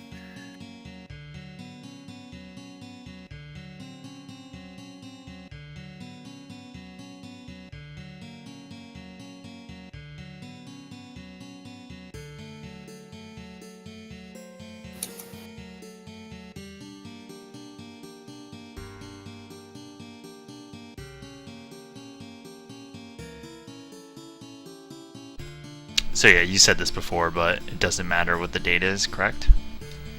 It doesn't. Yeah, exactly. You can. I mean, well, yeah. It doesn't really matter because we pretty much have Ares state forced almost. If you just play it as fast as you can with some really small changes that basically don't really cost time. Like you can just go down with the cursor on one dialogue option, and you can talk to Tifa in the sewers first instead of Ares. That's the same time. Doesn't matter what you talk first to. It's more intuitive to talk to Ares first because he's closer. But you can talk to Tifa first. It's the same thing. You can get the Tifa date as well. So, and in speed they are the same. A more interesting topic is actually the Barrett date because, well, it mostly would seem as a joke to take it because, well, you would take the Barrett date because it's funny. You know, clothing Barrett, and it is funny, definitely. But there is one thing about the Barrett date that is really worth talking about, because in the Barrett date, if you go in this place, the guard on the entry, or this guy, it's not really guard, I mean just this, you know, this warden there, this dude on the entry, is just not doing this dialogue that you are, you know, we got this pair number 1000 and stuff. He's just like, oh well, I don't think this is a pair, you go away. You know, and if you got the Barrett date, all of this what you're now seeing in the event square is not happening. So the date with Barrett is definitely a lot faster. I don't know by how much it is. I don't know if it's a minute or something. The date itself is faster. The problem is getting the Barrett date is very, very difficult. So actually, when you time the stuff that you have to do extra, you just have to put a lot more dialogue options in. You have to go in extra screens. You have to talk to more people. Just there's so many places where the dialogue option would give you even the opportunity to give plus points to Barrett. It's just off the road, you know. It's just so many extra stuff that would be required to get the Barrett date, that skipping the event square is not really useful, because in the end it's costing time. Unfortunately, I'm not gonna give too much precise explanation on the timings, because I really don't know. I simply did not test myself what an optimized Barrett route would be, but I've been told that it is a lot slower on console, and it is maybe on PC something that is worthwhile consideration, because maybe on PC with the faster screen transition doesn't hurt as much, but I cannot imagine that it is not at least 20 seconds time loss even on PC. Yeah, makes sense. Leave it for marathon incentives, I'm sure. Yeah, definitely. Like, seriously, I'm not running a lot, especially on stream, but when I'm doing a full run, I'm doing it on PC, and if the Barrett date would be something that is like, I don't know, 10 seconds time loss or less, I would totally do it, just for the gambit, for sure. Yeah. I mean, it's something like, it's probably slower, for sure, but the question is just the amount of time it's slower. And I don't know, some people are using like Omnislash at the end of the run, because you know, they know then everything is done, they know their time, they don't mind to be, I don't know, 50 seconds behind. To be honest, I would find it a lot more suitable for something where you intentionally just bury some time just because you want something that's a little bit more fun. It is so much more valuable to do a Barrett date than doing an Omnislash. I mean, the Barrett date is one of the most hilarious things that this game has to offer, for real. Yeah, that's pretty good.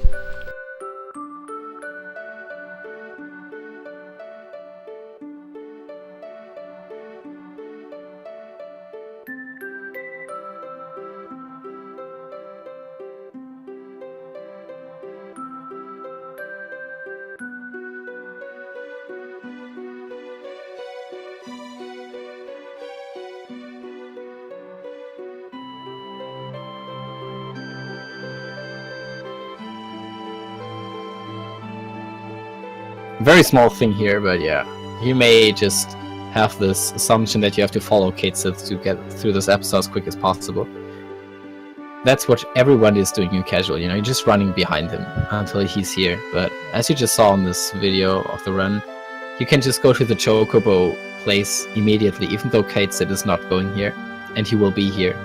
You can just trigger the events that will finish this date scene by yourself by just going to the Chocobo race. You don't have to go through all those screens and do this little hide and seek, I don't know, catching Kite Sith's minigame stuff. You can just go to the Chocobo screen immediately, even though he's not going here visually, but he is obviously still spawning here.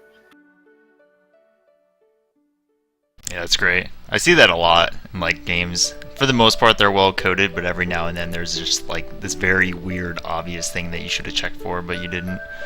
It's like, oh, that's obvious time save. Nice.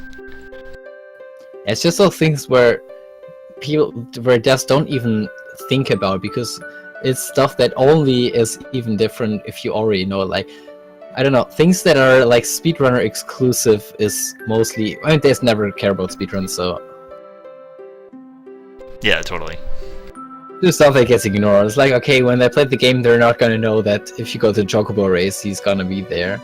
Like, Yeah, or they even care. It's like, yeah, even they just, you will run after him. Like, I will not believe any person who was playing this game for the first time and did not just do every screen transition like Hates and just ran after him. You would not just try to catch the other side. Why would you?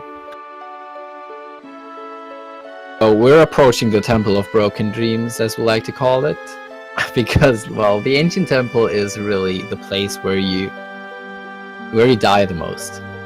I mean, it's not the most random place or something. If you have this premise that the runner is not making any mistake ever, then actually the only dangerous place in the run is carry armor, but reality is different. In the end, carry armor is only dangerous when he's really on a troll RNG that's only 1/8 of the time. I know that Cloudy is now gonna fill the chat with something that's not what I'm saying. He's I don't know why, but he's getting this 1 in 8 chance. He's getting like every time. I don't know why, but it's every time happening. But actually, seriously, not Cloudy Armor, Carry Armor. Carry Armor is the only boss in the run. If you want to put it that way, really, that you say you die and you have no way of avoiding it. Really, no way. Like, you can say things are troll about Demon's Gate, things are troll about other bosses, and if you actually investigate the VOD and you look at it close and you try to brainstorm and think about it, was there a way to save it? There was a way. There's always a way. You just don't get it that fast, you know. Almost always there's a way. In most cases. The only boss that can really kill you and don't do anything is carry armor. But still, when that doesn't happen, carry armor is a pushover. You just do your attacks and he's done. Demon's Gate, however, is a fight that has like 350 ways to kill you. And you just need one ATB trick miss, you just need to press the circle like one small frame off and you can just die. He can be more or less dangerous, depending on RNG, again. He can be more of a troll and less of a troll. But the problem about Demon's Gate is that even if the fight is rather friendly, you can still die. And if the fight is not friendly, you just have larger chances of dying, you know. It's just, it is less just pure RNG kill, but it's just a fight that is extremely dangerous. And this is why this is the fight that is the major rip of Final Fantasy VII. No slot runs. You can watch anybody. And Demon's Gate, it's funny, even in slots, Demon's Gate kills. If some boss kills in slots, and it's not because you miss slots, but just because the boss was a troll, it is Demon's Gate. In fact, in slots, Demon's Gate is the only boss who's even capable of finishing you, and you do not have a choice. Because this carry armor scenario we're talking about, the double lapis, is carry armor getting a double turn and doing twice the strongest attack. In slots, you can skip that because slots is a limit have the priority, and they can interfere carry armor. So there is no way carry armor can kill you. But Demon's Gate, even in slots, Demon's Gate can kill you. You have no choice. Demon's Gate is the only boss in this game who will always have a good chance of winning over you, and you have no choice. And this is why Ancient Temple is just the most dangerous place in the game. If you see a run die, like, by now it's just like, you know, I'm watching the stream, okay, of FF7, and I see the stream is gone, and I just click in the highlight, or in the, you know, the past broadcast, and I see it's something around 4:20. I know exactly what's happening. Yeah, that's funny.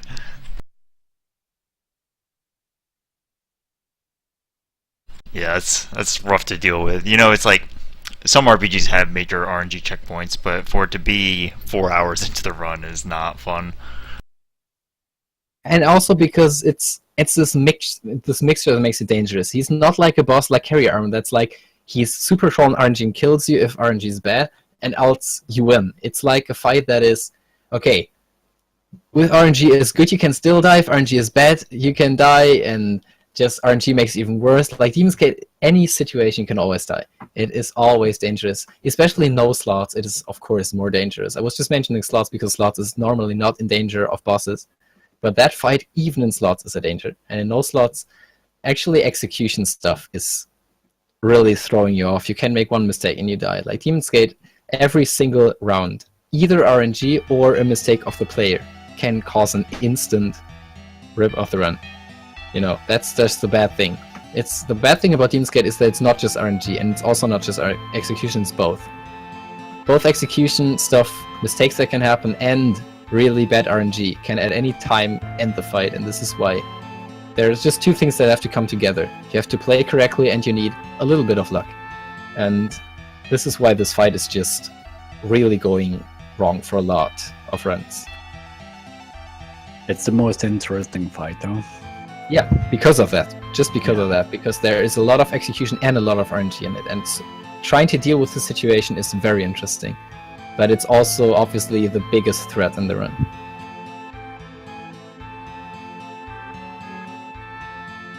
Like, to be honest, the two boss in the Temple of the Ancients are really good. Because Red Dragon is actually a really good fight to show off the ATB trick or to learn it even. Because it's actually really hard to have the timing for it that you will see later. But just with some practice, it's like getting easier and easier. But when you're starting, you're like, how can you do that? And it just, you're getting better with the game, and then it's going so easily every time. Well, almost every time. Yeah, for sure. Red Dragon is more of a consistent strat. That's like the first fight we need the cross slash for, we mentioned earlier. If you remember, if you were here earlier, we said we need cross slash because of paralysis, some status attack that is very rare to have access to as a player. There's actually only Hades summon, Dazers, and cross slash in order to inflict paralysis. Stop is not the same. Stop is not working on bosses mostly. And what we're doing is, the paralysis of course is nice to skip that. I mean, just to freeze the enemy. Obviously, it's always useful that he doesn't do anything. But another part of it is that the game has the property that this death blow is definitely hitting if the enemy is paralyzed. So what death blow does is it's an auto crit, definitely. It's always critting. But what it just does is decreasing your hit percent to something around 40%. You know, it is first of all just putting 1/3 of your hit percent, but the formula is a little bit more complicated. There's weapon hit percent and your dexterity and stuff like that. And yeah, it's mostly around 40% hit chance with death blow. So it's like the crit is there anyway, so luck or something doesn't do anything. You will definitely crit, but the single stage can miss. You know, you have 40% hit, then it's a crit, 60% is a miss. And what paralysis does is when that it just has this extra property that a death blow will, that definitely not only a death blow, that any attack cannot miss. That's something that's kind of interesting to just put in on top, because I don't know, I mean it makes sense, but it's obviously something that needed extra coding for this kind of attacks. It's just when an enemy is under stop or paralysis or asleep, I think also, it's impossible that he can dodge. There's no miss anymore. So what you do is you will paralyze the enemy, and then you will use ADB tricking to just get as many turns as possible. Like, this is the first time also that ADB tricking is really used to its full potential. Because ADB tricking is only really getting interesting if you have haste. Haste is really what makes it interesting. In Midgar we were doing something different. In Midgar we were actually just trying to slow down the enemies because we had more enemies than characters. But here, it's like it is possible to get 2 attacks in a row before the enemy acts, because we do our attack and we hold the ATB. Okay, nobody's ATB is filling right now through our attack. Then we wait till our attack is over. Enemy ATB is empty, our ATB is empty. Okay, the enemy attacked, we attacked. Everybody has empty ATB. And now it's just like an ATB race. Both ATBs are going up. And since we have haste, we're a little bit faster than the enemy. So we can actually have our ATB fill before the enemy ATB does. And we can get 2 attacks in a row. And this is pretty much the major element of slots beside the Power Soul that actually makes Tifa hit really high numbers. The next element, like the major element in those slots, is that we are able, with the help of Big Guard and ATB Trick, we're able to input 2 turns in between every boss action. The boss acts once, we act twice. Like, normally when you're playing casual, even if you have weight on and other stuff, the speed stat or haste status is not doing anything, because it's an ADB system, you know? While you're doing your stuff and while you're selecting actions and everything, the enemy ATB is going up and he's selecting his attack automatically. So normally when people use haste, it looks nice, but it never really helps. You still have 1 turn from the enemy and 3 from your party. You don't get extra turns. In order to get extra turns, it takes quite some technique and skill. You need to really make use of your faster ATB. You have to block the ATBs at the right point and make sure you get 2 attacks in a row. Because, well, that's just how the ATB system works. Even on Wait, it works that during turns, everyone's ATB fills. So when Tifa is attacking, her ATB is blocked, but the enemy ATB fills. So the most obvious solution or outcome is that whenever I act, the boss gets his turn. When the boss acts, I get a turn. So actually it's just going to and fro, just like a CDB system, you know? I get 1 turn, the boss gets 1 turn. But with ATB tricking, we can change that. We can actually make use of our ATB going faster than the enemy's ATB. And we can make sure that we get 2 turns while he gets only 1. And that's just a very technical thing about no slots, and something that's absolutely basic to learn if you want to seriously run this category. And this ATB trick is used to like the maximum potential on Red Dragon. We actually ensure that during the paralysis phase, while he is susceptible to any sort of attack to definitely hit, we're going to get 4 attacks in a row from Tifa. And we're using those death blows, which are hitting double damage. We have 4 times damage from Death Sentence and another 2 times damage from her low HP. That's just how a Power Soul works. So we have, in the end, more than 1/4 of Red Dragon's HP of hit per, of damage per hit. So we just do 4 death blows and he's out. And that's a really nice fight, and you're gonna see that right now. And yeah, as I said, the one part is the ATB tricking, the other part is the Power Soul. The Power Soul is a weapon that has some special properties in this game. The Power Soul has not a high attack stat, but it has just the special property that if Tifa has near death, it is stronger. And what that means in fact is if her HP is in the critical, which is if it is less than 1/4 of her maximum HP, and which you will see by the numbers of her HP displaying in yellow, she will deal double damage. And also if she has Death Sentence status, she will deal 4 times damage, and it's cumulative. So it will be 2 times and 4 times is 8 times damage in total. Then you have the Death Blow that crits, and it definitely hits under paralysis, so you actually get here 16 times base damage out of Tifa's attacks. And this is how this boss is gonna fall in less than a minute.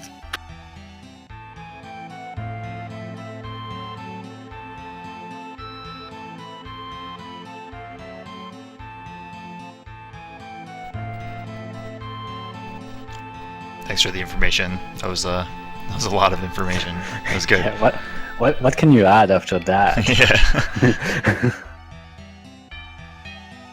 I'm sorry. No, I don't know. When I got the flow, I explained everything that's coming to my mind. That's why I asked you to do commentary. That's good. You see the strat, actually. You do Big Guard Death Sentence, and Tifa holds the ATB with attacking herself, because we need Tifa hitting herself plus a Molly to put her yellow, okay? Now she hits herself, and now you just wait it out a little bit, because we need to get 1 attack from him anyway. Now we damage Tifa into the yellows, and we use the Cross Slash. That's important. We use it after Aerith's attack is gone. You see? If you paid attention to Aerith's ATB, you saw it was empty. This is something that's really important about how limit breaks work. Now we just use ATB trick and use 4 death blows and it's over. But the critical part is when you do your Cross Slash, because if you select the Cross Slash while Aerith is doing that attack on Tifa to get her the critical HP, because of the limit priority, the battle is just like stopped at that point. So no one's ATB is moving anymore. So what's happening is that you don't have anyone to hold ATB. So you actually have to wait until Aerith's ATB is empty, and then if you select the Cross Slash, at that point you select it without the limit priority. You're no longer making use of the fact that the limit is going to trump everything else. You have to use the limit in a timing where you could also use any other attack. You have to select the limit when you could do anything else. In this fight, limit priority is not used.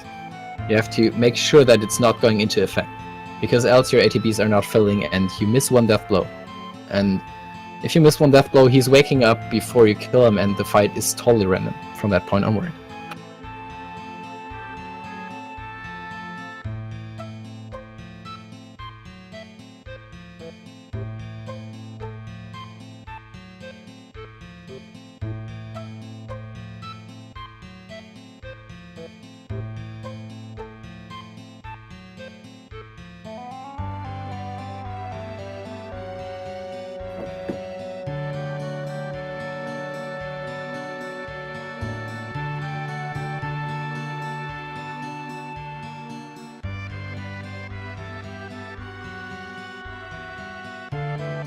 No menu for Demon's Gate, not a lot to do. Actually just heal up and put the Dragon Armor on Cloud to get some more physical defense, I guess. Well, this menu should have... yeah, there it is. Okay. Yeah, just healing up and putting Dragon Armor on Cloud. For the one hand, it is just to reduce physical damage, which is like Demon's Gate's major means of action. And on the other hand, it's also halving ice though. What was it? Cave-in. Yeah, Cave-in. Because Cave-in is elemental and Dragon Armlet halves fire, ice, and bolt, the major 3 elements. So Cloud is like very well protected in this fight. And you may ask like why not Tifa? And the thing is, you want Tifa to get damage, you want her in the yellows. You just watch it, it's the most technical, most difficult fight, and it's actually hard to explain everything about it. You just have to... Actually, it's impossible to explain everything. You just have to know that we try to get the Demon Rush phase. Every 2,500 HP, the Demon Rush phase will happen, where we get 1 extra turn, where we can predict that what he's doing. And in between, he's doing his really dangerous attacks. Like, before you get 2,500 in and keep repeating that, he's doing his rock drops and other attacks, and it's really, really dangerous. And in that phase, you just have to maintain very good ATB tracking with very good timing and very good control and not make a mistake or it's all over. I mean, just look at the damage numbers. It's a fight under perfect control, and if there's any mistake, it's the end, for sure.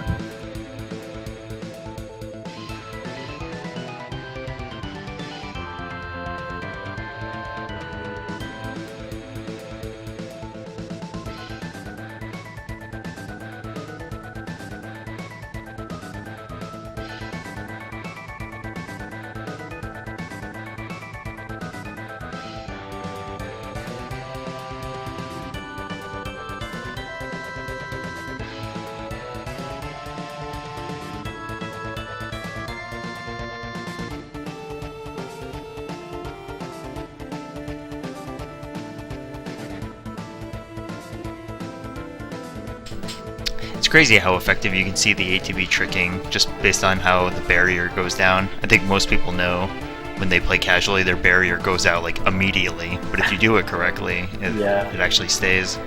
You're actually not losing it during the fight if everything's going well.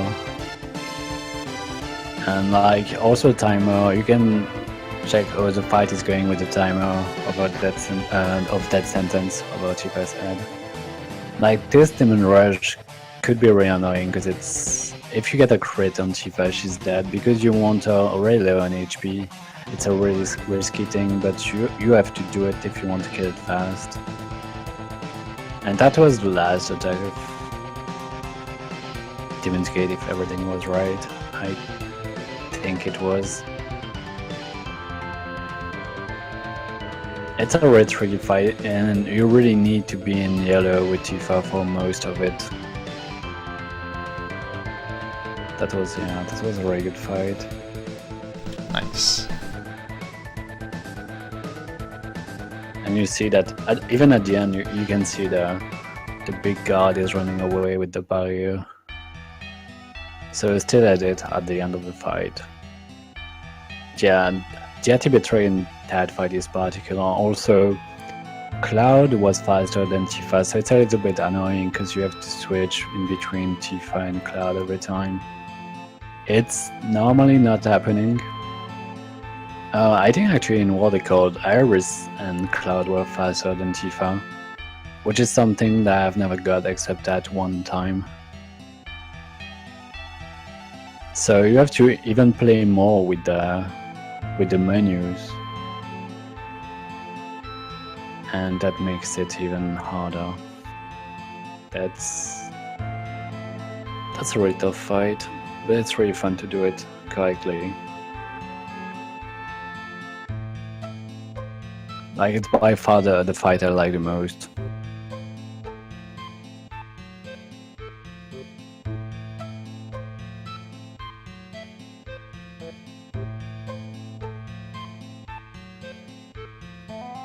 What's the next big fight? Like, that you actually have to worry about? The next big fight is, well, it's actually Genova Live because of the first turn. You can get Aqualung, and if you get Aqualung on the first turn, you have everybody dying except Cloud. And that will obviously not happen because it's the water card, but if you have that happening, you can try to revive Sid, then revive Tifa and heal and everything. But every time you will throw your Phoenix down, you will have Genova Live attacking someone, and if it's Sid, it will die over and over, and you can lose all your Phoenix down like that. Also, Cloud is not dying because he has the water ring on him. And Hello. she's doing only water damages. Hello. My internet is back. Nice. Finally. I was lagging for 10 minutes. That sucks. But yeah, Genova Live can be a really annoying thing.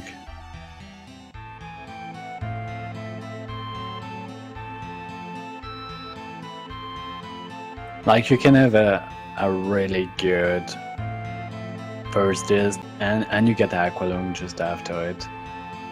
And you just lose all your time. Which happened a lot, and that happened to everybody because it's actually happening often.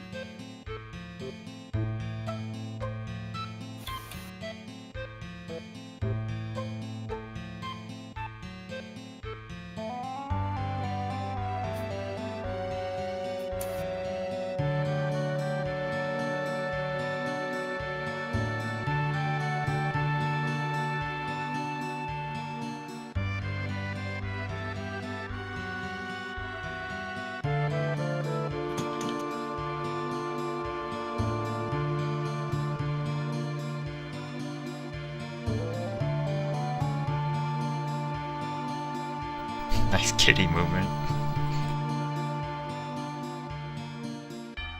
Yeah, I have a lot of cats.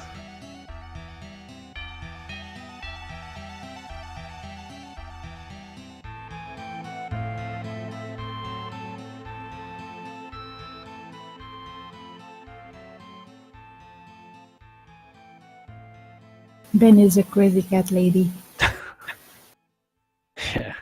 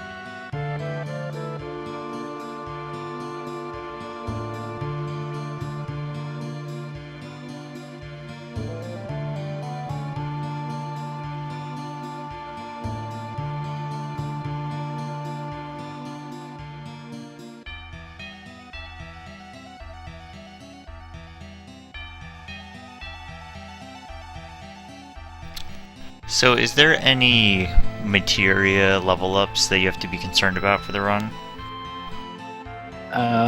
There is only the elemental materia, but it's really at the end of the game. You need it for Bizarro Sephiroth, so like you're putting it most of the time to get some XP and to get that one level, but you're getting that one level actually pretty late in the game.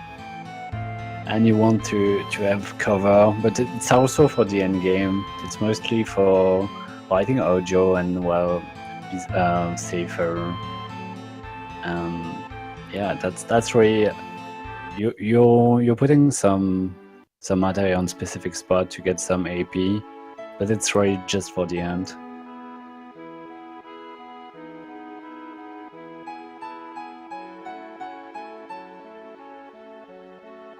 And yeah, HP plus, but we don't have any. But yeah, having some more HP is pretty useful around the end, because yeah, once again, we didn't do any extra fight. We're not grinding anything.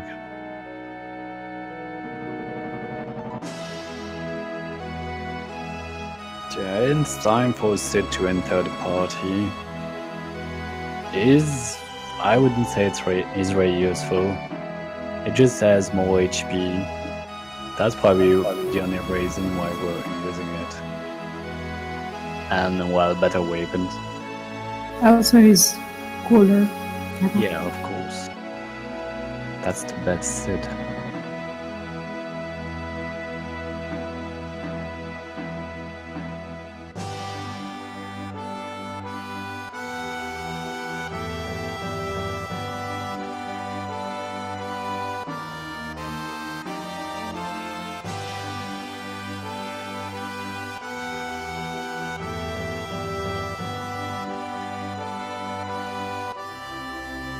Yeah, we're getting close to the end of this one, and this one in this game is really long. Like it's close to 5 hours. The second disc is like 2 hours, I think, only. And well, the last one is like 30 minutes. So disc one is a really important thing in the run.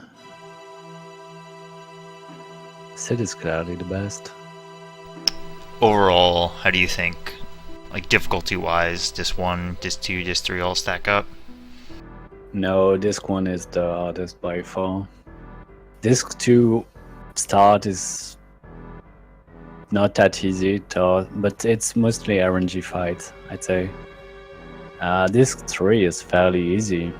I mean, it's just the final fight, and it's really easy to do them, I think. But yeah, this one is clearly the hardest with the most RNG. There's also a lot going on. Like this one is really nice, except Garm.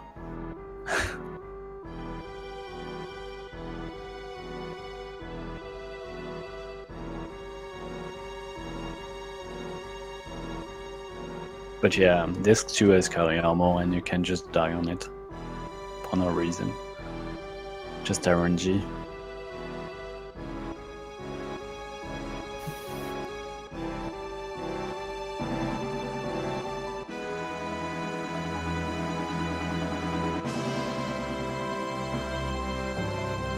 So I didn't see if I got my limit on Demon's Gate, but that's something really important for the next fight, because you need cross slash for General Life.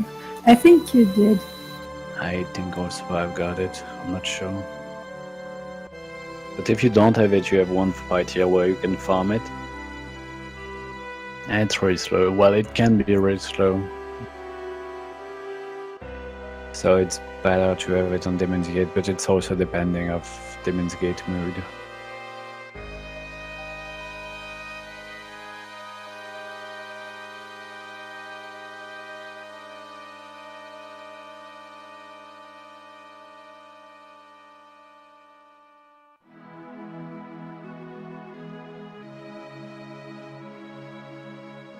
Welcoming to another little skip. It's always the same as the paralyzed dodge. Like we would trigger the sleeping, going to sleep text, and picking up the elixir. And that will skip like just going to sleep, but you will be restored and everything, which is pretty good. You should mention that you can soft lock. There's a risk of soft locking. Like you will see after the skip and after the menu, you need to go right and take the ladder. If you're not taking that ladder fast enough, if you see Sid and Tifa first on the ground, it's a soft lock, you can do anything, the run's over. But I've never got it happen. I know some people got it.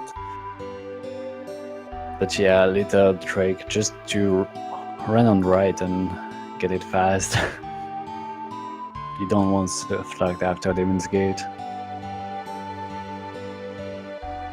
Yeah, General Life we got again a similar strat that's to Red Dragon. It's pretty much the same principle. We use cross-edge to paralyze the enemy and then just do like 3 death blows to finish the fight. What Ben said earlier that it's really, really important to get your limit break a year before the fight is because it's very difficult to farm it in this place. Because we don't have any world map fights anymore, we only have one fight in the field, and this fight is very troll to get your limit. Because the enemies are using blind before they use attacks that actually deal any damage. And they keep casting that blind attack which is called Dance until the blind sticks. And if you're under a blind, you cannot cover. So you cannot just... Normally, if at any point in disc 1 you don't have your limit on Cloud, you hyper him, you give him the covers, and you just wait till he gets it. But in this fight it doesn't work. He will get blinded and then cover is dead, it doesn't work anymore. So it's very important that you have the limit before here, because, well, it's otherwise, it's still possible to get the limit very fast, but it's pure random. Purely luck-based stuff. It's a really important part of the story incoming. The best one. Not going to spoil again. Spoilers, I'm sure nothing bad happens here. Nah, it's all good. They high-five each other. Yeah. And Cloudy looks really nice. Doesn't want to do anything bad.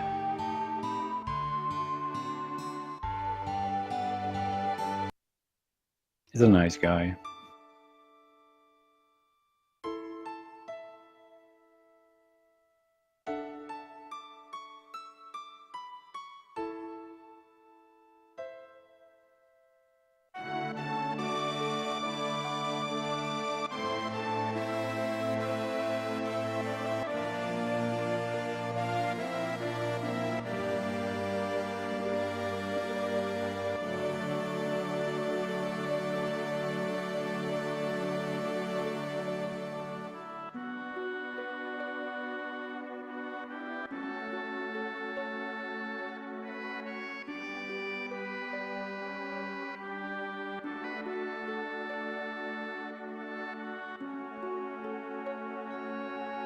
Aer's wondering why her materia isn't working. She put it in her hair. That's why it's not working. Sorry. Belongs in the fucking weapon cap.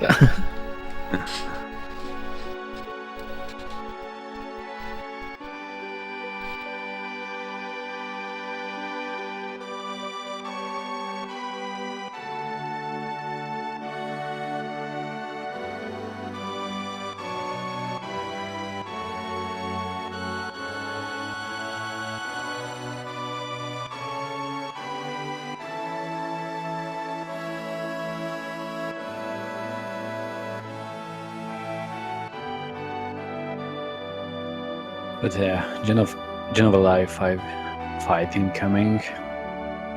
It's a fairly easy fight if you don't get Aquilung first turn, which will hopefully not happen. It's And one a- record, please. Yeah. Well, I mean, you can have a really fast fight even with Aquilung, but you need to be really lucky. Then you need to do some really good stuff. It's really hard.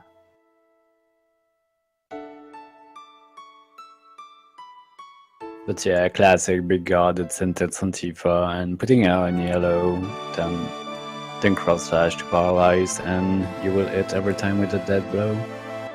Only need 3 though, hopefully, because 4 would be a bit harder to do.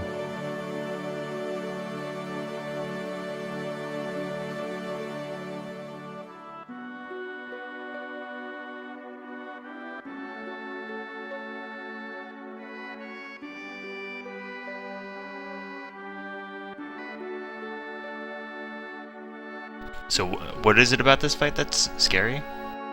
Well, on the first turn, you have 33% chances or 25 chances to have Aqualung. 1 in 4 are 25.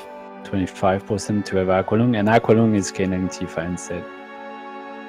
So, yeah, you have to revive everybody after, but after she will maybe kill the one revived, and you have to start over and over. And you can just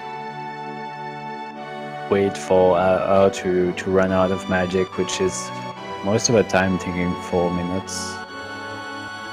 And you can't do anything about it.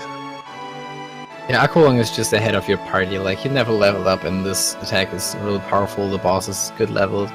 Like, this attack is just way too much to survive. The only reason why you're even able to maintain the run after Aqualung happens is because you get the watering and you can give it to one character. And yeah, the character who has watering obviously is protected from Aqualung. But even under sadness, even if you would get a big guard off, which is very unlikely to happen, but I think even then you could not survive an Aqualung. It is very strong, like 1500, 1600 will do to your party. I don't think having the first attack on this fight is possible. I actually never. Yeah, it is possible. She's really fast, but she's not having some sort of sneak attack property. It is possible. She's really quick. You know, that's the same thing why on Jennifer Death, you know, you cannot use ATB trick. Even with haste, you will not get 2 turns in a row. It's just because the Jennifer enemies always have extremely high speed stat. So yeah, it's probably impossible because she's really, really quick. But yeah, even then, the Aqualung is just too powerful. The only reason why you can stand it for 1 turn is the watering, and then, well, you have one character who's immune, and the other characters, if you revive them, they get revived with like a quarter of their max HP, so whatever attack Jenny does is just killing the character if it's aimed towards that one. So, first of all, you're losing time because you can't just immediately execute the strat you have. And then, you keep losing time whenever Jenova is not attacking for a second time Cloud. Like, the backup strat would be use Phoenix down with Cloud on Sid. And if you're lucky, Jenova would just attack Cloud again. And then you use Big Guard with Phoenix down with Cloud on Tifa, Big Guard with Sid, and then on top with Limit Priority use Cross Slash. And then, well, you just use 3 death blows, and she's dead, but you just need that luck that she's gonna attack Cloud twice instead of just keep attacking the one who you revive, which is for some reason always happening. Yeah, unfortunately.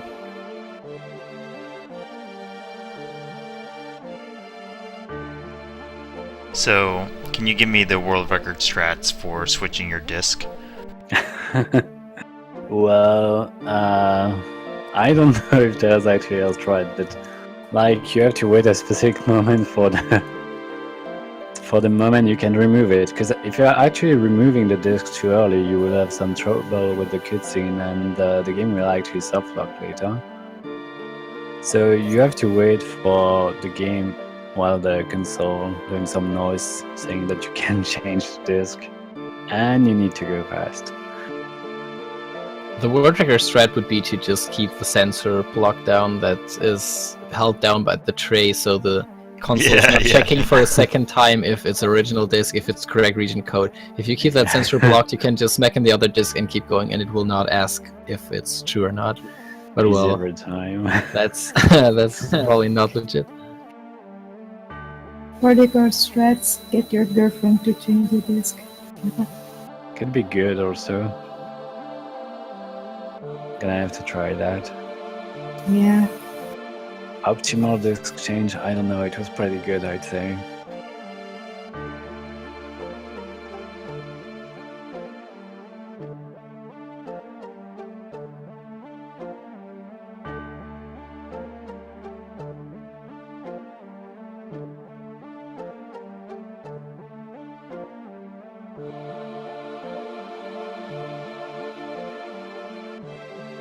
By the way, the reason why the damage increment from Demon's Gate to Genova Life was so huge is the Gigas Armlet. The Gigas Armlet grants Tifa 30 plus on her attack stat. This is why we're doing like 1600 death blows on Red Dragon and like 3600 death blows on J Life. Obviously, well, the levels are doing something, but the biggest change is the attack stat. Like 30 attack in this game on Tifa is a really huge thing, because the formula that calculates the damage out of your stats is how you call that in English? It is it's not linear. It's like one more. Parabolic? Yeah, thank you, exactly. Because that's just why an increment of the stat is just doing a lot more. Like if you increase the stat by 50%, it's like 225% damage, And on top of that is that that's just because the Power Soul is just a very small increment of your strength stat. Just 30 is just a really high increment also to your strength stat, basically. It's just increasing her attack stat by quite a lot, this armlet. It's just a bonus that is invisible. It's not in the description of the item or something. It's just if you put on the Gigas Armlet, your strength will be 30 higher. And this will make you really, really powerful. Because, well, as we mentioned earlier, with Death Blow and Power Soul in the perfect conditions, we got a 16 times multiplier. So you can easily tell that any sort of damage increment will just have a huge effect on the numbers if you have a 16 times multiplier.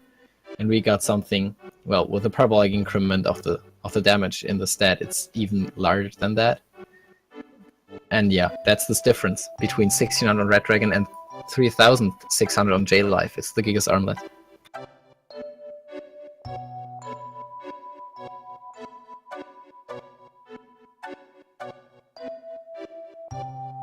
I don't know, I really like the nickname J Life.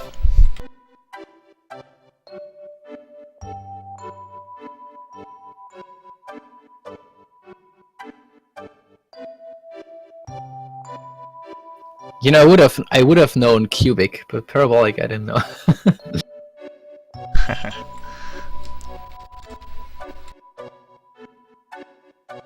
FF10 actually, just talking about that, about the stat curve. FF10 has the one that has the highest, the strongest curve in the whole franchise, I think, because FF10 has indeed a cubic formula for this.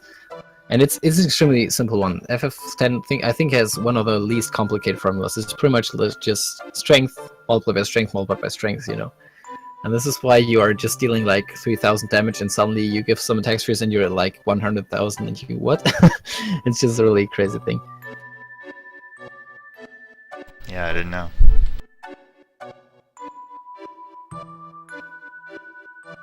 The older FFs are more linear. I think FF9 is also linear. And FF8 is also parabolic, yeah.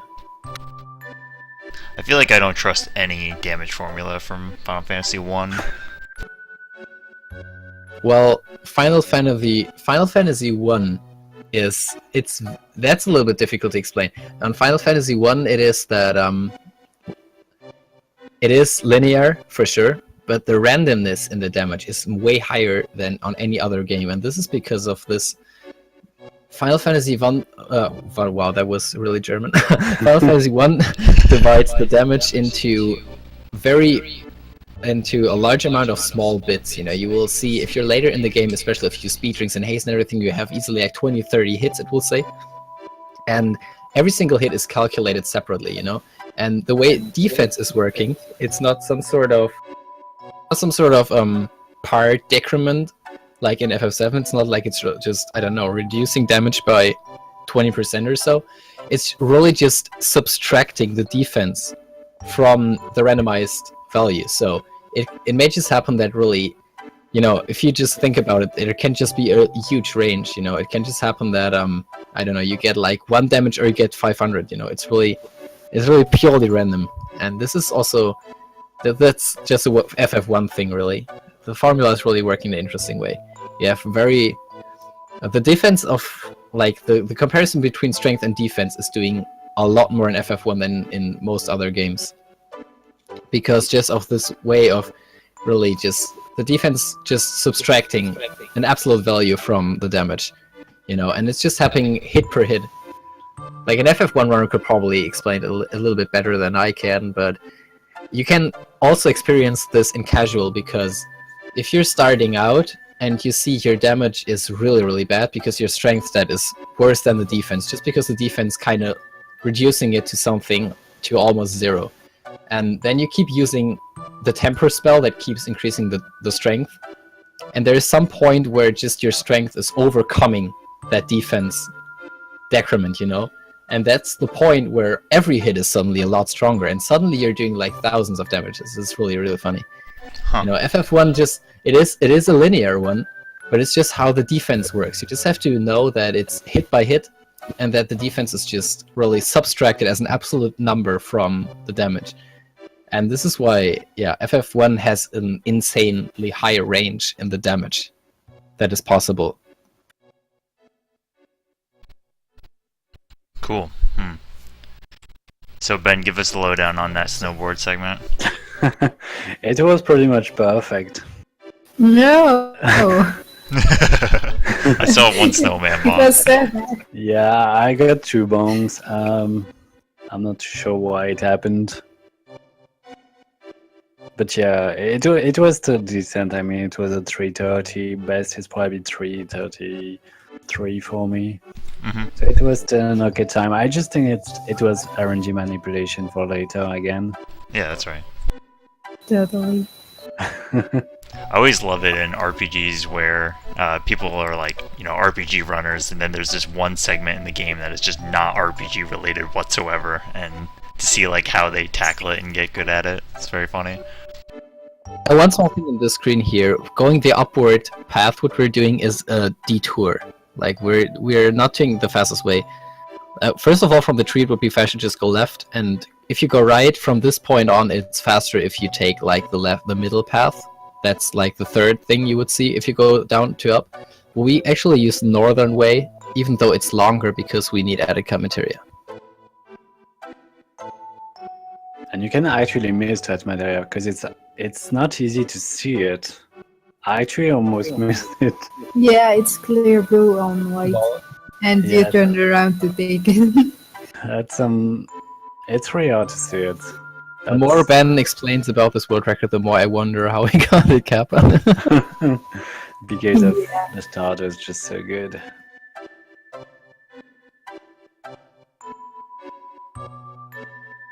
Highlight from me is still that you have notes for the password, like 4 options, and you have notes. That's still my highlight. I have 2 pages of notes when I'm running. I'm not really watching them much. It's just like just in case I'm forgetting something. Yeah, okay, I can understand. You can just like like what was 2 because you have got 5 seconds to go to the mayor, and then you know you gotta pick it, and yeah, why not just look it up if you can. No, with all the route changes, I can tell you I have way more notes. So This is a actually long bad luck for fight. some point here also. Yeah, I mean, the this- fight was This is something that is also not very well known. Like this weird mini game, whatever. I don't even know what this is and what they thought when they coded this. But this whatever map this is not a field map. Like you could easily think that this was, if you kind of followed this what we talked about step count and everything, you would normally just figure that we just had another step count fight. But this map there in the middle is a world map. It doesn't behave in all ways like a world map. Like you cannot put the camera to shoulder cam, which is kind of intended because you're supposed to, I don't know, not know where you are, seriously. But it is technically a world map in every other regard. Like the way the fights work and everything, it is world map. It's also like stored in the world map stuff. Like it is a world map technically that you're going there, and this is why the fights they're random. And what we're actually doing, we're not going immediately to the northern way, which leads to the Gaze Cliff, which we climb right now.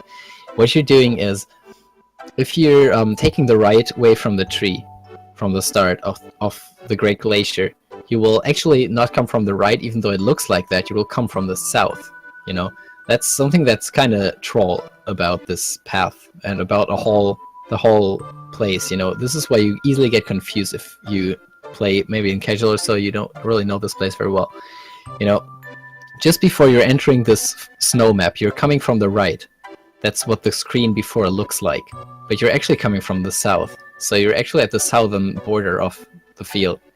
And if you are coming from right, it looks exactly the same way, you know.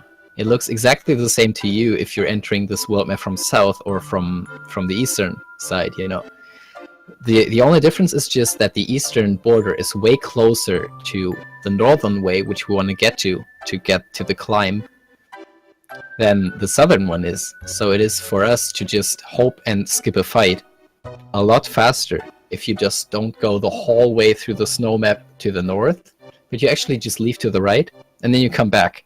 And then the game will spawn you still on the right, but way, way further north, you know, so you don't have to cover the whole distance. And this is why this is done, you know, we leave to the right, we come back, and then we go the last steps to the north.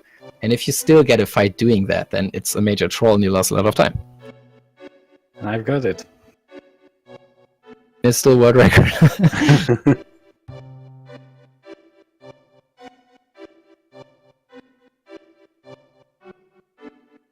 I think this is one of the major reasons why, if you wouldn't need edit cut, the left path is faster. Because the left path, it has less screen transitions, that's one thing, but it also has a lot more space in movement. Like, you would get, depending how your step count works, depending where it has its reset points and stuff like that, you're possible, I guess in those slots, the way the step count was, I guess you would get one more fight if you take the left path. So it's probably not, wouldn't save time, even if you didn't need edit cut. But the major time save comes from the fact that you're actually entering this snow map in the middle from, not from the south. This is, I think, one of the biggest problems from taking the right path, that you actually come from south, and either you have a really long way through the snowfield or you have double screen transition extra. So it is something, one of those points we mentioned earlier, when we were really like saying that sometimes we don't take just the fastest way or the way that is just giving the least fights. In this way it would just kind of collide. But you know, the priority of the path we take here is neither the optimization of the amount of fights nor the optimization of the time in the split. We just take this path because we need the etiquette materia. And this is just what we have to wrap the step count around. Just because we need this or we lose ages later on the fights. And this is just a way that is a path that is just, you know, it is not a choice we have. We have to take this materia. Just like Deathblow. When we pick Deathblow, we just have one more fight in the step count, but well, we need this materia or else we'll lose a lot more time than having one more fight. Boulder cutscene, you have to precise this question because I don't really know which one you mean. Because Boulder, what cutscene? If you're talking about Ancient Temple, that's not a step count. No, it's this No, one. it's when you push the rock down the path. And Well, that's pretty simple. As soon as you touch the rock, step count is gone. Yeah. As soon as you touch the rock, there is no more step count, you know.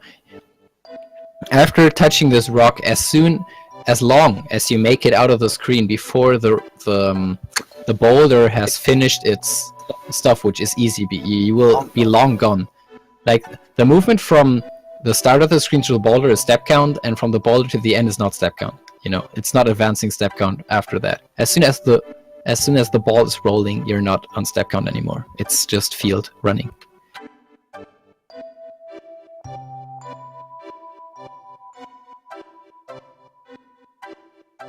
This is why we picked laser earlier in the desert prison. Those enemies have a very, very interesting property. Gravity in FF7 is an element like any other, and it is very well known that gravity is just doing percentage of HP, correctly? So, if you say like we have a Demi 2 attack, then it's doing half of HP. Now we have I think it's kind of a gimmick, you know, they call it that way because like gravity is something you know, this icicle is falling down. I think that's really the idea behind it. I really think it's kind of a gimmick that actually the icicles are vulnerable to gravity, you know, because they're falling down. So what happens here is a very unique thing, that actually the enemy has a vulnerability to gravity damage. Like, for example, I don't know, like a fire enemy will be vulnerable to ice will do double damage. On this enemy, gravity does double damage. So a spell that we have, a gravity spell, that deals damage of the amount of half of the max HP that the enemy has, is indeed dealing 100%. You know, we got Laser is a Demi 2. It deals 50% HP damage, and it is weak to gravity, so it's doubled, so it's 100%. So Laser is one-shot the icicles. This split would take really, really long without Laser. That's why you need it.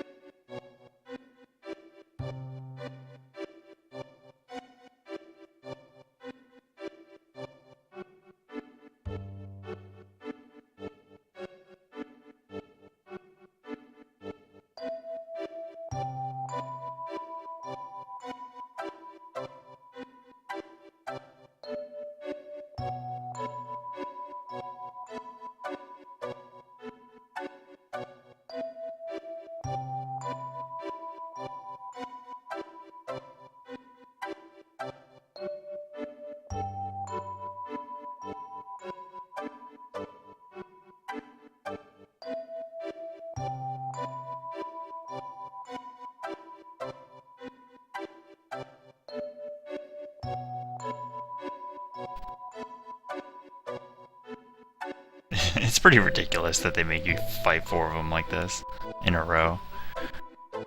Yeah, you only need to kill 3 of them. If you 3, yeah. if you get the last one, you get a mega elixir, which is actually not the exact name. I think it's last elixir or something like that. But it's Mega elixir, it's correct thing. Yeah, mega elixir. It's actually a mega elixir. I used to believe it's called Mega Elixir because, like, I don't know, Elixir is the one, and Mega is kind of an increment, like, I don't know. It is kind of a normal word, but it is intentional. There's no E. It's on all FFs. It's kind of Mega Elixir. It's weird. It's a FF game.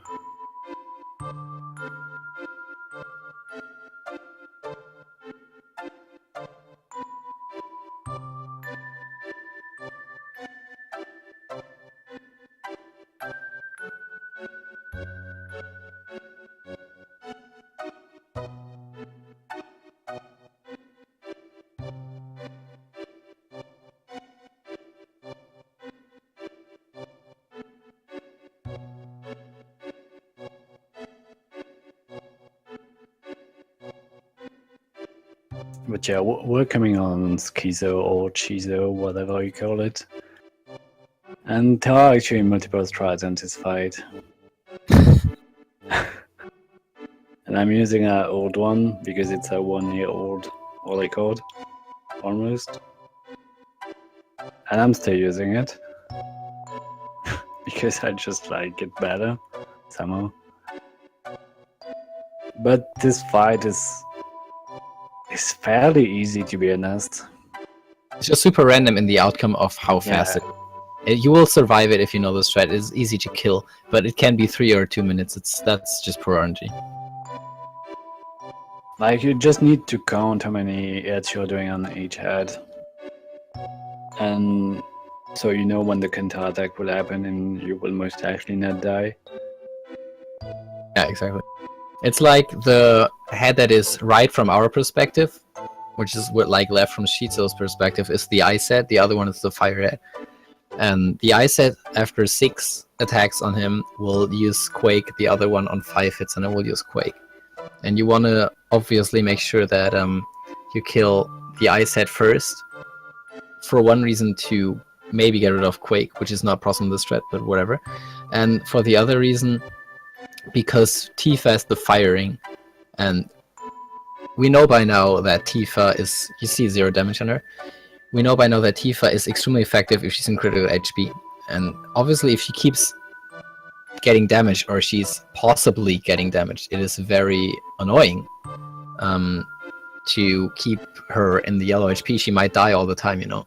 So before, in this strat, this is more the strat that is very consistent.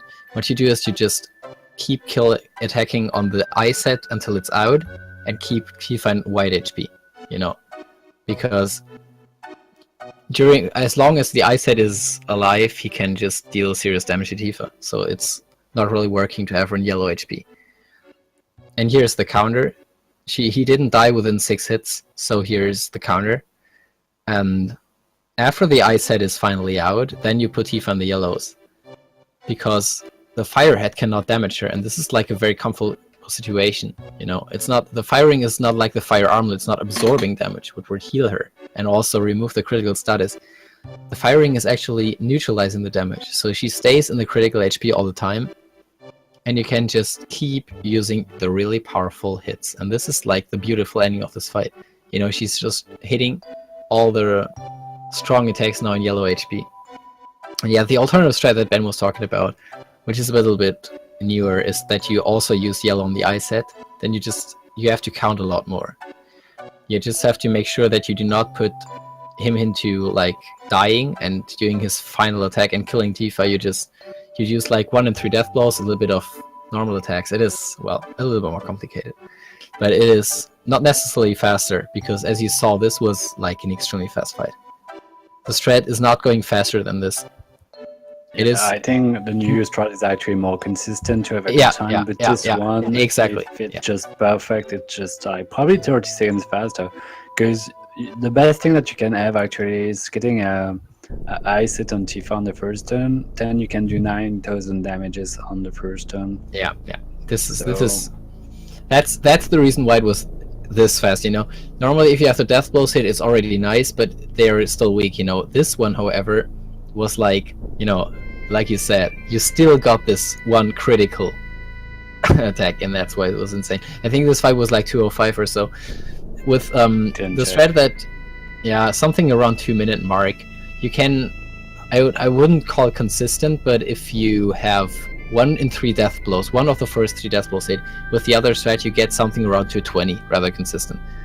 And yeah, it is not faster, but it is a good time, like you said, with consistency. And the thing is just, if the strat that Ben used on world record, like, it went very nicely here, but if it is not really working that nicely, it can easily be a 3-minute fight. So it is, I think almost most of the stuffs that we do in like newer route, also this alcohol magic breaths things, it is more consistently out of things. It is like, I don't know, it's like you're in the 750s and you need a 740 time, you do the route correctly and you get it easier. But if you want to beat world record, and then you need some RNG, you know, and then if you have the RNG, it's not necessarily that useful. Like, this is just, if you have good RNG, you get a god time, and that's what happened. And it's just what I said on the start. It's coming together. You have coming together, really good play, really good execution, and good RNG, and it's a really nice time.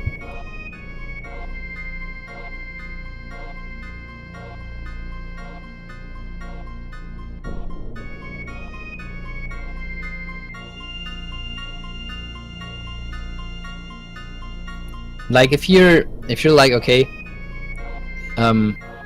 using like the different Shiitsu strat, what you can do is you cannot save time on the split over world record, but what you can do is you can just, on more runs, minimize the time loss. That's the only thing you can really do. Yeah. Can be like, I lost 10 seconds, I didn't lose 40, you know, and then it's time safe in that regard, but yeah.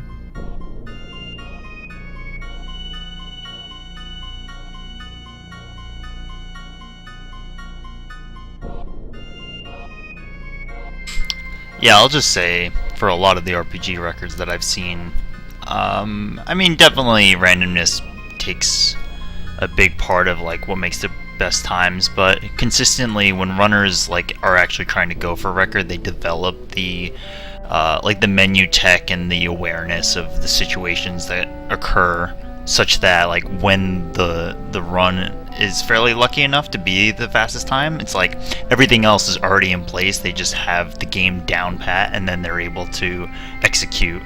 And sometimes runs are a little bit luckier than others, but yeah, I think that's a good way to see like the quality of how like a world record is. You can see it here, and you can see it in some of the other videos we've seen, that like you're on top of your menus, you know exactly the situations you have to look out for, and once the luck comes, then you'll get the fastest time. Yeah, it is like the execution determines the range that you can jump into, and the RNG determines the exact time, the exact point where you jump into. Like, yep, that's it in the end. You can say like I'd say like when Ben was really on this, when he was doing this work, he was doing like an FSN run every day, and he finished so many really good runs in the low 40s, like times that other people would like to have SPVs, really a lot of them.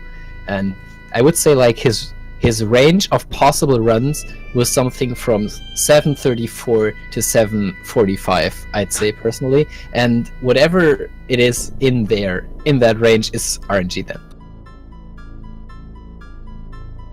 Mm-hmm. Ben laughed when I said 734 cap.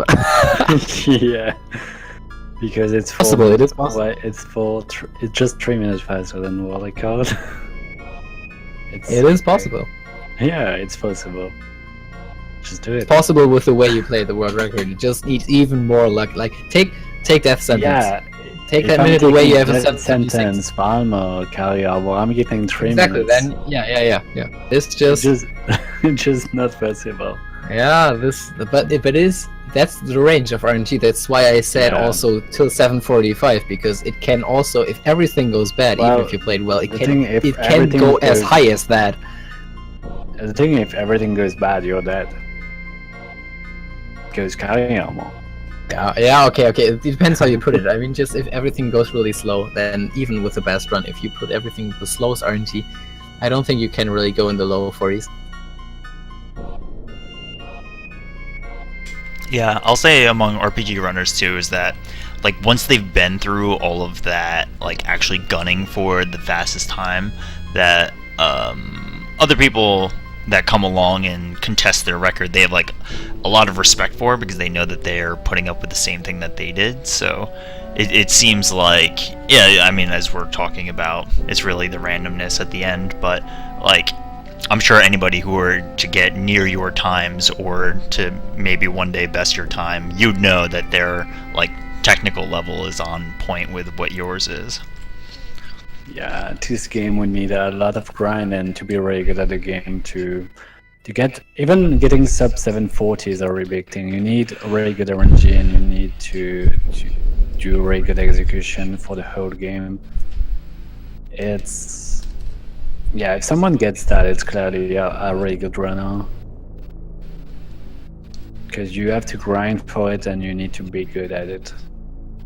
And obviously, beating it is even crazier. Because, well, I did a ton of grind.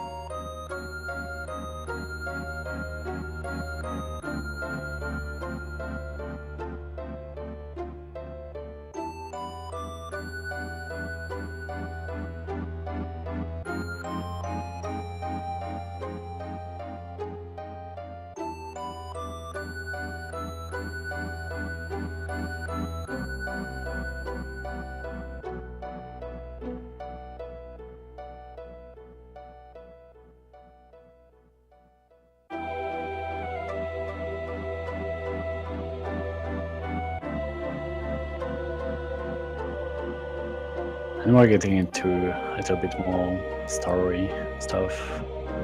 A lot, actually. It's already quite part of the run. It's a good time to actually eat. And it's 5 hours in, so it's just a really good time. Mm-hmm.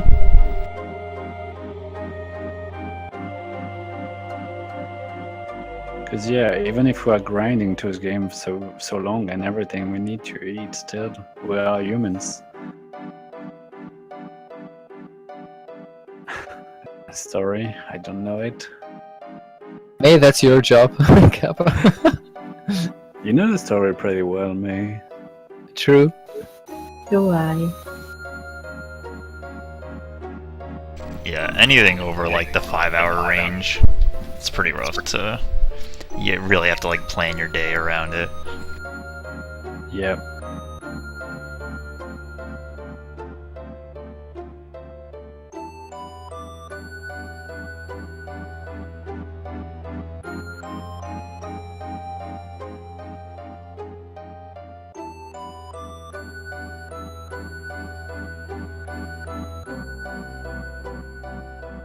Who's that black-haired guy?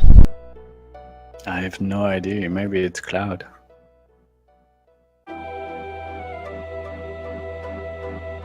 Cloud with dyed hair. But yeah, it's a part where some stuff are revealed. But not totally.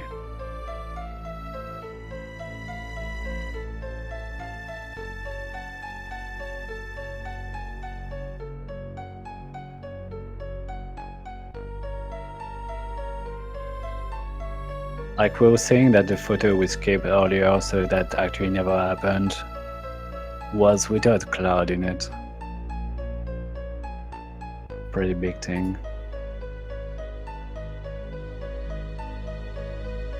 Mind blown. Yeah, since we did the picture skip, that shouldn't happen. That picture doesn't exist. The game is wrong.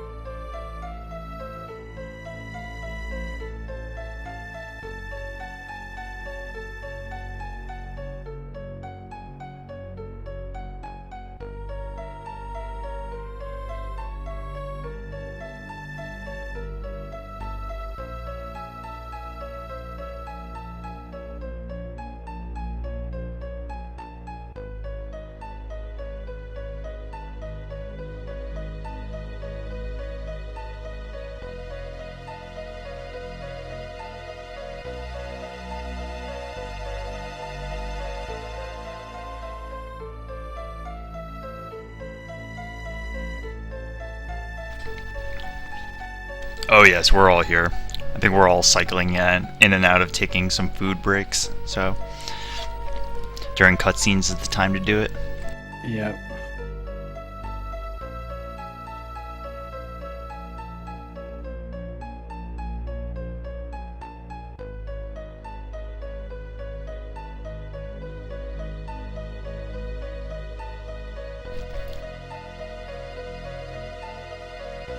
I mean, there's a few major cutscene points in this game, but it seems like it flows pretty nicely. It seems like the calm cutscene is a little much, but how do you guys feel about it? Actually, I really don't like this part right now. I probably hate it more than Calm. Because Calm has at least, like, there's a picture skip. You're actually moving a little. This part after Genova death is a lot of, well, stuff happening in the story of the game. And what that happened, it's not fun in a speedrun because you can't do that much. And this part is very quiet. And I mean, you're 5 hours into your run, and you had a lot of thing happening. I mean, you have the end of disc 1 with Red Dragon, Demon's Cage alive. Even the start of disc 2 is pretty good. There's a lot happening, and then you have that really quiet part for kind of long time. That's really one of the part I dislike in the game, because there's just so much going on before. But well, that's an RPG, you can't do anything about it. That's a really good part for casual, just not for a speedrun.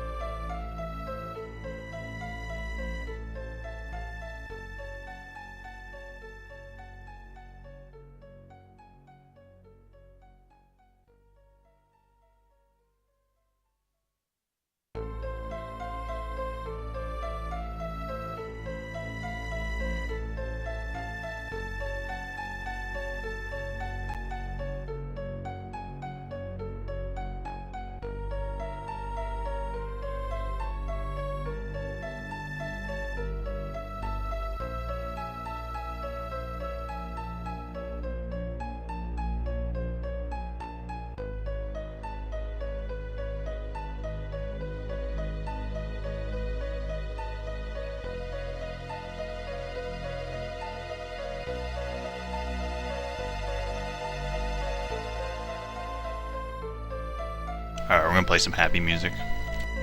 Nice. Yeah, it's weird. I just have the voice chat. I have no music around.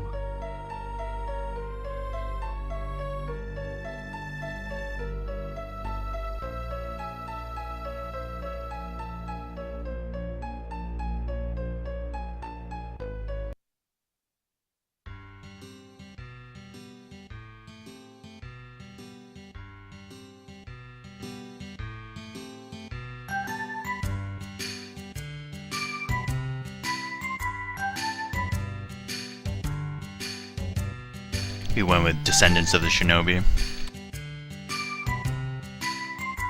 I actually don't know the name of the music. Except the. Oh, the it's end. Yuffie's theme. Alright.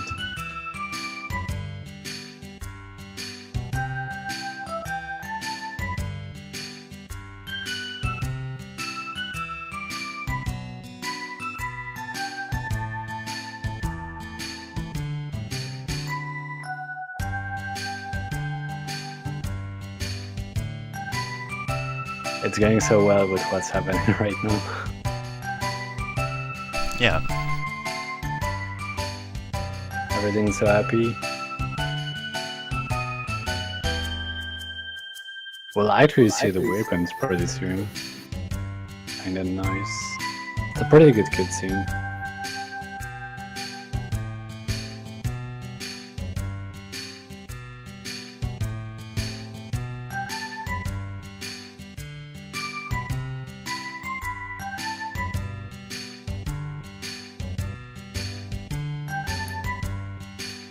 It's a nice word, Papa. You know, I'm never seeing it almost. Because it's a good time for break also. Because even if you have like a cutscene, you have a lot of mashing to do, you can't really move. Yeah. It's too bad because like it's where turbo sounds really nice because you can just actually set it. Yeah.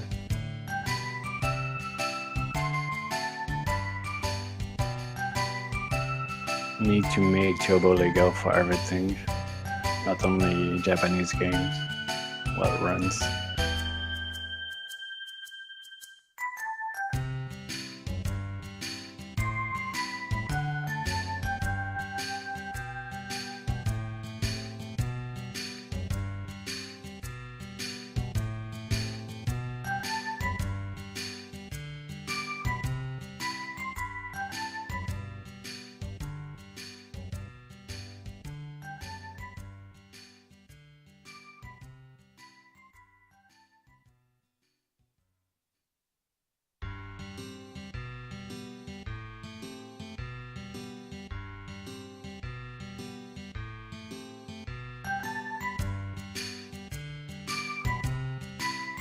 So Ben, you speedrun other stuff? You play FF8 too, right?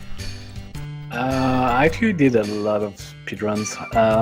Recently, I'd say I'm mostly doing 7, 9, and Zelda Link to the Past. I kind of stopped 8 just really recently. But yeah, I'm kind of new to 9. I did maybe like 4 runs, 3 of them died. That's a pretty fun game. Yeah. And the best thing is when they are dying like 9 hours into a run or something, it's always a fun experience. Zelda is clearly a different type of run. It's way shorter also. It's really nice to have that kind of game. Also, this was my first speedrun, actually. So it's really good to do it from time to time. Yeah, I've actually done a lot of different speedrun, but I'm only doing 7, 9 into the past lately. I actually want to learn a ton of games, but it's just not possible because you just want to run a ton of games, but you would need to learn all of them and then be able to run all of them, which is taking a huge amount of time. Yeah. It's like, it's one thing to sort of just like learn about games and even mess around, but to like actually compete and get good and actually push your times, it's a lot of effort, and you can only do so much.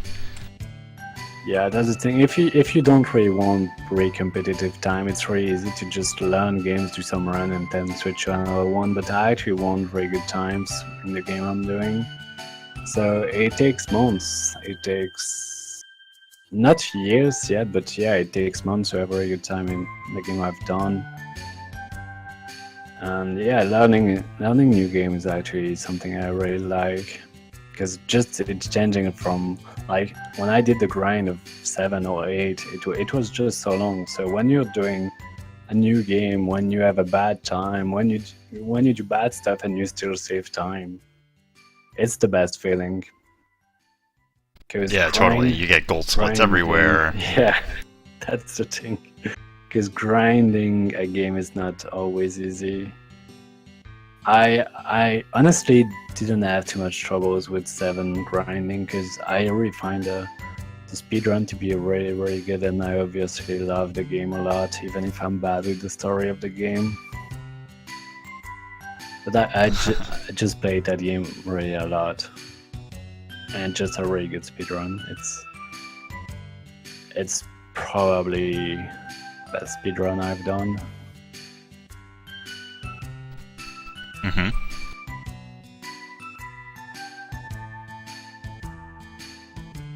So yeah, what was the grind for this game like? When did you start? Like, when did you start wanting to like really push it?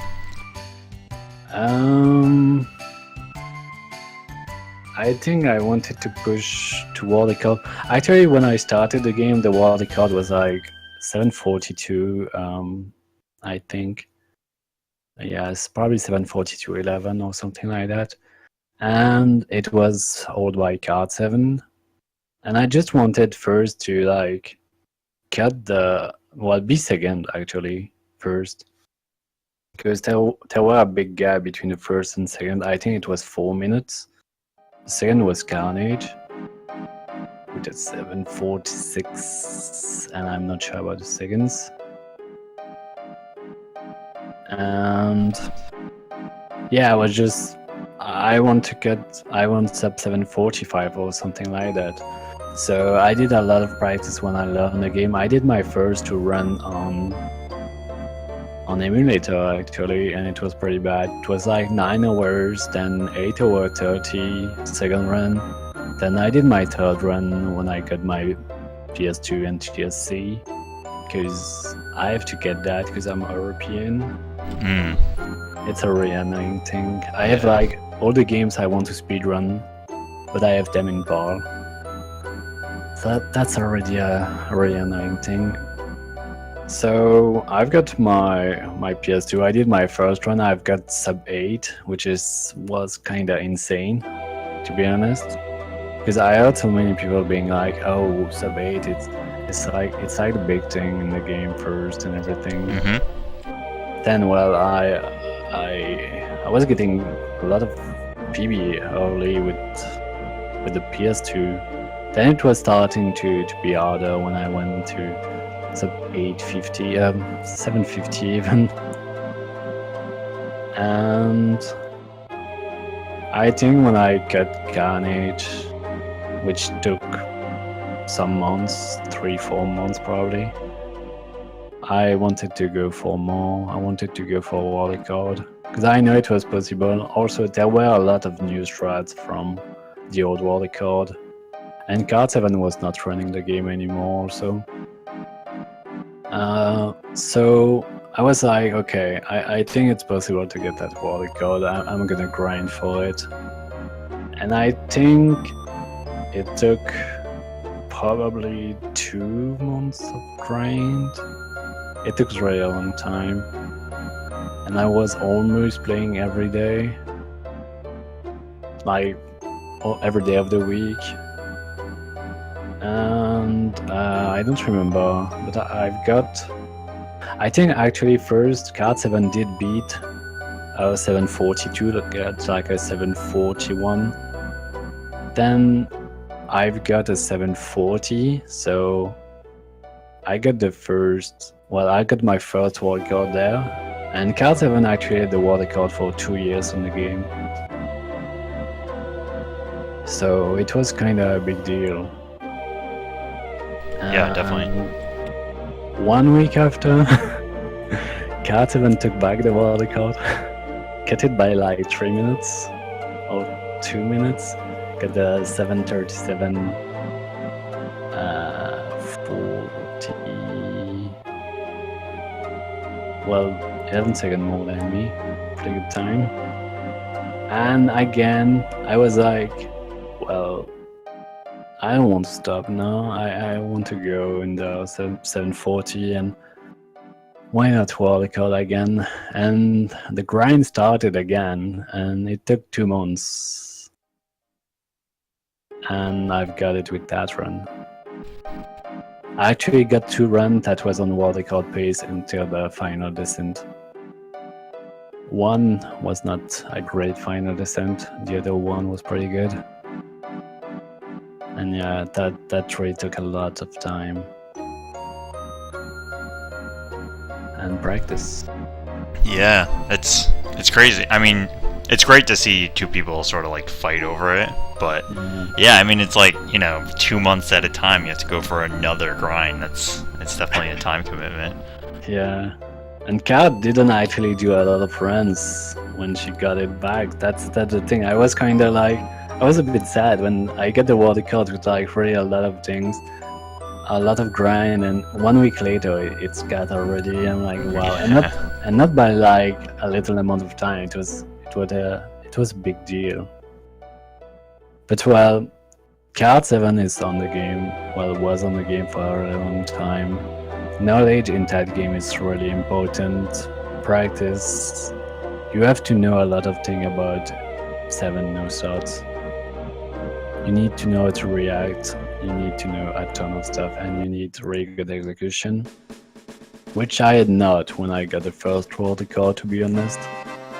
It was kinda luck,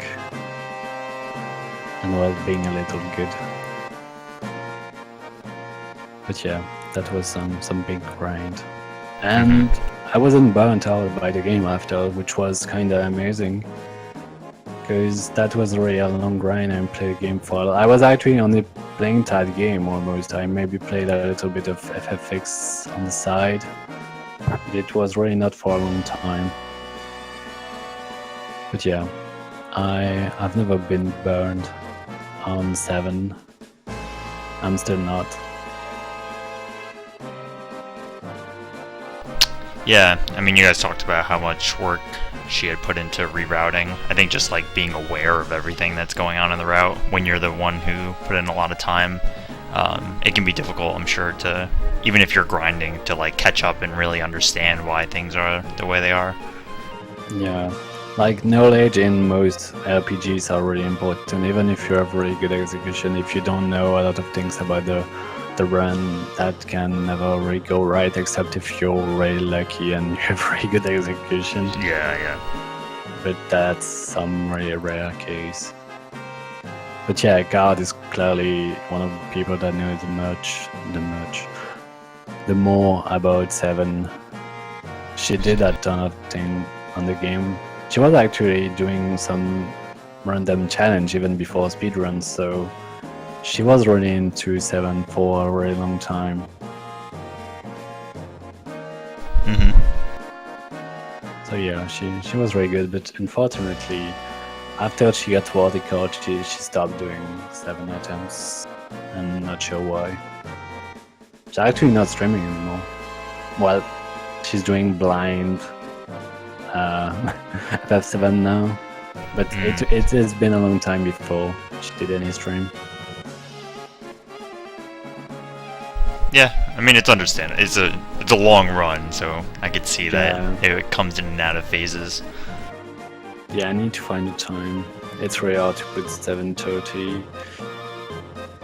Just maybe the weekend or some stuff like that. Yeah. I have the chance that I can do runs often. But yeah.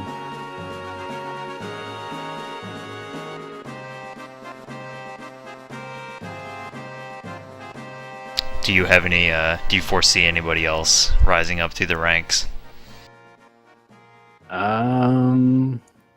Well, I mean, really close. There's only Carnage, and he's 4 minutes. Wait, he has a 7:42, so he's 5 minutes away. But he got a really good run recently. He was actually ahead of the world record really late in the game. Like he was ahead after Genova dead, so that's pretty late in the game. So it's possible that it's getting close. It's possible that it's beating it maybe with the new route, I don't know. Like the new route is supposed to save a little bit less than 1 minute, which I think is probably a bit, yeah, it's between 30 and 40 seconds, which is already pretty nice.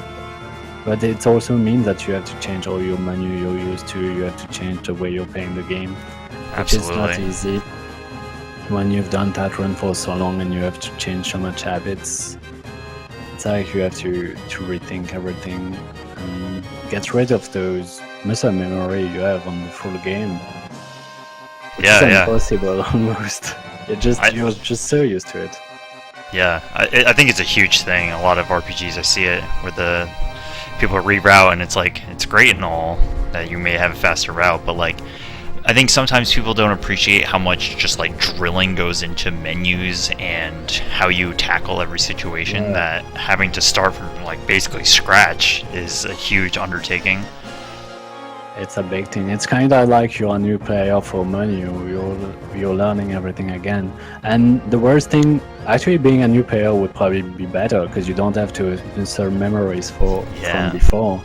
Because I've done a lot of route change lately, and I'm like, I've got some run dying just because I forgot something in a menu because I was thinking it was done earlier, but it wasn't the same route. So the run died just because I forgot something.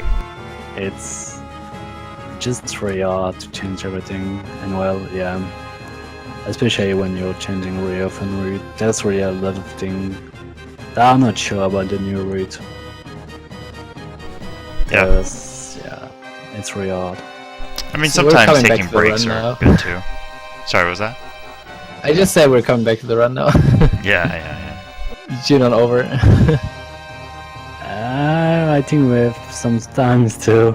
I mean, Is there still a lot of dialogue? Yeah, that's the thing. 10 there's McDeal, shopping, 10 potato, then more.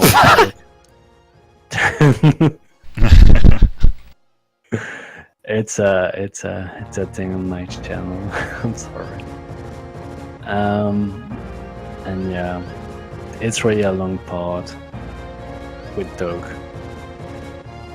That's why I actually don't like it that much. Like after we have a shopping, we have to get some HP plus and some destruct. And yeah, then we have again a little more talk, then we have some action. Then we have the live stream. Like disc 2 is really, it's losing a little bit of the really good disc 1 it is. And like the start of disc 2 is really good also. So yeah, just so much of the story going on right now. Finally getting the island.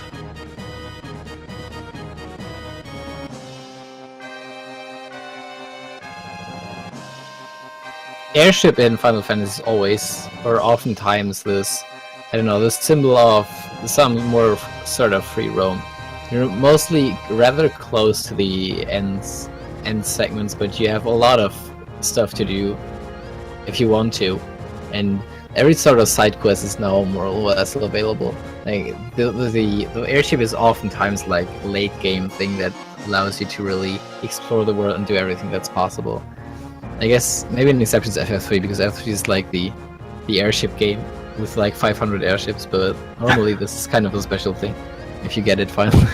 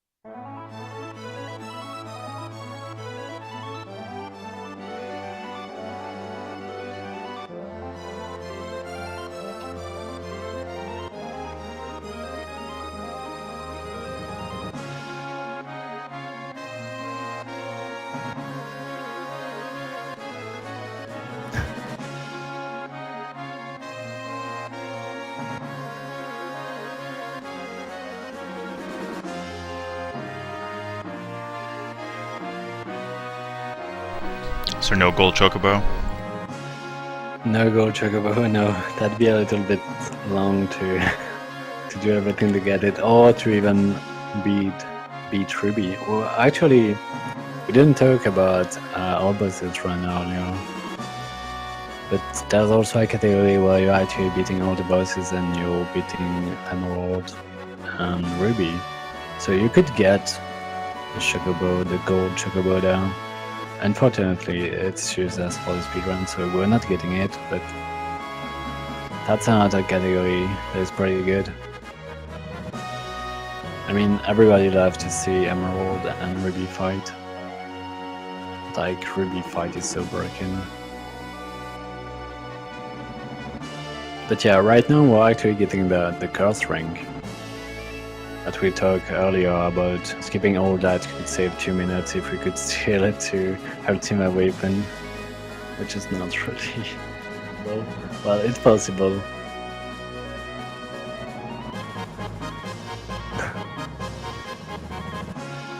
But yeah, curse ring is really important. There's a really important second choice here. If you don't take a second choice on the next one, you're not getting the curse ring and you can reset. Well, yeah, you can't really continue without the curse ring. Yeah, not the Or gold you can chocobo. steal You... Keep going, May. I said, or you can steal it. Like Yeah, just steal it. Easy every time. I mean, if you do the mistake, I would probably go up to maybe the stealing, but you would still lose some time on the train. Because the curse ring is already useful for the train, but that'd be the only part. But yeah, AI is shopping. You need to have, at the end, you need to have between 4,001 and 4,439. You need between 4,000 and 4,399. Because you have the 3 stoners with a value of 4,000 gil. And what you need at least 4,000 to be allowed to participate in this minigame. And The minigame ends when you do not have enough money to afford the next unit. If you have 4,000 gil, and also less than 4,400 gil, you can afford 3 tree stoners, and the maximum amount of gil in this scenario is 399 gil, which is not enough to buy anything else. If you have one more, if you have 400 gil, you can afford a fighter. And if you can afford a fighter, it is a rip run, because a fighter is something that you cannot delete. You will see right on when we come to for Condor that we just put 4 tree stoners and delete them. If you do have 4,400, then it does not work, because the game only ends if you do not have enough money to buy anything else. But with 400 gil left, you can buy a fighter. So actually, what you want to avoid is that you have between 4,400 and 4,479 gil. Because if you have 4,480, it's still fine. You lose a little bit of time because you have to put one more unit, but at least you can put something that's destructible, you know. You put 4 tree stoners, you have 480 gil left, and you can just put another catapult, and you can also destroy that. You know, the point is about Fort Condor, why it is a little bit interesting on the money, is that fighters are 400 gil and catapults are 480 gil. So most preferably to just have the fastest possible minigame, you have less than 4,400 and at least 4,000. But if you have more than 4,400, you need at least 4,480. Now, what happens if you have between 4,400 and 4,400? Between 4,400 and 4,480, you will you can still do the game fast if you put 6 items, but if you don't realize it and you put 4 tree stoners, the run is over, because you will have enough money to buy a fighter but not enough to buy a catapult, and you will have to put something that is not destructible, and you will have to wait out the whole minigame to finish. So if you have this amount of money between 4,400 and 4,480, what happens is, like, if you realize it quick enough and you want to solve the problem, you use fire catapults. So you put 3 times tree stoner and twice fire catapult. This is like a value of 4,200, and then it's also working. Yeah.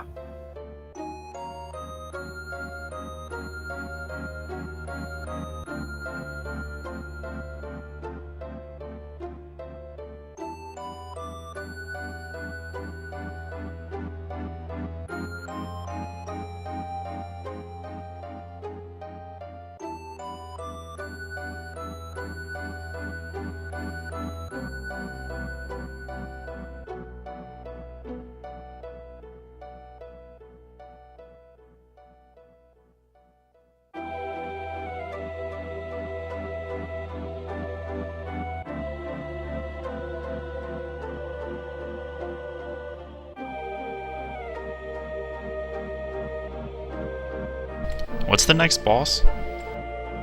The next boss is actually Kariyama. I mean, I don't count Eagle Gun as a boss. But yeah, Kariyama is after live stream, so next boss is actually in 40 minutes, I think. I agree. But yeah, it's just the worst boss of the run. And it's not even... You don't really need good execution. Just... It can be the worst boss at the first turn. I hope it will go well. Same. Until dying. the big surprise. Wrong video.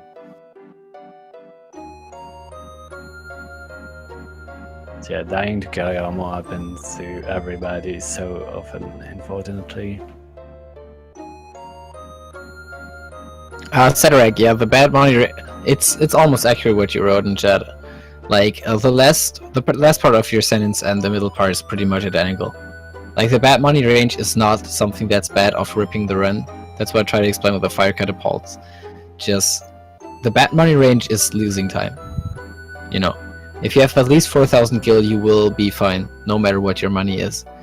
Like, there isn't a bad money range, there's a good money range. The good money range is 4,000 to 4,400 because you put 4 Creastoners, which is the fastest scenario, and that's it.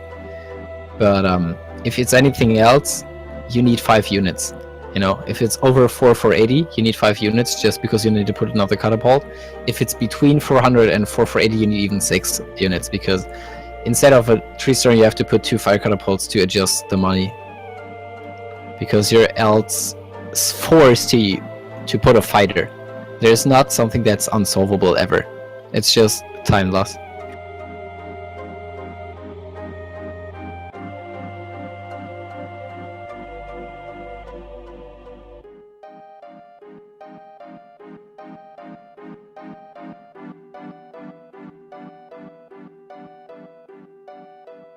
And well, you will actually see that minigame pretty soon. So after those really long and good explanation, you will see what actually happens when you have the good money range. The good money. Yeah, in the end, the bad money is like a time loss of, I don't know, I haven't timed it, but I would guess it like a 3-second thing or something. It's nothing, you just put another catapult and GG. It's not a big deal. The thing is really just you have to realize it.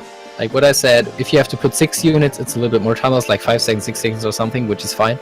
But if you don't realize that you have to put the fire catapults because you're in the 440 range, then you can rip, because if you don't realize and you put 4 tree stoners, then suddenly, oh, I can only afford a fighter, and yeah, you can delete a fighter, and then, well, okay, rip Yeah, it. probably losing 1 minute just for that, because you have to go fast with him and he has to die. But I have no idea how long it takes. I just know it's not gonna happen. You can't do that.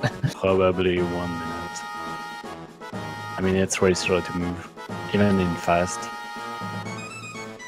So, what's the goal? It's just to end it as quickly as possible, right? Die, So, yeah, die. Just end it, die, and just end it. And here you just have to throw Aqualung on the enemy and kill it. That's a really easy fight.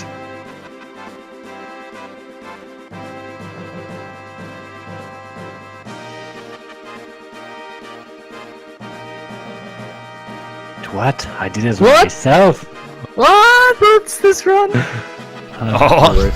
Oh, the rip. But yeah, no, it's actually just faster to carry yourself also. Yeah. And you're getting... You can go back to Fort Gondor, you're not getting the Mega Material, but you don't need it, so... And there's probably the longest menu in the game. I hope it was good.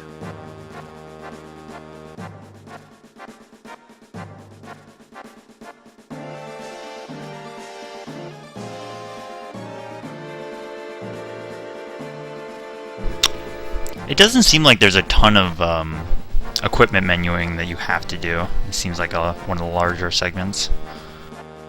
No, there's actually not that much menuing in 7, I find. Like 8 and 9 is way more menuing if you compare to other FF games.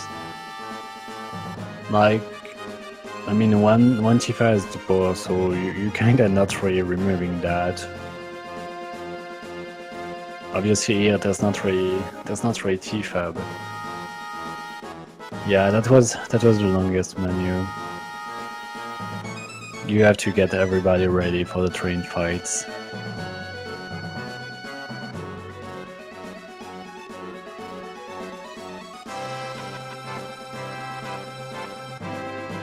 And likewise, you're just getting the minimum huge materia you need and nothing else, right? Like through this whole segment, or You need actually only one. right. Yeah. You don't care about huge materia, it's not useful. You just do whatever is fastest to advance the story, and one of them is just like unavoidable. You just have it, but it's not because you want the huge materia, it's just the fast scenario.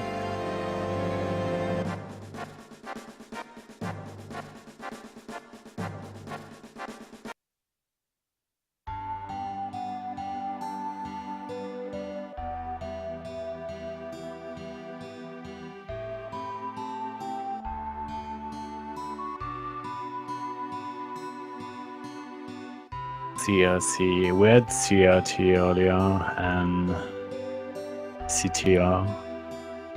Crash Team Racing. Yeah.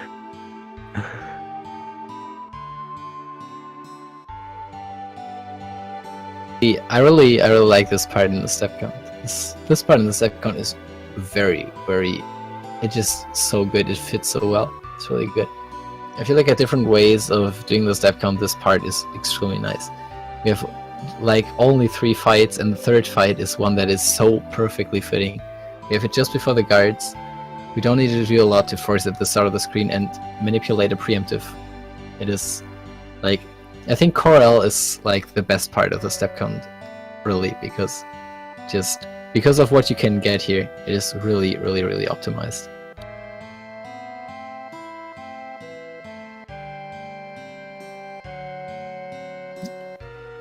Three fights total, and the preemptive on the scripted guards, it is really crazy. Yeah, actually getting the preemptive there is really good focus. Those guy can stop you, and that's really annoying. Yeah, they're really slow.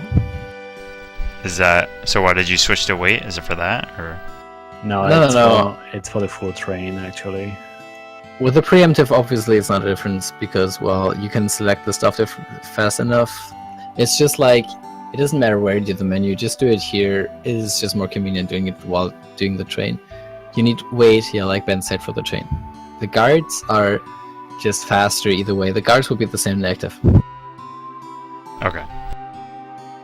Yeah, there will just be 4 fights on the train. Actually, it will stay on wait until, well, Gariamo, I think. No, I don't know if you do it that way, but there are like 3 fights in between. I'm not putting RTB active after You fight Goanai's ship on wait. Yes. Okay, Kappa. It's fast. Usually one attack. Saint Elmo's fire.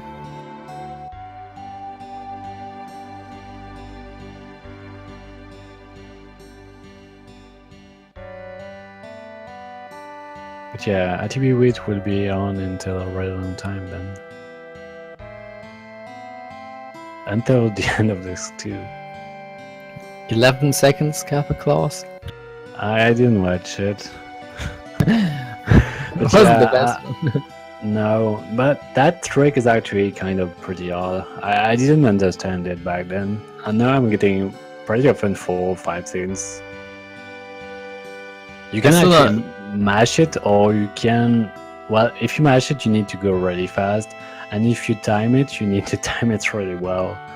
And I really don't understand why anyone's timing that. I still don't get why you do that. Like, the mashing is really with me. Well, you don't need to mash. That's not correct. It's still. Well, it's mashing at the same time. Yeah, correctly. Yeah, it's just like, but that makes it super easy because you just need to press the buttons. Like, I don't know. The rhythm, I tried it. Well, when we were discussing last time, you said like you can get 4 seconds with timing. I was trying that. Is impossible for me. I can't do it. But it is impossible. But when I do the simultaneous inputs, it's like put like both thumbs over the buttons and just duck. It works actually. Eventually, you just have to press both at the same time. It's not so. That's a little eventually. Nice. But yeah, when I'm doing the mashing, I'm getting like 20 seconds. When I'm not doing the mashing, I'm getting between 5 and 10 seconds. I'm never over 10. For me, it's exactly the opposite. Like, I find it impossible with alternating. Like, if I have mashing, like, and it's good, it's like 4 seconds. If it's bad, it's like 5, 6. And if I try to alternate it, it's like sit does nothing. And okay, 9:30, whatever. Wow. I really can't do that timing. I don't know. I can only just press the button simultaneously and hack my controller like crazy.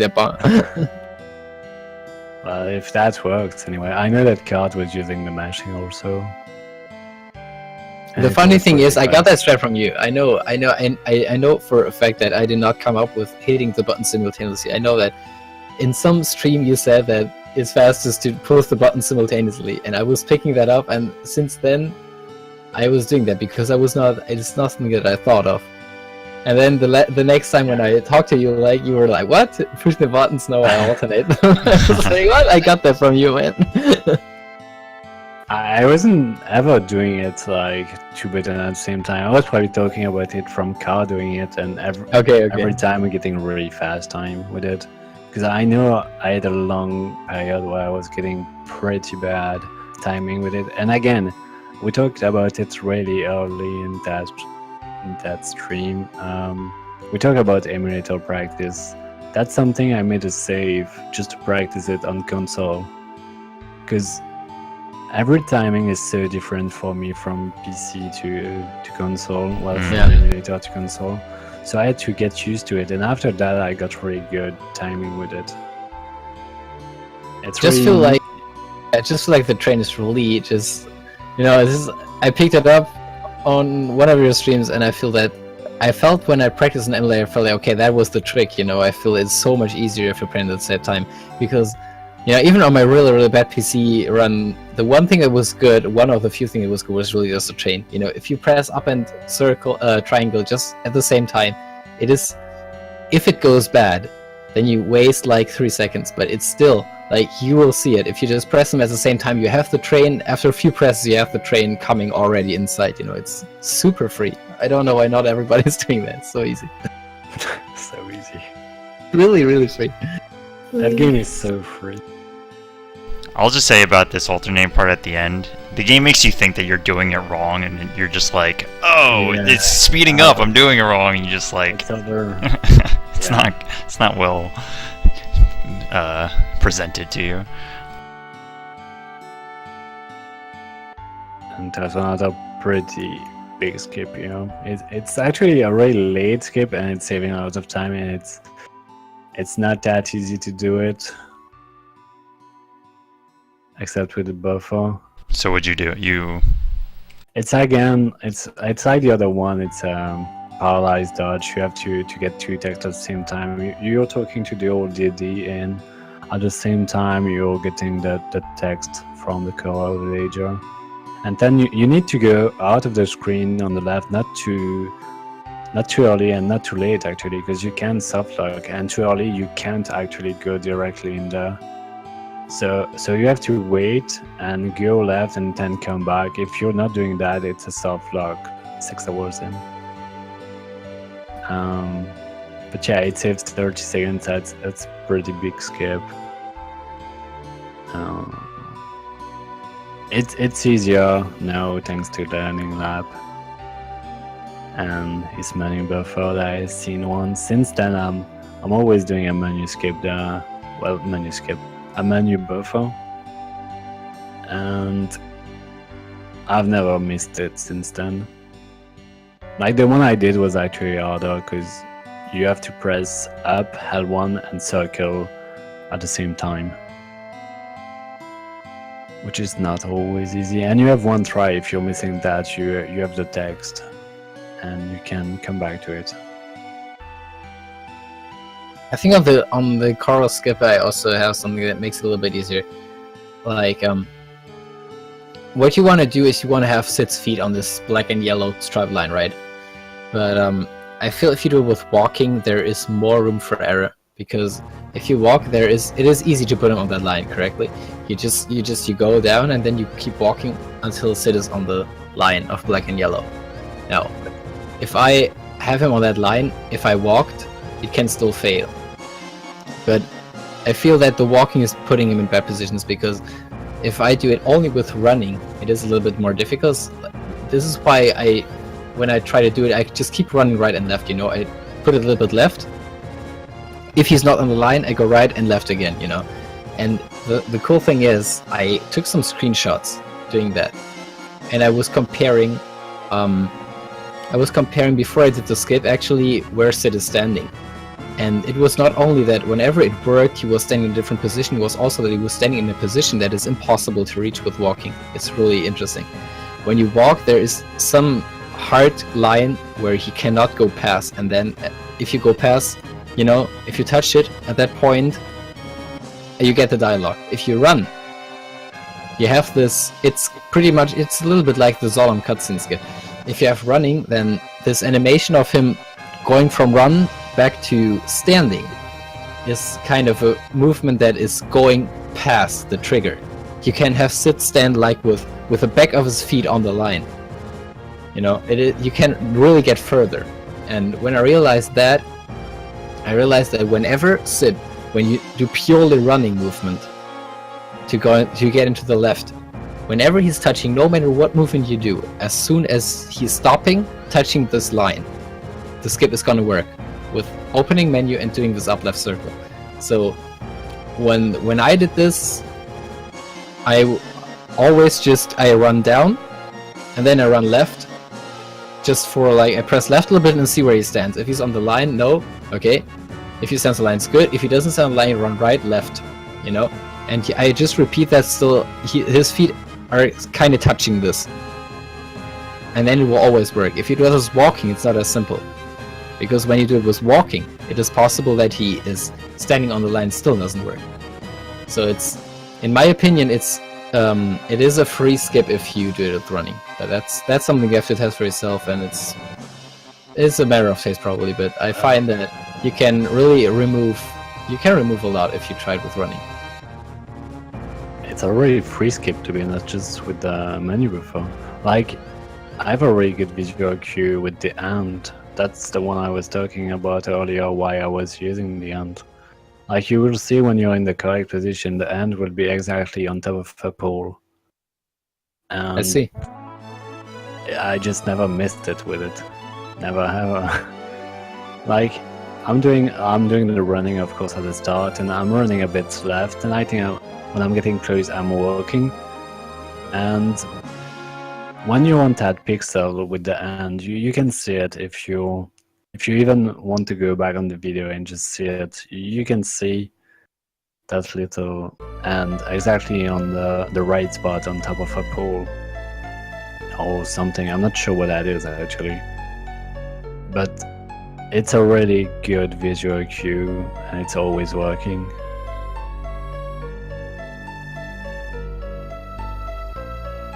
And well, yeah, the menu buffer just make it even easier because you don't even have to time.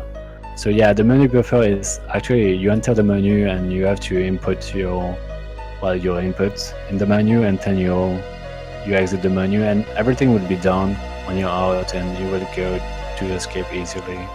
It's a little bit slower than the most optimal one, but you will get it every time, except if you're going a bit too far for the setup at the start. That's a pretty neat thing. What the menu buffer is doing there is just guaranteeing the simultaneous input. It's just guaranteeing the synchronization of the inputs. Like the color skip is, in that regard, is just really like the Jesse skip. You know, if you have the positioning, it's the same. It's the same. Yeah, in that regard, it's the same. If you have the positioning, then you just need to have this movement plus circle press exactly at the same time. It is faster, obviously, if you press it at the same time, but menu buffering guarantees that you can press it. Menu buffering, obviously, this does not guarantee you get the skip because the positioning can be bad. It's actually, it's Jesse skip number 2. It is exactly the same in all regards as Jesse skip. Yeah. If the positioning is correct and the time is correct, it failed. Sorry. And you fail it.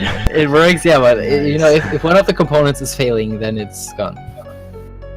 Yeah, it's really the same as Jesse skip because you have one try to do it also. It's really the same thing. Yeah, Jesse and Coral are exactly the same. It's just that card skip is saving twice much time. And also Coral has a much better visual cue. This Yes. striped line, black and yellow, is really, it is insane how accurately it is indicating if you get the skip or not. It's like I don't know, assistance from the devs. And well, what a live stream. It's pretty good for the story. It's really good for the story, but it's not the best for the speedrun. It's good for mashing.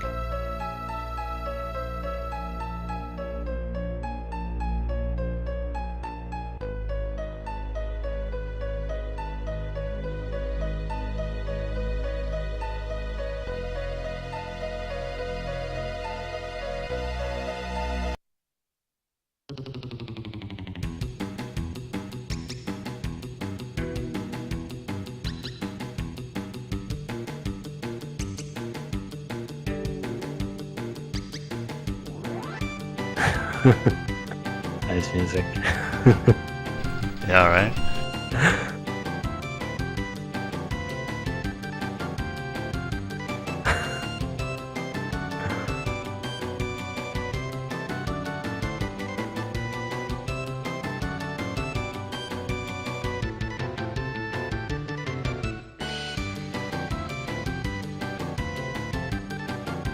Yeah, we're actually knowing the truth about the story right now.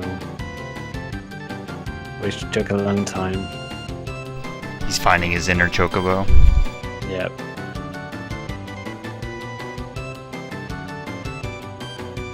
I was about to make some lewd jokes with Tifa and chocobos, but... Well, not with chocobos, but What? with Cloud being a chocobo. Oh no! I stole it. I'm so sorry. And I didn't do it, it's a good thing. Yeah, not with a chocobo. That's Hope kind of, not. that's kind of getting weird then. Weird.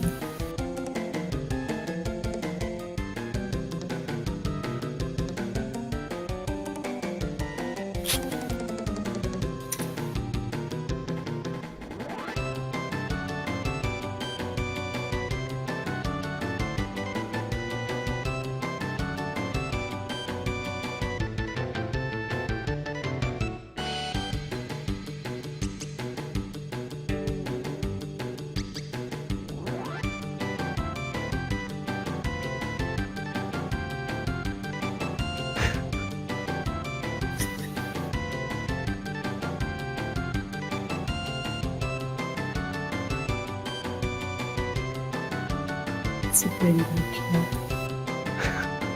Thanks. Didn't expect less from you. Yeah, I know, right?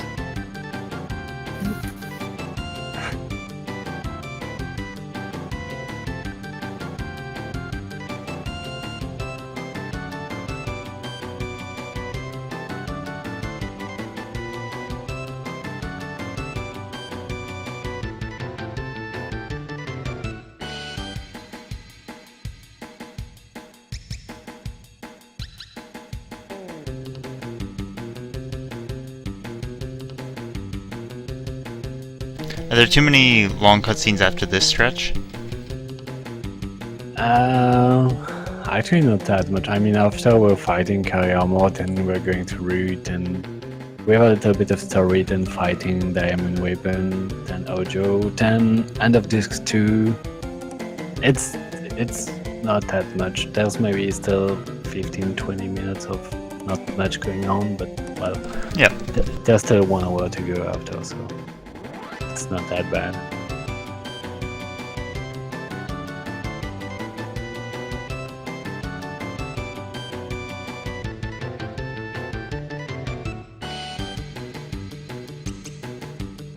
Like, the good thing is that they put the most heavy RNG buzz just after a really long break and cutscene time.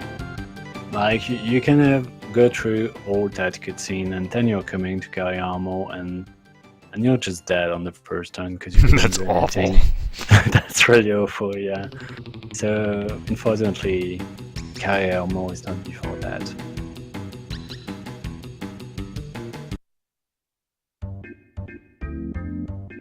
I mean, just dying 6 hours in a run is pretty awful in the first place. Yeah. It's better than 9 hours in. Yes, it is. Death guys. Dead guys. That guys. I didn't even die to that guys. That's the worst thing. I died Yeah. before. Details. Yeah.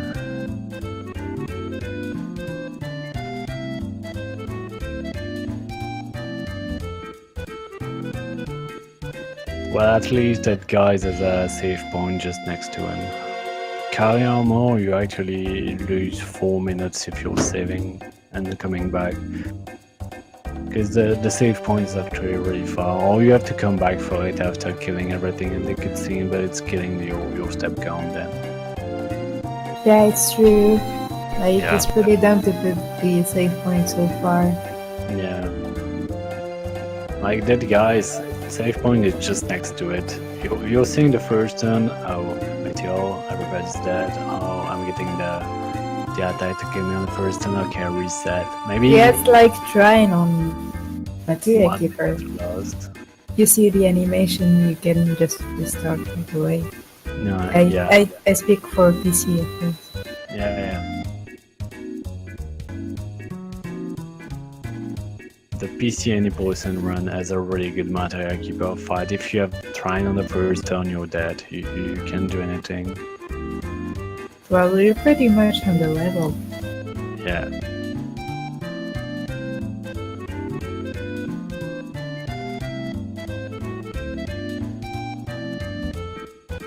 I mean, already in this run, if you get Trine, you're close to dead, but you're not dying. Yeah.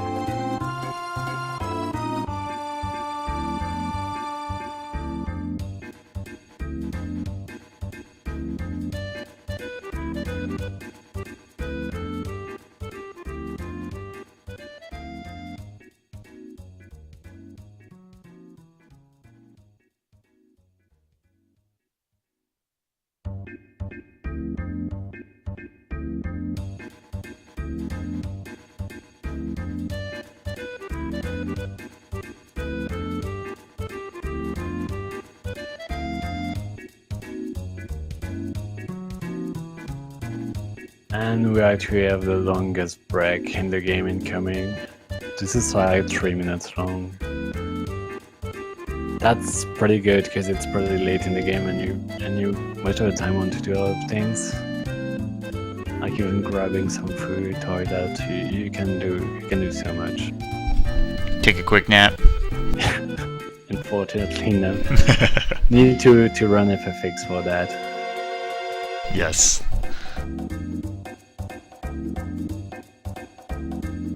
But yeah, 3 minutes is pretty good. It's a good time for the danger zone.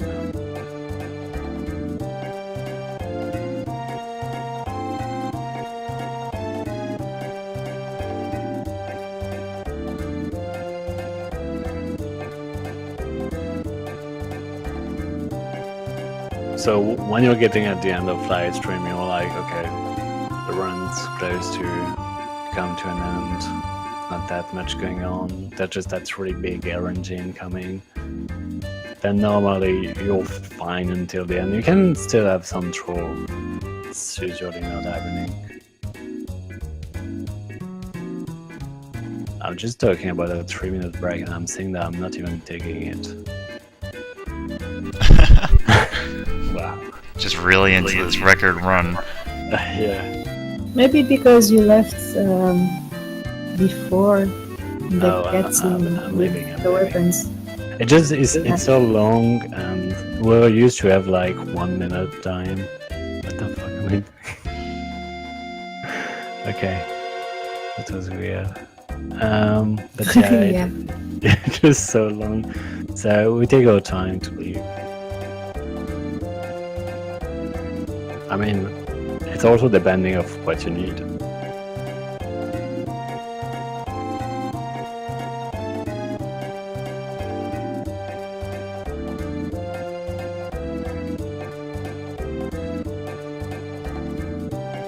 At least you didn't do the mistake of leaving one big spot too early. Thanks, Kappa. Rush. Yeah. Yes. Yeah, it's thing you need to know when you can actually put the controller down and go away. Yeah, it's when Cloud takes off his helmet. Think? Isn't it? Just after the slash is saying Yeah, this is what happened.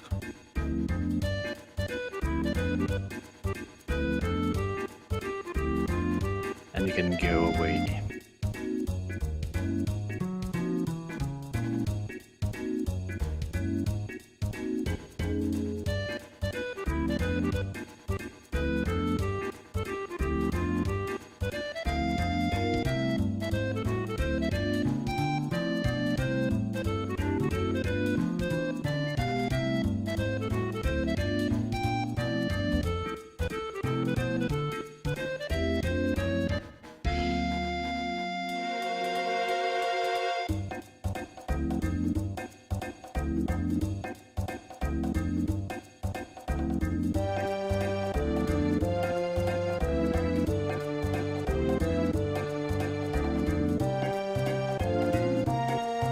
But yeah, this game doesn't have that much long menus. Like the two longest menu are the one I did before.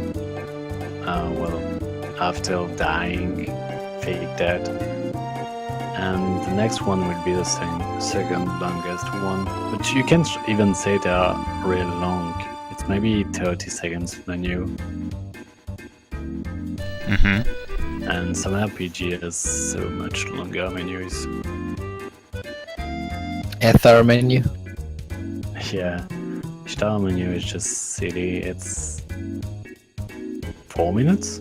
I mean, Well, you have 5, I think. Or Yeah, don't you have like 5, but 20 you're until not- 15 it is. you're not doing the menu directly. You have to move to the shopping and everything. So the actual menu is probably 2-3 minutes. But yeah, it's a pretty big one. 9 actually had some really long menu also, but don't really exist anymore. Everyone used to talk about Pandemonium menu. Is that still a thing, or? It's actually not a thing anymore. With the new Tantarian route, the Pandemonium menu is kind of little compared to the old one. I mean, it's still not a little menu, it's still longer than 7 menus, but it's nothing compared to before. Which is, I guess, good for most runners, because you need a ton of practice on that kind of menu. It's kinda insane to see. But yeah, already the end of live stream. Wasn't that long? 17 minutes, Kappa. Yeah, not too long.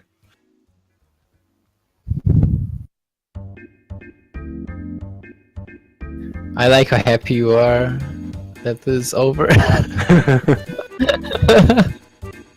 Who isn't Like, happy yeah, carry on. at the end? Yeah, I would not make the same face during Kariamo fight. No, you won't. What? I didn't hold the ATV? Kappa, spoilers, No. Kappa. I know. He knows. Yeah. Yeah, of course. I mean, I did put him in my comments. Oh. I didn't Yeah. know that. I'm not sure, it's been a long time. But yeah, that was probably my biggest mistake in the game. It's coming 6 hours 30 in.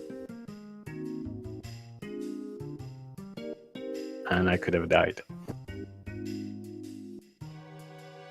I'm excited now. You should. You will see that the Kariamo is really scary. Even if you don't get double lapis, just if you do a tiny bad mistake because you're not having sound of the game.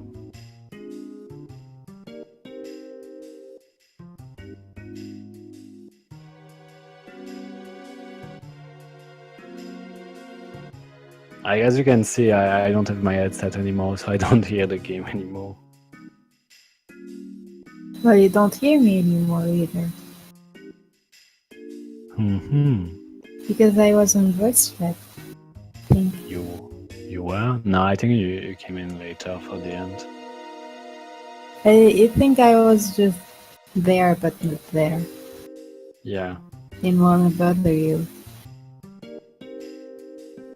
And yeah, little detail, but I actually hate headset because they are I think my ear is pretty bad. Tell me about it. I'm wearing one for 6 hours now. Well, me too. No.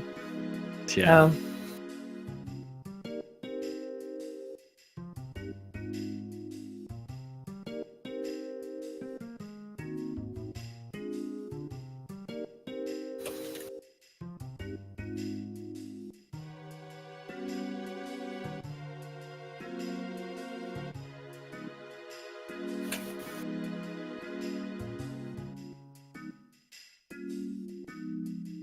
So yeah, second longest menu.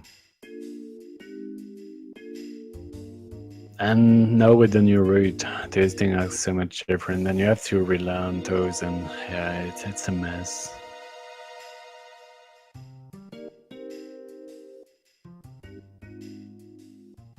And it's time to go to Jin.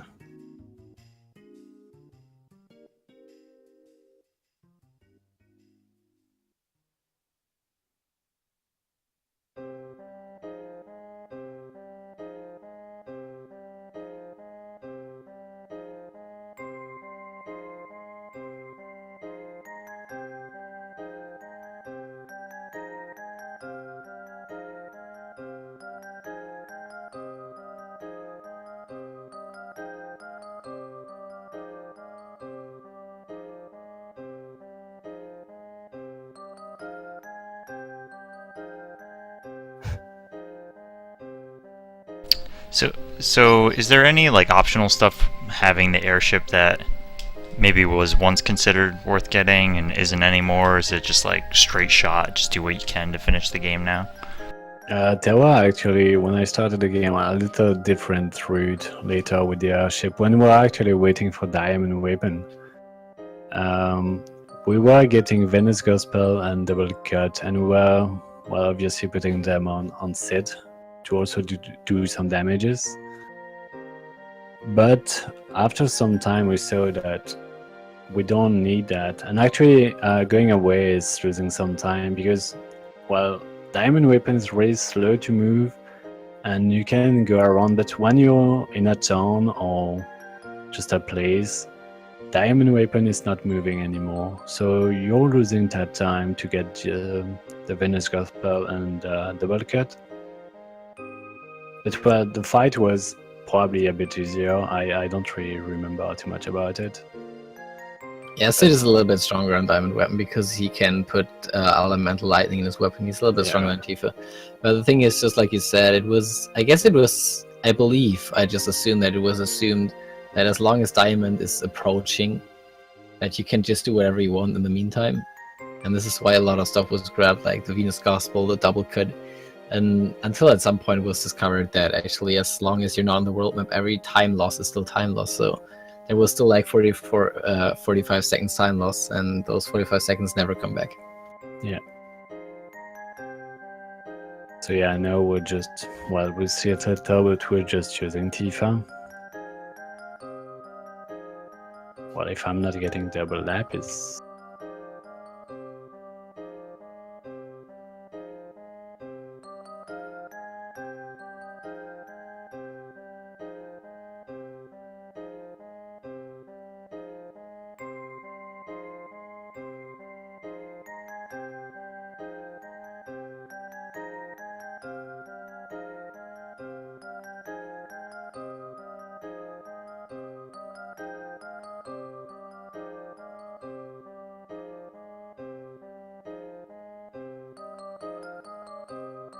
I'm a pretty big fan of just the slow walking every now and then. Yeah. Just like, what? It's like, if you knew better, then it makes sense, but... Why are you working? It's a speed run, you should run. Yeah. Yeah, it's just so important to have a step count. Well, like we said earlier, you can finish your run without a step count, but you can see that the step count is used through the end of the game. It's just really important to manipulate those fights and have the better fight you can get. Because in this part you can have a pretty bad pincer if you don't have, wow, nice movement to the left. King. Manipulating carry armor, not double lapis. And yeah, that. I love this Black Pearl enemy. See, good fight on weight. Very good fight. Oh my god.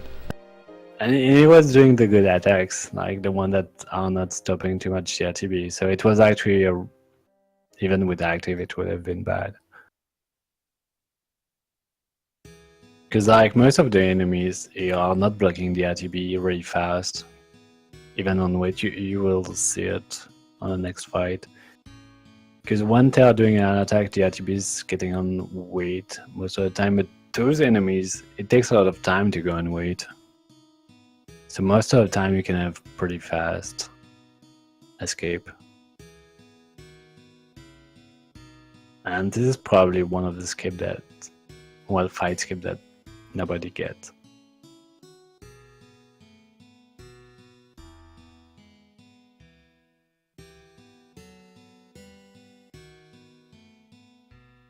Remember that time you got all skips? Yes, that was the best day. Yeah, I think it was. Oh yeah, it died to carry armor. Yeah, I got double lapis. So I've got all the skip and fight skip in the run, and I just die to double lapis carry armor. I don't remember the pace of that run. I was on a decent pace. I'm not. I mean, I still have the video. It's on YouTube. Can check the pace. Yep.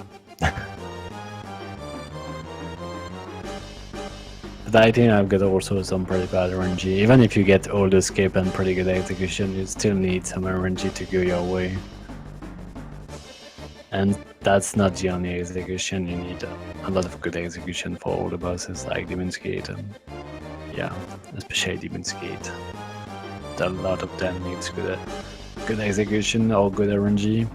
Like I've got like first try bio every time, but when it's not the case, the fight are getting really annoying.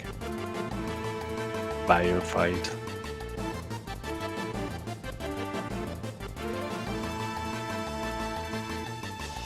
And we're getting really close to carrying armor.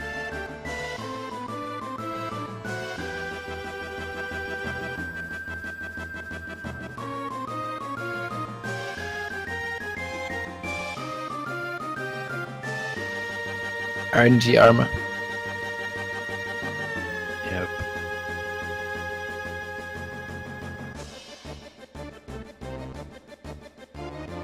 Not as dangerous as with Cyber, just with a lot of RNG. A lot of potential to have really no really good answer to what he does. Just really have to be fast and hope for good hits.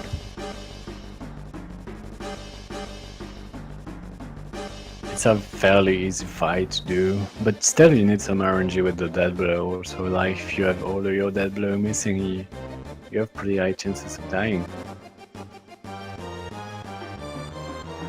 Hi, And I'm back. sometimes It that was, doesn't want to do it. It was a 41 pace. Oh.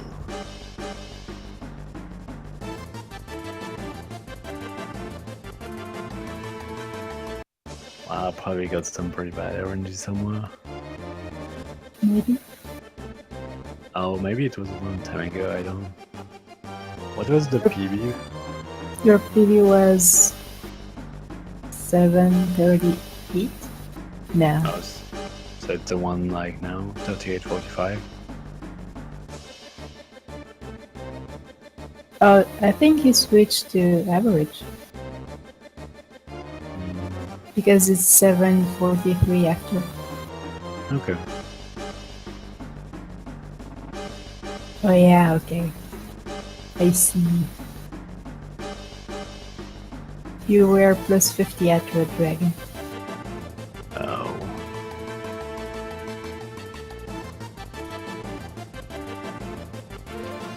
Carry armor incoming, the most RNG fight. You can just die on the first turn. Hopefully, it's not happening. So, what happens in this fight? Well, it will most of the time get the first attack, which can be a lapis or actually doing nothing. or he can actually arm grab you also, which is not really a good thing. I think here he's actually doing nothing. Lapis. Oh, Lapis, okay. So having the Lapis on the first turn is actually the best thing, because you have Tifa in yellow directly. And then you have to heal yourself. You're still doing the big guard, of course, because it's so much useful. And you keep Tifa in yellow. And you're hoping for some dead blow. You need to use Aqualung also for the arm, so you have like almost no chances of arm grab after the Aqualung. I think it's 1 out of 206 chances of getting grab or something, even maybe lower than that. After Aqualung hit, it's really low, something in that direction. Yeah.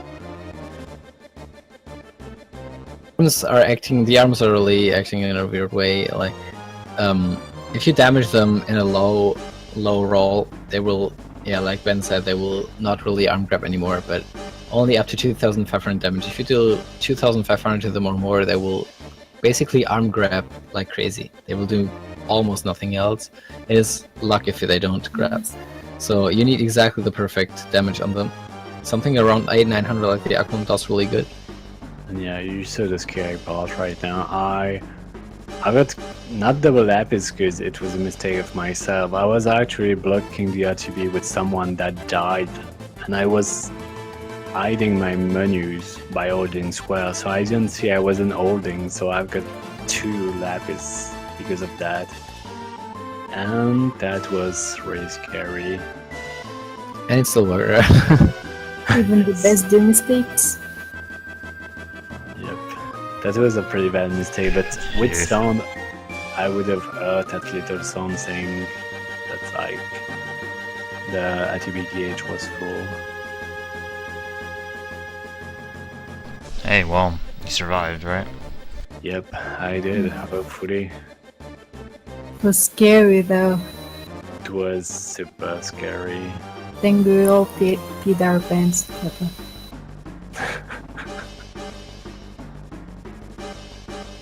We're like, no, for the dream.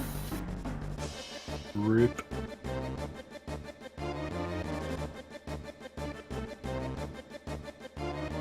Because yeah, even with that time lapse, it was, well, obviously vertical pace back in the day.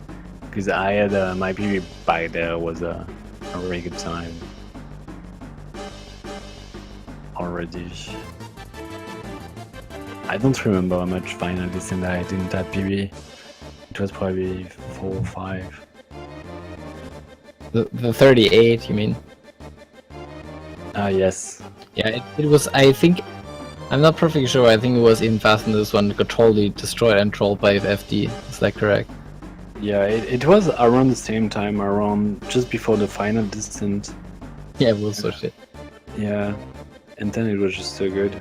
Actually, we'll see the number of on the split, because I was putting how much encounter I had. But yeah, we'll explain final descent later, I guess.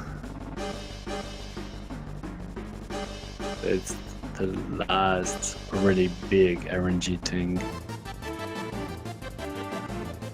Because Sephiroth is not really a big RNG thing. I'd say it's only 20 seconds lost at worst. Yeah, he's really chill. The Yeah. whole final bosses are really very consistent at that point. You really got the setup to just do everything at the same time. Damage are really consistent, and it's not very random at the end. That's nice. Yeah.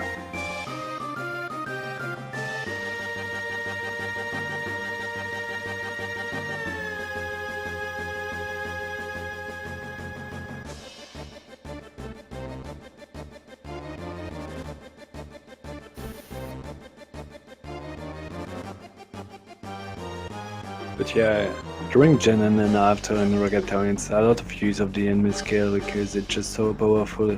Like Aqualung, it just almost one-shot again everybody.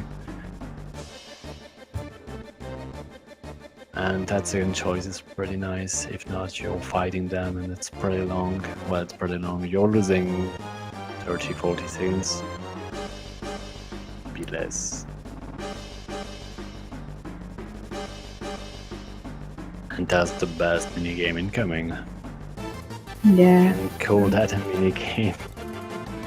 I think it's the only minigame I'm not bad at. Nice. Well, it's a really fast one. Never mind, I'm good at Human Parade. Yes, you are. You did a tutorial. Yep. And well, the best time you can get is actually 9:49 that you can see top, bottom right. Mm-hmm. Can't really do much more than that.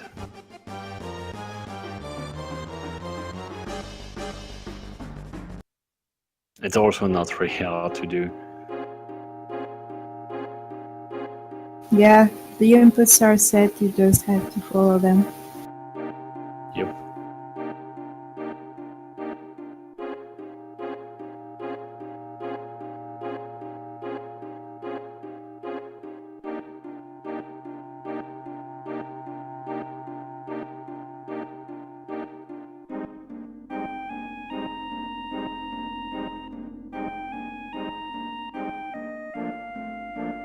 Nice music. And yeah, I would just need to get the the key of the city of the ancients.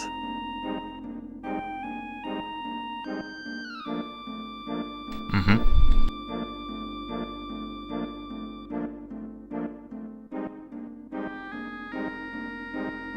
Right, it's just something we need for the story. Key of the Ancients is something we need later to advance the story. And this is just like the most convenient point to grab it because we're just actually standing right next to the submarine, and yeah, you just take the first opportunity to grab it because we don't have to come back to the submarine then.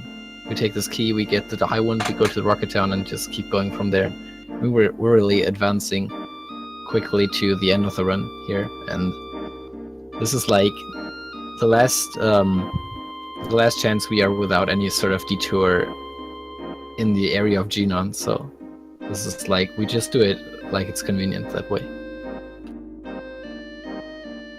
If you're staying in the water, you can actually see the emerald weapon, but I never really want to see her, so I'm always getting out of it kind of early. Yeah, and that emerald weapon's not really moving in the northern part there around the ancient key. It's more in the central, like it's around the Galnica, and it is around where you drop in the water in Genon. It is not really around the ancient key. It doesn't move there. Yeah, it's impossible to be there. Is that... Can you run from that, or is that, like, game over? You can run, but it is still very dangerous. Yeah. You can run away from both weapons. You can run away from Ruby and from Emerald.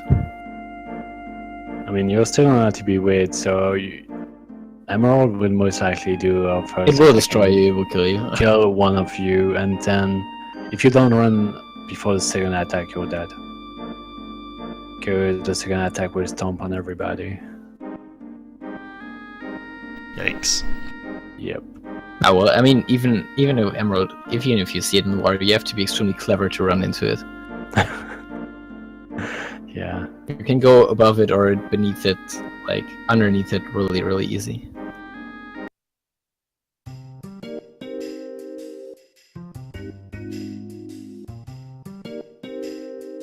It's the same lab, it's the same. It doesn't matter if you're underwater or if you're on top. Yeah. The amount of time you need to get to the place is exactly the same. You can also submerge to Genon, and you can just dive. I mean, you can just revert to the top of the water. It doesn't matter when you do it. The distance is exactly the same because you're still moving on the world map. The game is taking the same coordinates and stuff. It's just displaying different map.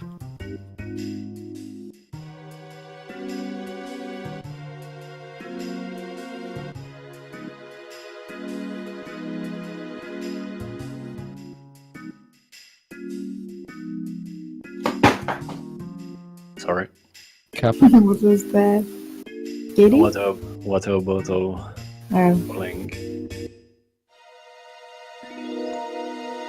You gotta miss your room again. I don't have Kitty in my room right now.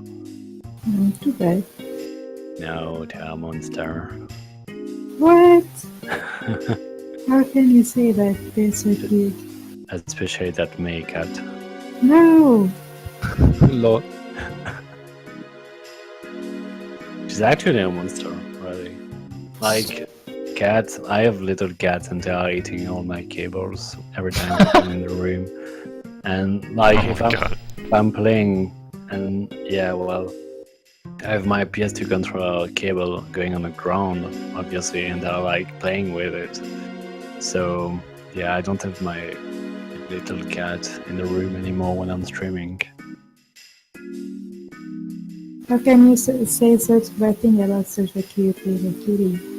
Because they are It's eating the my truth. cables. Nah, they are super cute, just not in my room. Wow. And the root fight is fairly easy, like you need only one dead blow to hit with Tifa and he's dead. I'm not sure if I got it, I don't think so. It is like one of the most convenient fights in this whole place because we're using actually the level up covers to make sure that Tifa is not receiving any damage, correct? But the thing is, Root's attacks are not coverable, so you could think that actually Tifa is in serious danger here.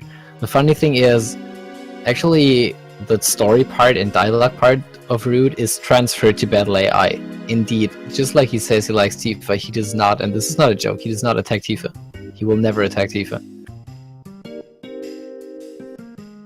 Very important to say this is not a joke. Yeah.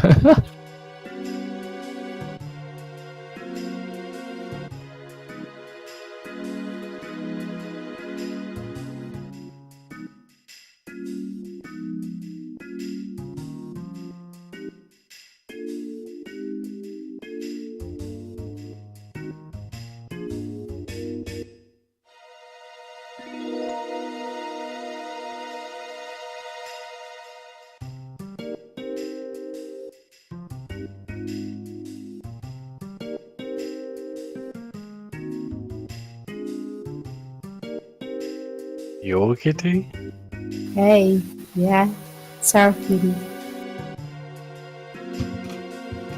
Just Well- call May. I forgot she's mine. She's a monster, but she's cute, she's kind sometimes. When she's sleeping, she's so nice. She's so nice when she's sleeping. Just when she's sleeping. No. That's so rude. I mean, it's just a kitty. Want to play every time. Just a nerd. Never knew about the animal handicap. She's a nerd, want to play every time. Such a geek. Yeah, just like me. Yeah. That's why she got my name. Yes.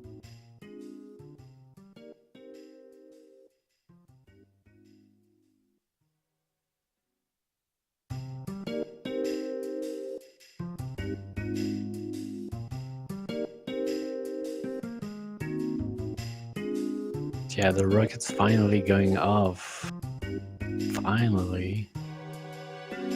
Somehow, Yeah, he shouldn't be able to fly, but okay. it's fine. It's a video game logic. Yeah, just like the plane going up earlier. It's the gravity material. Yeah.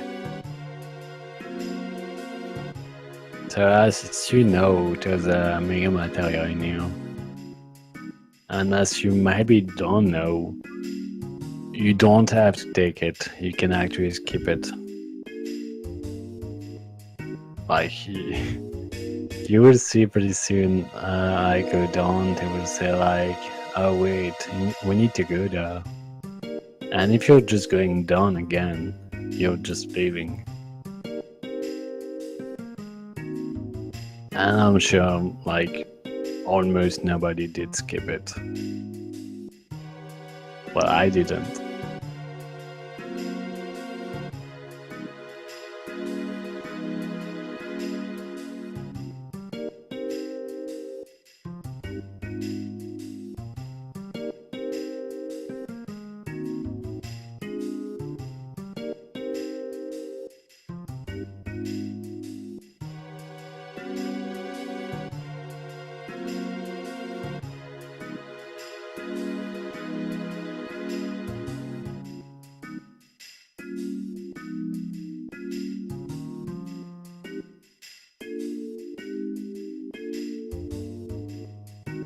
So is there anything major you have to do before you get to Shinra, or not really? Not really, no. Next we're going to fight... Well, we need to do the story trigger, obviously, so we need to go to, like, Forgotten Capital, Cosmo Canyon before, actually. Then we fight Diamond Weapon, then we go directly to Ajo, then it's the end of Disc 2, then North Grotto. But well, there's still a little story going on. But no, there's not anything specific we're doing before them. Mm-hmm.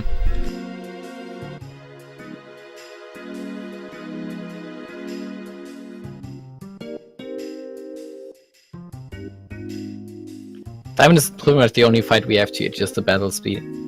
Because, well, the way we were using ADB trick on the previous fights is not working on maximum speed here, because we have this little bit of time ADB loss. Like, if you look at just ADB time, you have a little bit of time loss just in menus opening and closing, like the battle menus, you know. If you just do something like defend or something, yeah, and you can make sure that you will just hit at the first possible opportunity. The thing is, just even that selection of the attack is already costing ADB time. You know, the menu coming up and you selecting your attack and sending it off, there's a little bit of time passing until the attack is registered. And Diamond Weapon is actually that fast that on maximum speed it is impossible to get 2 turns in a row on the highest speed, because just compared to Diamond's speed, it is not working. The time that it takes just to have the small battle menu open and close, even though you're just holding circle to keep sending the same action, is enough to just give Diamond a full ATB. And Diamond, obviously being an enemy, does not need this delay. He doesn't have this delay of selecting stuff. He just does what his AI is programmed to do as soon as the ATB is up. So in Diamond Weapon, the only fight in the run where we adjust the battle speed, there's no other way. We put it a little bit down, because you slow down a little bit everything, then the time that we spend in our selection menu, and even if it's just selecting attack, is lower in relation to, you know, just to the whole thing, to the whole time the ATB needs to fill. It should be pretty obvious, you know. If it's just like, if it takes 1 second for the ATB to fill, then half a second of selecting stuff that doesn't do anything is a lot. If it takes 20 seconds, it's like nothing. So that comparison is just like showing in which direction it goes. So what we're just doing, we have to lower the battle speed to, like, I don't know, from 100% to like 3/4 of the highest, and from that point onward, Diamond Weapon is just working ATB trick wise just like the other fights. We're making use of the little bit more time we have, and we just defend with everybody, so you have absolutely no delay. If you have to switch over from one character to Tifa to select your second attack, it's not working. You have to make sure the battle speed is a little bit lower and you defend twice. You know, you use Tifa's attack first, you hold the ADBs, you wait for Tifa's attack, you wait for Diamond's move, then ADBs are empty, and then, you know, the race, you call it a race between the ADBs, between Tifa and Diamond is really getting close because Diamond is really fast. But if the ADB speed basically is lowered a bit, you can still win. So you just defend twice. You will see Tifa's ADB going up slowly, just hold circle to send up the next attack. And since the ADB speed is just lowered a little bit, the amount of time you need to select Tifa's attack is not that big anymore compared to the ATB time filling. So you can still overtake Diamond, and you can get 6 moves instead of just 3 in the countdown, and that's how you win it pretty consistently. We have to still rely on RNG in a way, because we're using Deathblow Edit Cut again, and the Deathblow is still something around 40% to hit. So the chances, if you calculate it to hit, we need 2 out of 6 possible death blows to hit. And the chances of, you know, not getting that is around 23%. The chance of getting only 1 death blow out of 6 or 0 death blows out of 6 is 23%, around there. So Diamond is kind of a troll fight in those slots in a way, because you have a 23% of not getting the good fight, and it's really late in the run. Like you see, we're 6 hours 50 in the run, and we still have a boss with an over 20% chance to really give us a very, very bad situation. So that's one of the last parts in the run we really have to pray.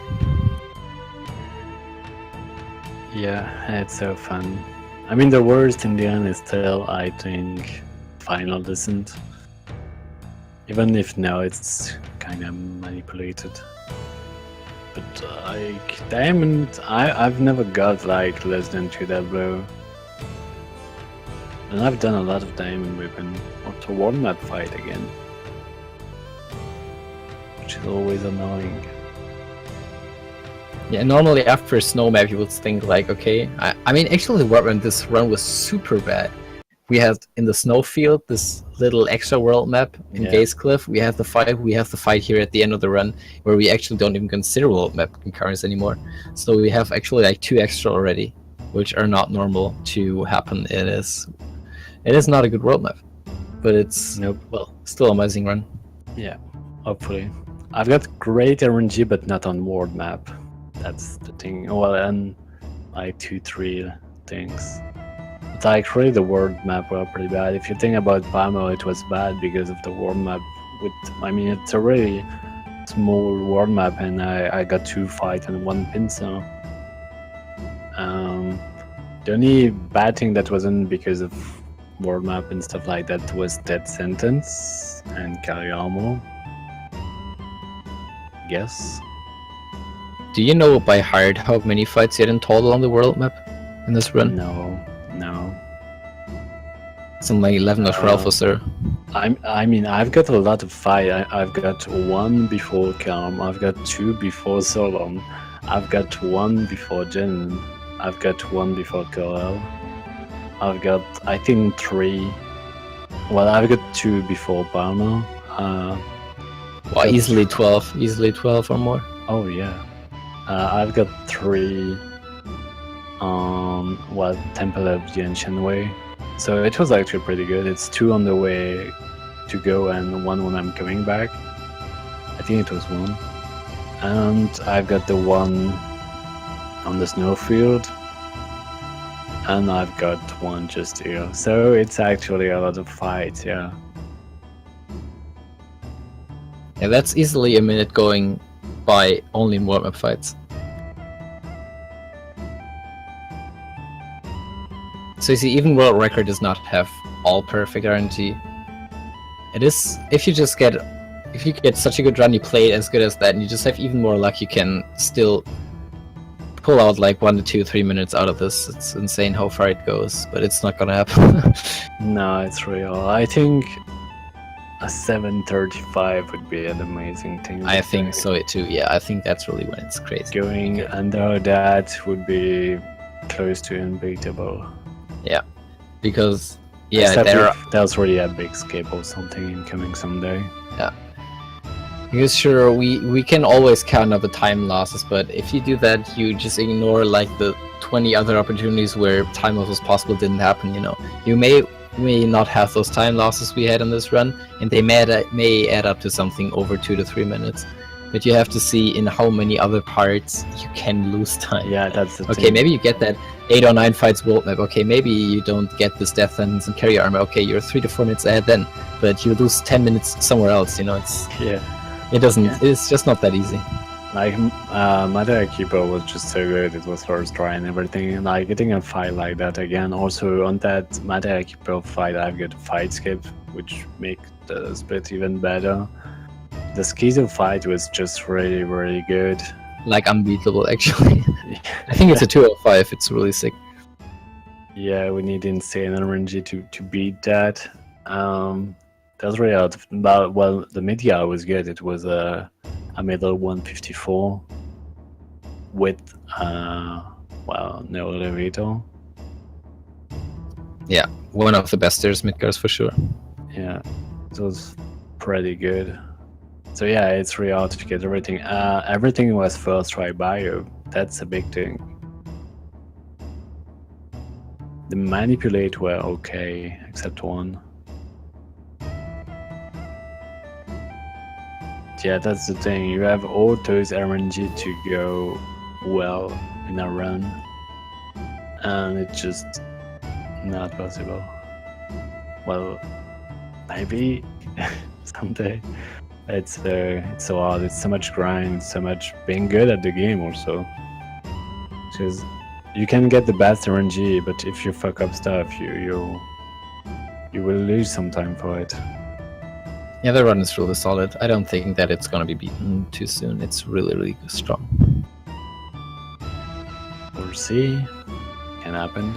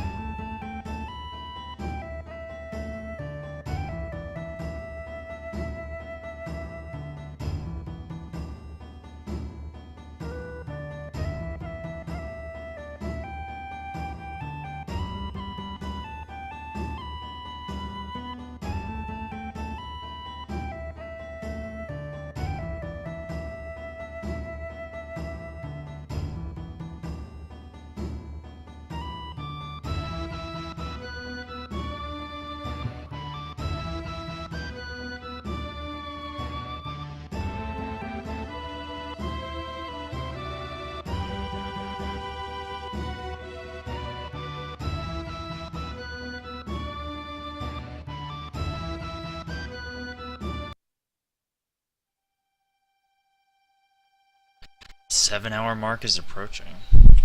Yep.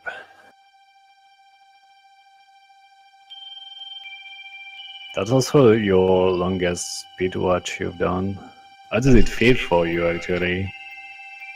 It's not so bad. Yeah, I think the longest we had was probably Lufia 2, just like 4.5 hours. Oh. So yeah, this blows that out of the water. Yeah, that's a big jump. 3 more hours. It's all good though. One of the games I've speedran before is around 8.5, so I've been through this before.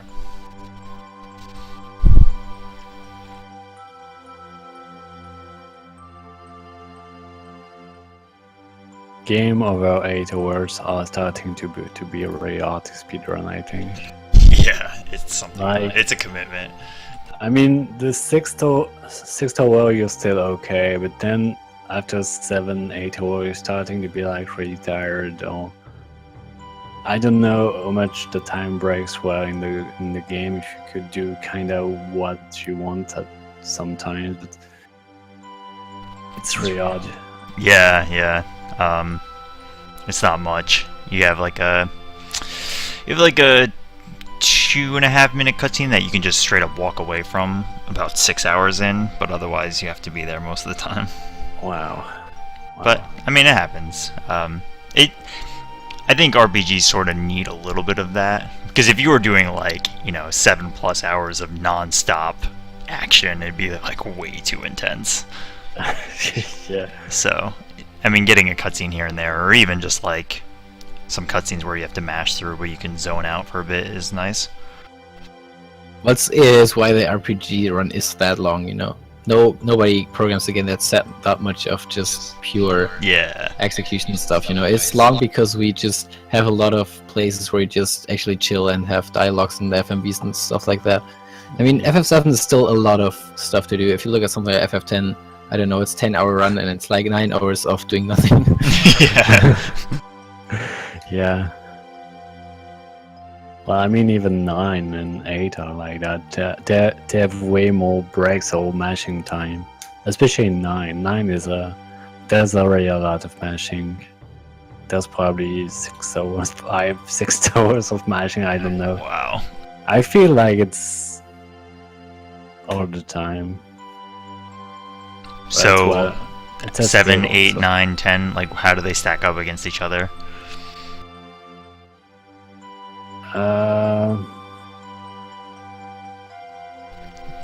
Food. I don't know how to explain those games. Oh no, I just mean like action versus cutscenes.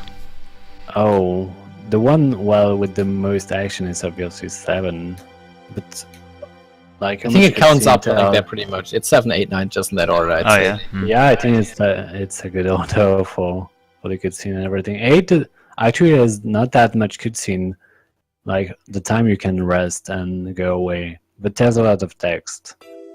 9, it's kind of the same. I think 7 is a little bit more breaks when you can actually go away. 9 has a ton of text, but not that much cutscenes. Like there's probably a lot of cutscene around the start. There's not that much during the end. Well, the middle of the game when you need it the most probably. And 10 is just like you don't have much game.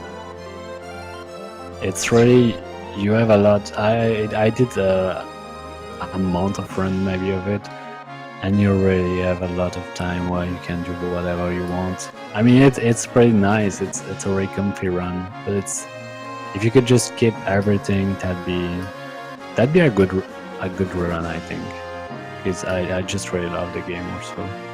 Mm-hmm. They're just like so much 4-6 minutes cutscene. You have a 10 minutes cutscene 8 hours in, I think. That's too much. Yeah. I mean, you're going make some food, you can eat it, you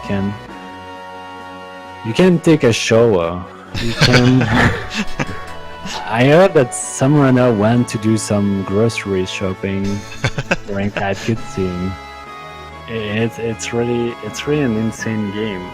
It's too bad because the game's just so good. I just like it so much. I know it's different depending people, but I just love the game. But I hate the speedrun. Yeah, that's too bad. It's bad.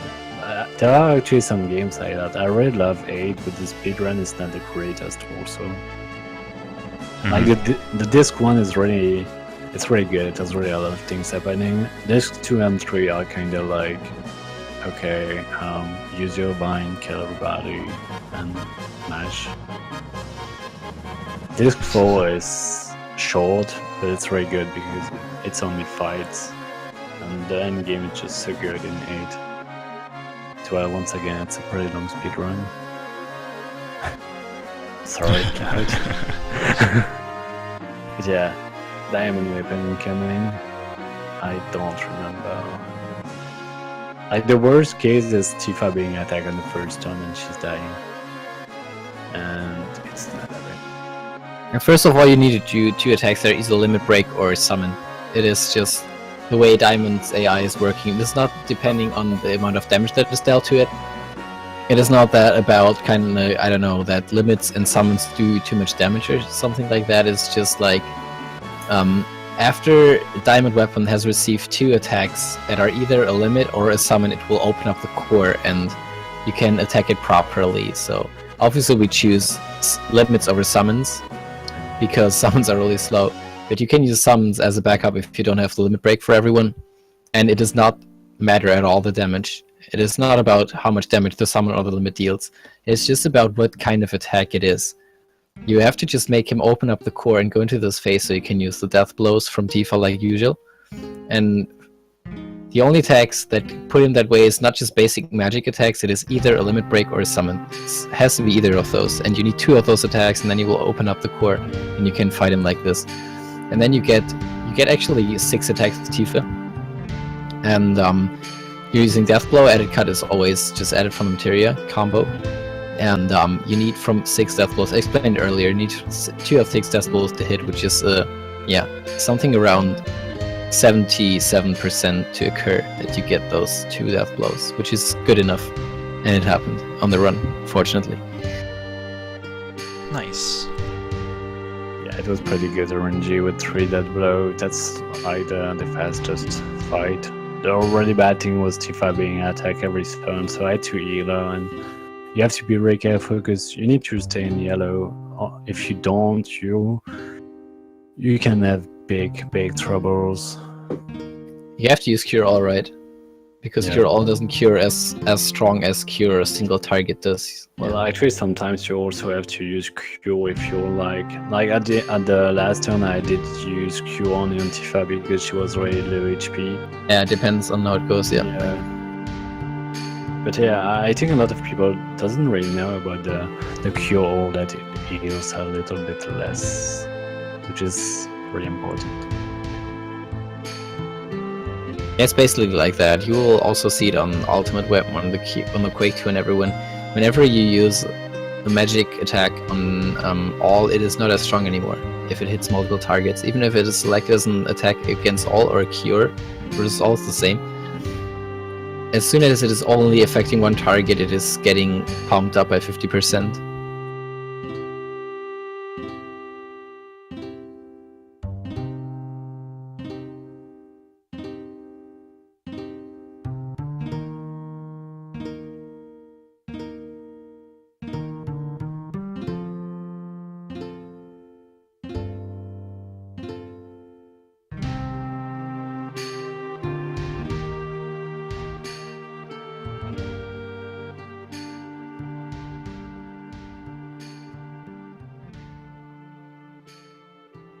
Yeah, some pretty cool cutscenes, and we're going to adjourn with a little skip. Just skipping some little parts of the game, not really important. But it's unfortunately a skip that kills the music at the end of the game. I think we didn't talk about how I wasn't there, about the Junon skip with the invisible cloud. Yeah, I don't think so. Actually, sometimes there is an invisible cloud and you can actually move it for a little period. We skipped a cutscene earlier doing that. And the way it works is, I don't know, it's kind of weird. Like, there's just an invisible cloud and you can move it and do some trigger with it. You can actually enter menu during that part also, but it's not really useful so far. So what you will see is I will hit Ojo and I will get the fight without doing the comeback to Midgar. Which means that's skipping a lot of things. 15-20 minutes. Probably that's clearly the biggest skip of the game. And probably one of the easiest one. Yeah, just run right, basically. Yeah. Can run right, down right. You can really do whatever you want. It's really so easy to get it.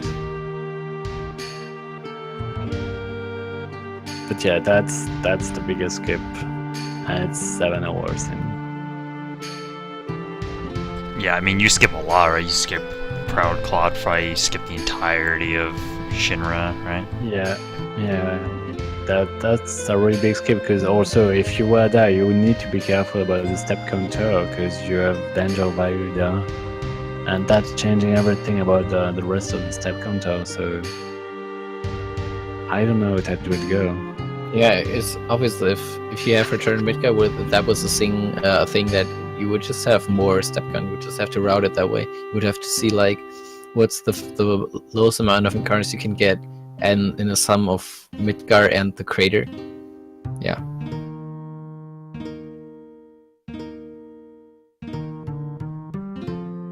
So you see that we use some potion on Tifa, because the cover is not max yet.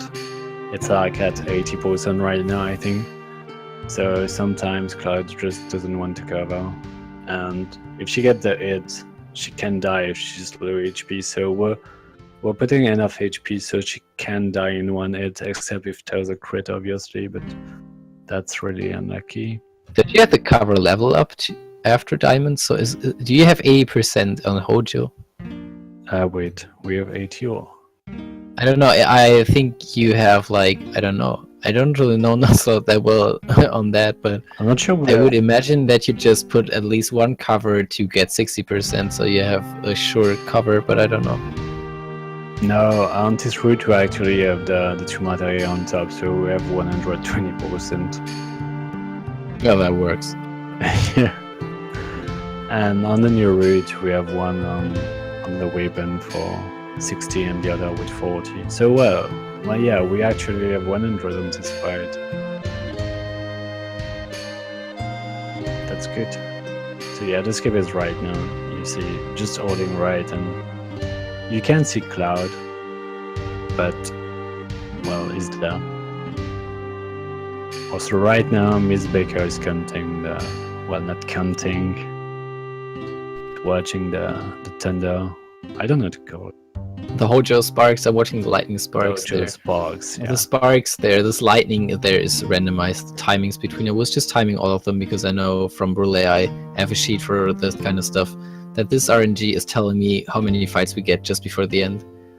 And I was like, oh boy, it's world record, I have to time this correctly, we need the manipulation. I was like, okay, enter in the sheet, we get 2 fights like almost perfect. Like, okay, chill, it's good. Chill. It was always like that. I was never useful with the sheet, it's always like, okay, it was good. And yeah, if you have sound there, the music can be pretty broken. You can have very annoying noises. Sadly, I don't have that on my playlist. You can just make the noises.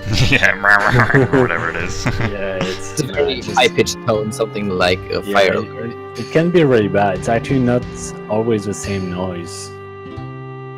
You can go to really quiet noise to really loud, annoying noise. But yeah, hopefully we can put music over it.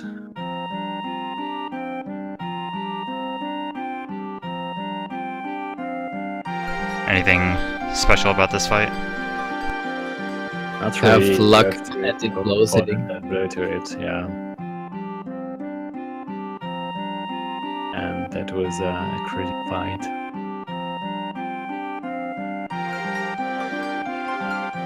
I mean, like, one special thing is that he can just delay and troll a little bit because the second phase can use Confuse. You know, he has... The third one can use slow. Yeah, exactly. They can just troll you a little bit with this kind of stuff. It's just actually delaying you a little bit. I mean, you have for status attacks, you have cover, but Magic Confuse is just still hitting. So yeah, if it hits not the person with cover and the ribbon, which is Cloud, if it hits like Tifa, she's confused. It can be dangerous if you don't pay attention to it. If you're not having someone ready to hit her immediately and pull out of the confuse, it can be a little bit dangerous because she can... Obviously, she's dealing a lot of damage. She can take out herself and also someone else really quickly.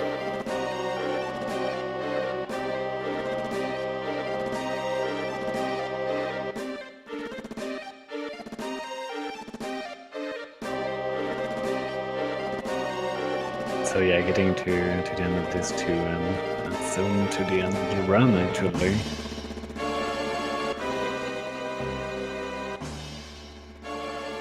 Yeah, 25 minutes we're through.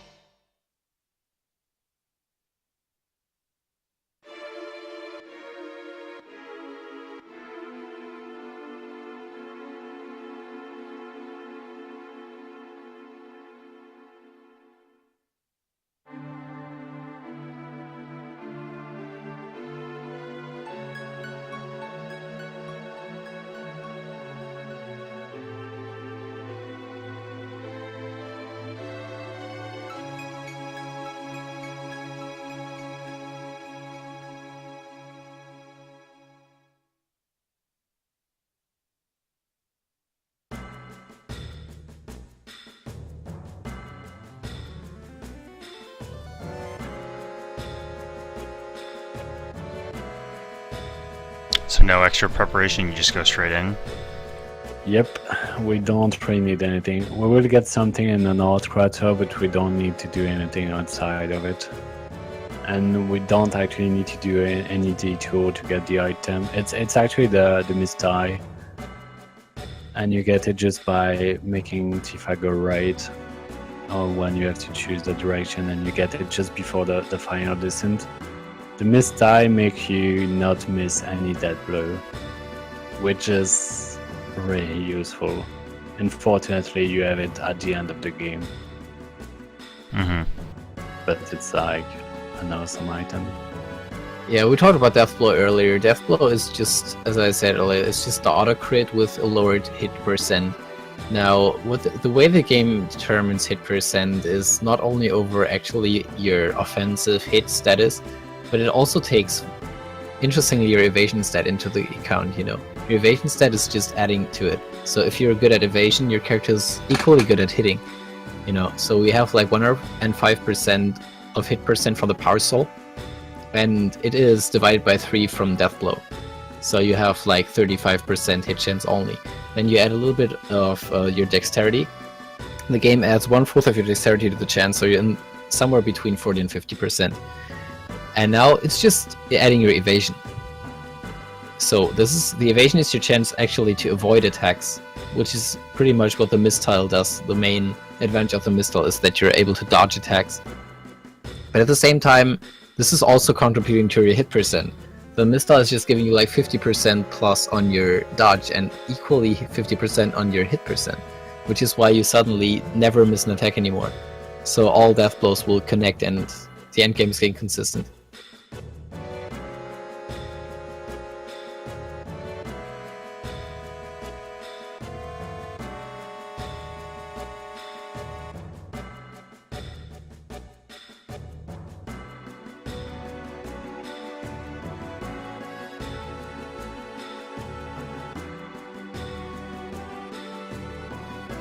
Also, the scene just now where Tifa was standing in the foreground, if you paid attention to her face, it's the only time in the game on the console version where you see Tifa's complete face.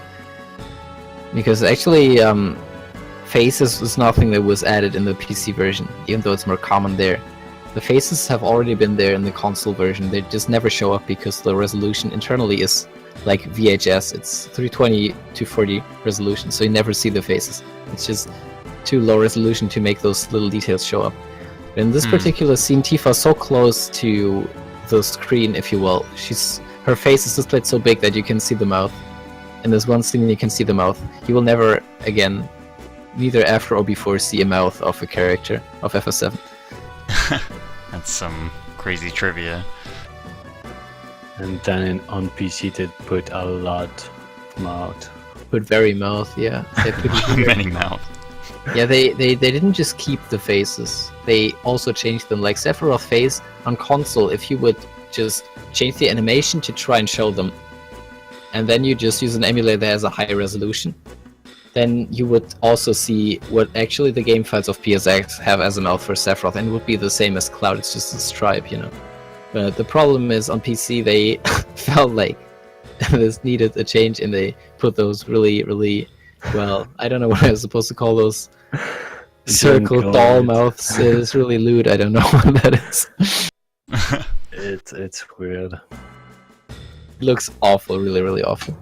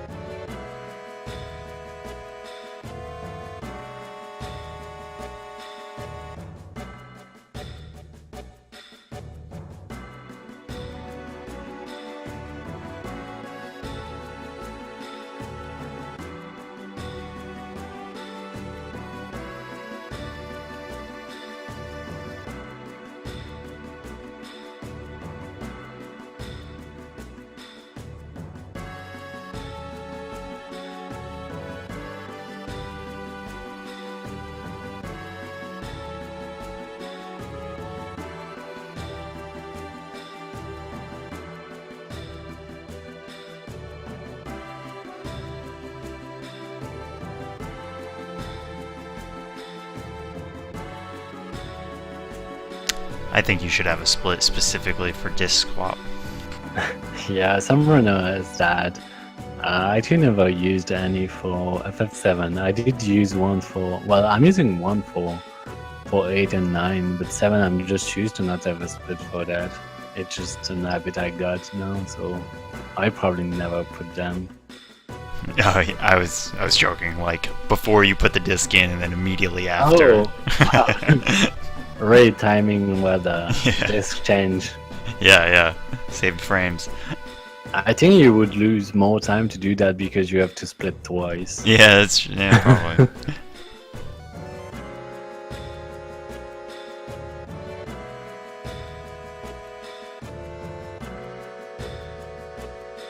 So are encounters in here like dangerous for any ones that you can't avoid, or not really?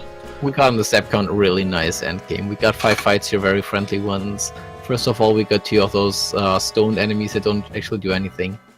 Yeah, you can use that to kill Tifa. And yeah, the rest is also not very dangerous. You actually need or want to kill Tifa before the end, because you need her in yellow for the Genova fight. So you do that one hit, and then she has some chances of dying on the way. Well, on the final descent, most likely. Because the fight here will be covered by Cloud most of the time, and on the final descent you have enemies that are doing multiple target. That's probably the only time where Tifa can die. I'm not sure if Tifa died in the PB, because well, I've got only 2 fights. But well, the Iron Giant is pretty likely to kill. Yeah, but the best thing is actually to ever die, just so you don't have to count how many potions you have to put. So you just Phoenix down her and she would be in yellow in a regular HP. Yeah.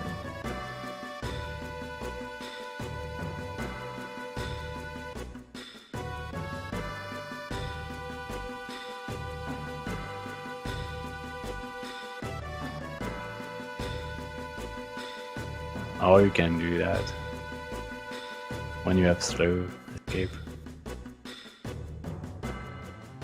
Yeah, so those first steps were the last thing. We have like the 3 fights, and then we have 4 steps. We have 2 more, and that's it. That's the last 2 fights in the game. Yep.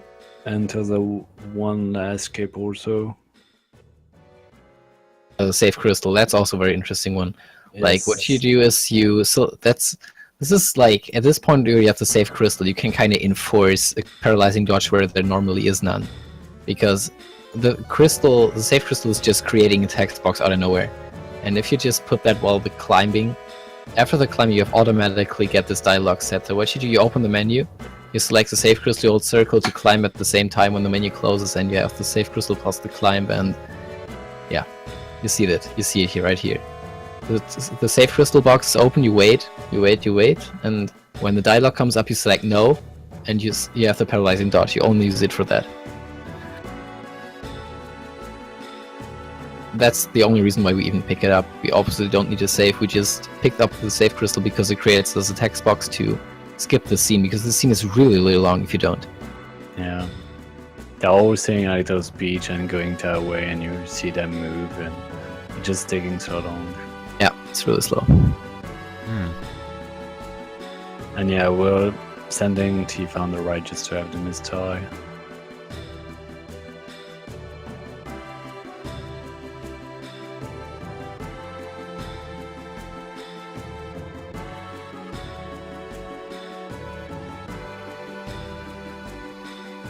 Arimon. I know. Damn, that was pretty slow fight. Because it's a back attack. Back attacks always always bad escapes. It's because the third fight I've got was one screen too early for like 1 step. So you don't have the robot fight, I don't know the name of that enemy, but you don't have a back attack with that one. Yeah. So when you were at this point in your run, I mean, on your splits you're a little bit ahead, but you must have known that you had some time to save, is that right? Yes, I have. So you can see on my split right now, I have a 6 just next to G synthesis. That means the a final descent I've got. And after Ojo, Miss whispered to me, okay, if you do like last time, you get 2 fights. Which in my head means war record. That also means I need to do good movement through all the part I've just done, which is putting actually a lot of pressure on yourself. Yeah. And yeah, it's kind of tough, to be honest, because you know if you don't fuck up, you have world record. If the manipulation worked with the sheet, which didn't fail yet, I think. Yeah, it works out. The thing is just really, like you said, this is just a very, very precise thing to do, you know. This sheet is, I mean, the neighbors are usually kind of the same, but it can, in this particular case, you have to see if you have it a little bit off, and it can be like a few frames, you know. You just move through one screen, you bonk a little bit somewhere, it's a few frames off, okay? And then it's no more 2 fights, it's 3 fights. And in the end, we put world record by, 10, 11 seconds. With 3 fights FD, it would have not been world record. So when I whispered Ben, like, we don't have manip options close with the RNG we're on, we're gonna get 2 fights if it fits. Like, if you go through the crater as fast as you can, then it's 2 fights. And if it needs longer, you get more. Then he knows, okay, if I get 1 more fight, it's a world record, so he knows. Wow. He knows the North Crater movement has to be on point. And it was, yeah. And since I don't really handle the pressure pretty well, you see me remove Yeah. face come pretty soon. Because like the pressure was just too much. It's funny to see your face react to every final Everything. descent fight. Yes. Yeah, on the second fight, he knew that the sheet was correct because it's just before then. He knew that it would be 2 fights, and that if, you know, at that point, that if the fights and menus go well, it's world record. So that's something to execute the final thing with, if you know that now you got the pace for the record.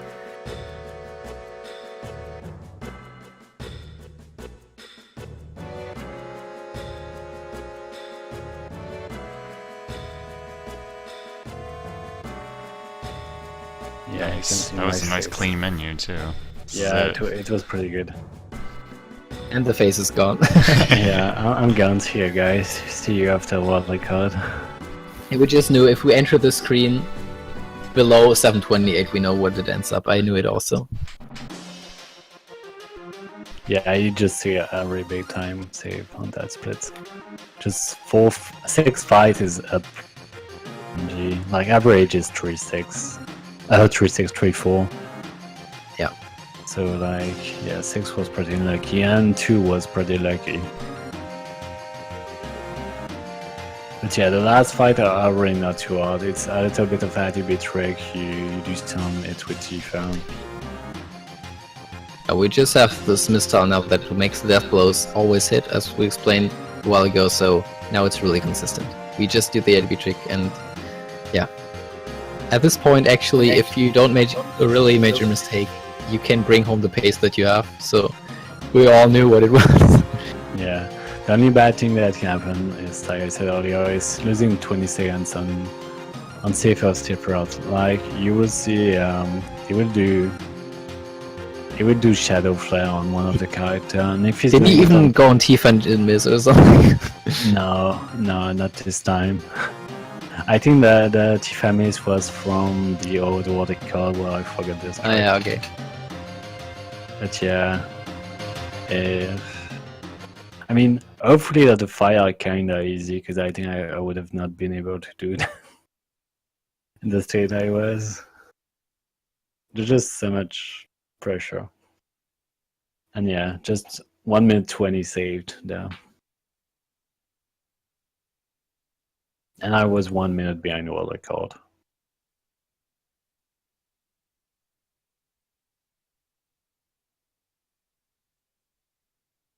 Before this fight, you also need to be very careful to be close to 600 HP with Tifa, because Bizarro Sephiroth can do an attack that can be covered, and it's doing around 550, 70. And if you don't have enough HP, Tifa can die, and it's not a good thing.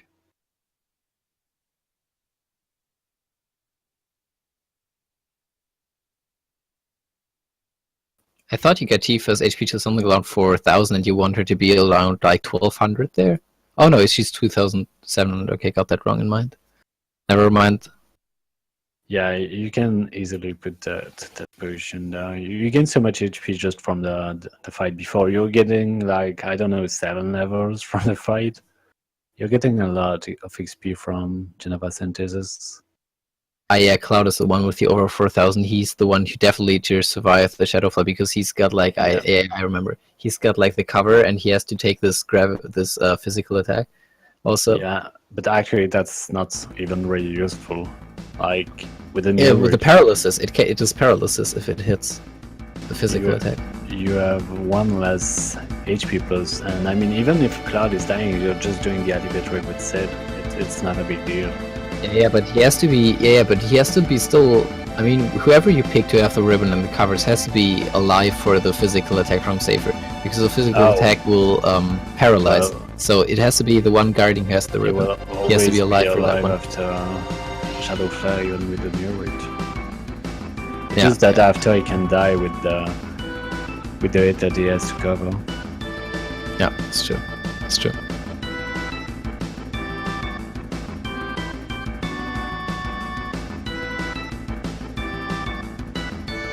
And this Bolt 3 is why we need Elemental leveled up to 1 more, because Elemental in the basic status is just like halving damage.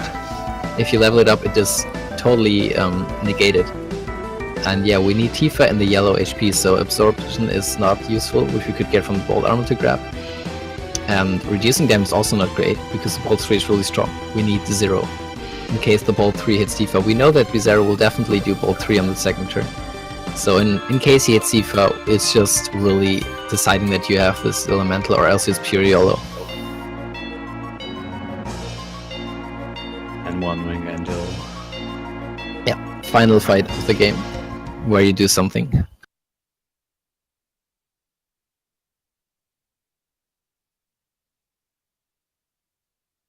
As of Ronald, I actually have issue with that fight, but if you actually know the attribute trick is working, it's a really easy fight to do. It can never go wrong. Yeah, the issue is because if you compare it to other bosses, in this one it's way more close. Safer is really fast. If you switch over from like 2 characters, it doesn't work. You want to really, you have to do this defend thing. You have to make sure that you're defending clear, like on Diamond, and that you can just hold circle with Tifa. If you fail to set this up properly, and you have to switch over before, it doesn't work, which still works on other bosses, but Safer is fast, so this is why. I mean, just look at it. You have the ADB empty. Now Sid acts. You do the deep barrier at the next move. And then you just make sure Tifa is the fastest here, that's simple, but after that you really have to use defend. If you try to switch over, it's not working.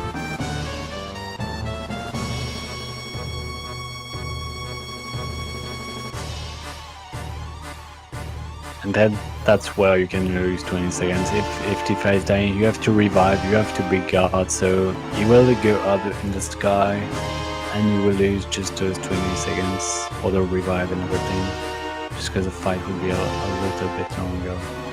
Also, Yeah, with this die, you have very high chances of, well, missing with a Shadow Flare, hopefully. So that was just, this ADB trick was pretty much the essential one, was very quickly done, so it was hard to see. But what he was doing, he was in the item menu with Cloud, preparing a Phoenix down in case Tifa dies. And then as soon as he saw that Shadowflow would hit Cloud, defend, hold, then defend again once it's over, and then you can hold circle, and the same after it. So yeah, it is very important. It was very quickly done, so you don't really see it. But yeah, at this point we all knew it for a fact. From this point it's not. Definitely 10 seconds, 11 seconds below world record. Can see Ben's face. Yeah, unfortunately. Nice. Do you remember that feeling? I do. It was amazing. It was really amazing. Don't cry, Ben. It was also the end of a long journey. I watched almost all runs when you were going for world record. It was insane how many really fast low runs you had to put. So many runs in the 740 area with really good execution, and only one of them was good enough. It is really a grind. It is an awful grind. Yeah. Yeah.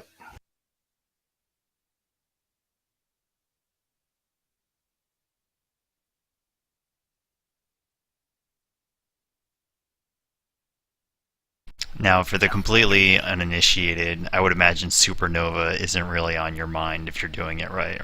No, it's never I know. happening. Okay. I've got, I think, Supernova on my maybe first runs, and then you just need to learn the arbitrary fight, and it's really easy. You never get Supernova. Like, I killed it. Like, after this, he's going up, then he's doing Pale Owls, I think is the name. Then is only doing Supernovas. So even between that, you still have 4 attacks you can do if Tifa doesn't get Pale Owls. So to get that, it's really not knowing the fight pretty well, I'd say, or didn't practice it enough. Pale Horse, by the way, amazing translation error. Pale Horse, meaning something like a white horse, you may wonder what kind of attack that is. It's really a very huge translation error that has never been taken out. It translates from the Japanese version into something that was supposed to mean pyro holds, because it's like a fire attack, so fireball. It's actually, the name is supposed to be pyro holds, but it got kind of mixed up in Pale Horse, which is really funny name. The game had a lot of mistake in translation. Really great at the start of the game. So yeah.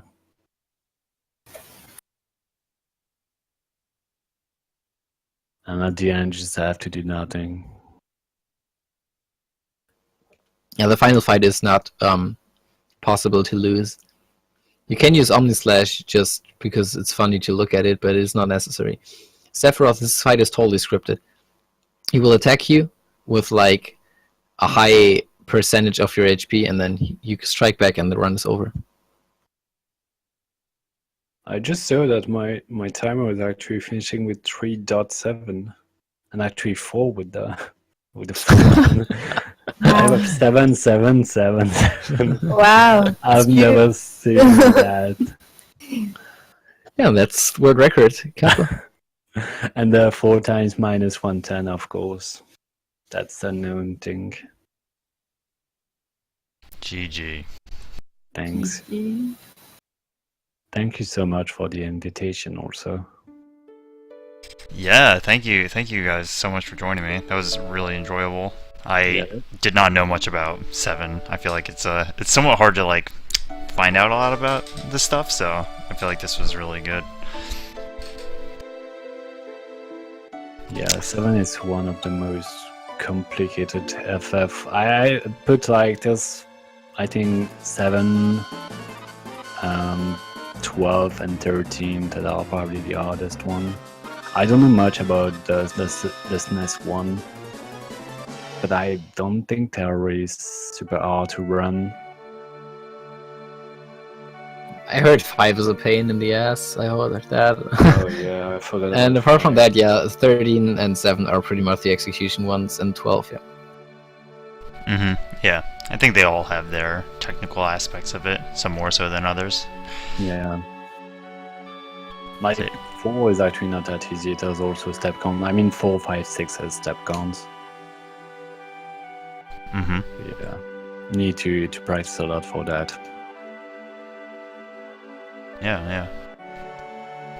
Alright, so when I wrap these programs up, I typically ask for somebody who would be sort of new to FF7, anything about it, the speedrunning, are there any resources out there that you guys have, or is there like a Discord that you hang out in, or are you guys like available to talk about, or is there somebody in the community that's really great about like introducing people to speedruns? Well, actually, you have one here that's helping a lot of people. There's May helping a lot of new runners.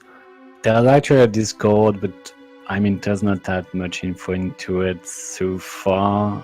It's, I don't know, the Discord is kind of weird. There are some guides, there are a lot of notes. Like, I have notes, May has notes, there's a guide by Ellie for really beginners. There's really a lot of info. obviously, if you're new to the game and you have questions, you can just ask me. I love to help people. I mean, Yeah, same I for have me.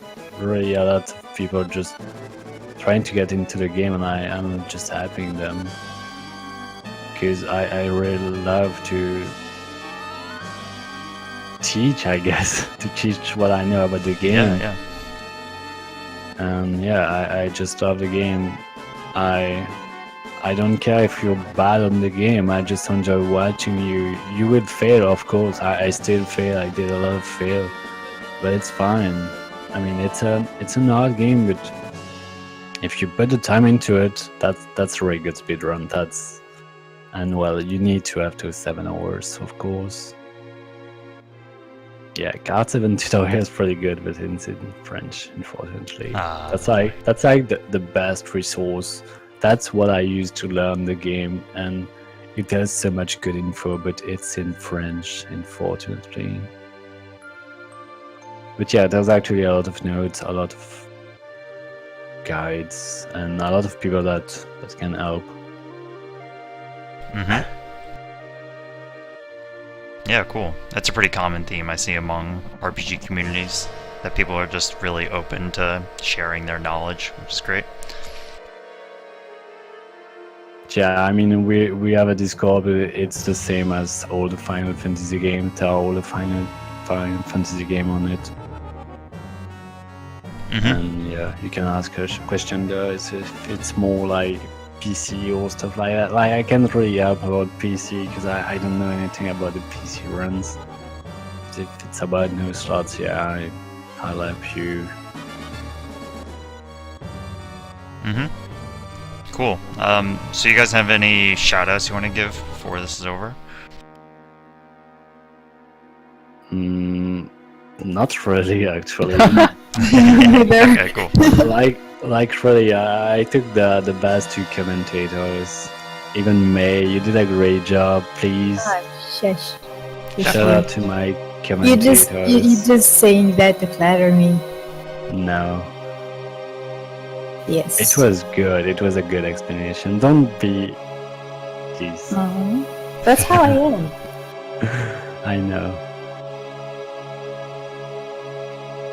Cool. Well, I think that about wraps it up for us. That was a really great program, and I learned a ton about Final Fantasy VII. I hope everybody watching did too. The run was great. I mean, it was just like really clean and well executed, and I actually really enjoyed it. So, thank you guys for joining me. It was really enjoyable. Thank you for the invitation again. Thank you so much. Glad to be here. Definitely. All right. I think we're gonna cut stream. So say bye, and thank you everybody for watching our All right. speed watch. Right. And we'll see you next time. All right. See you guys. Hope you enjoyed it.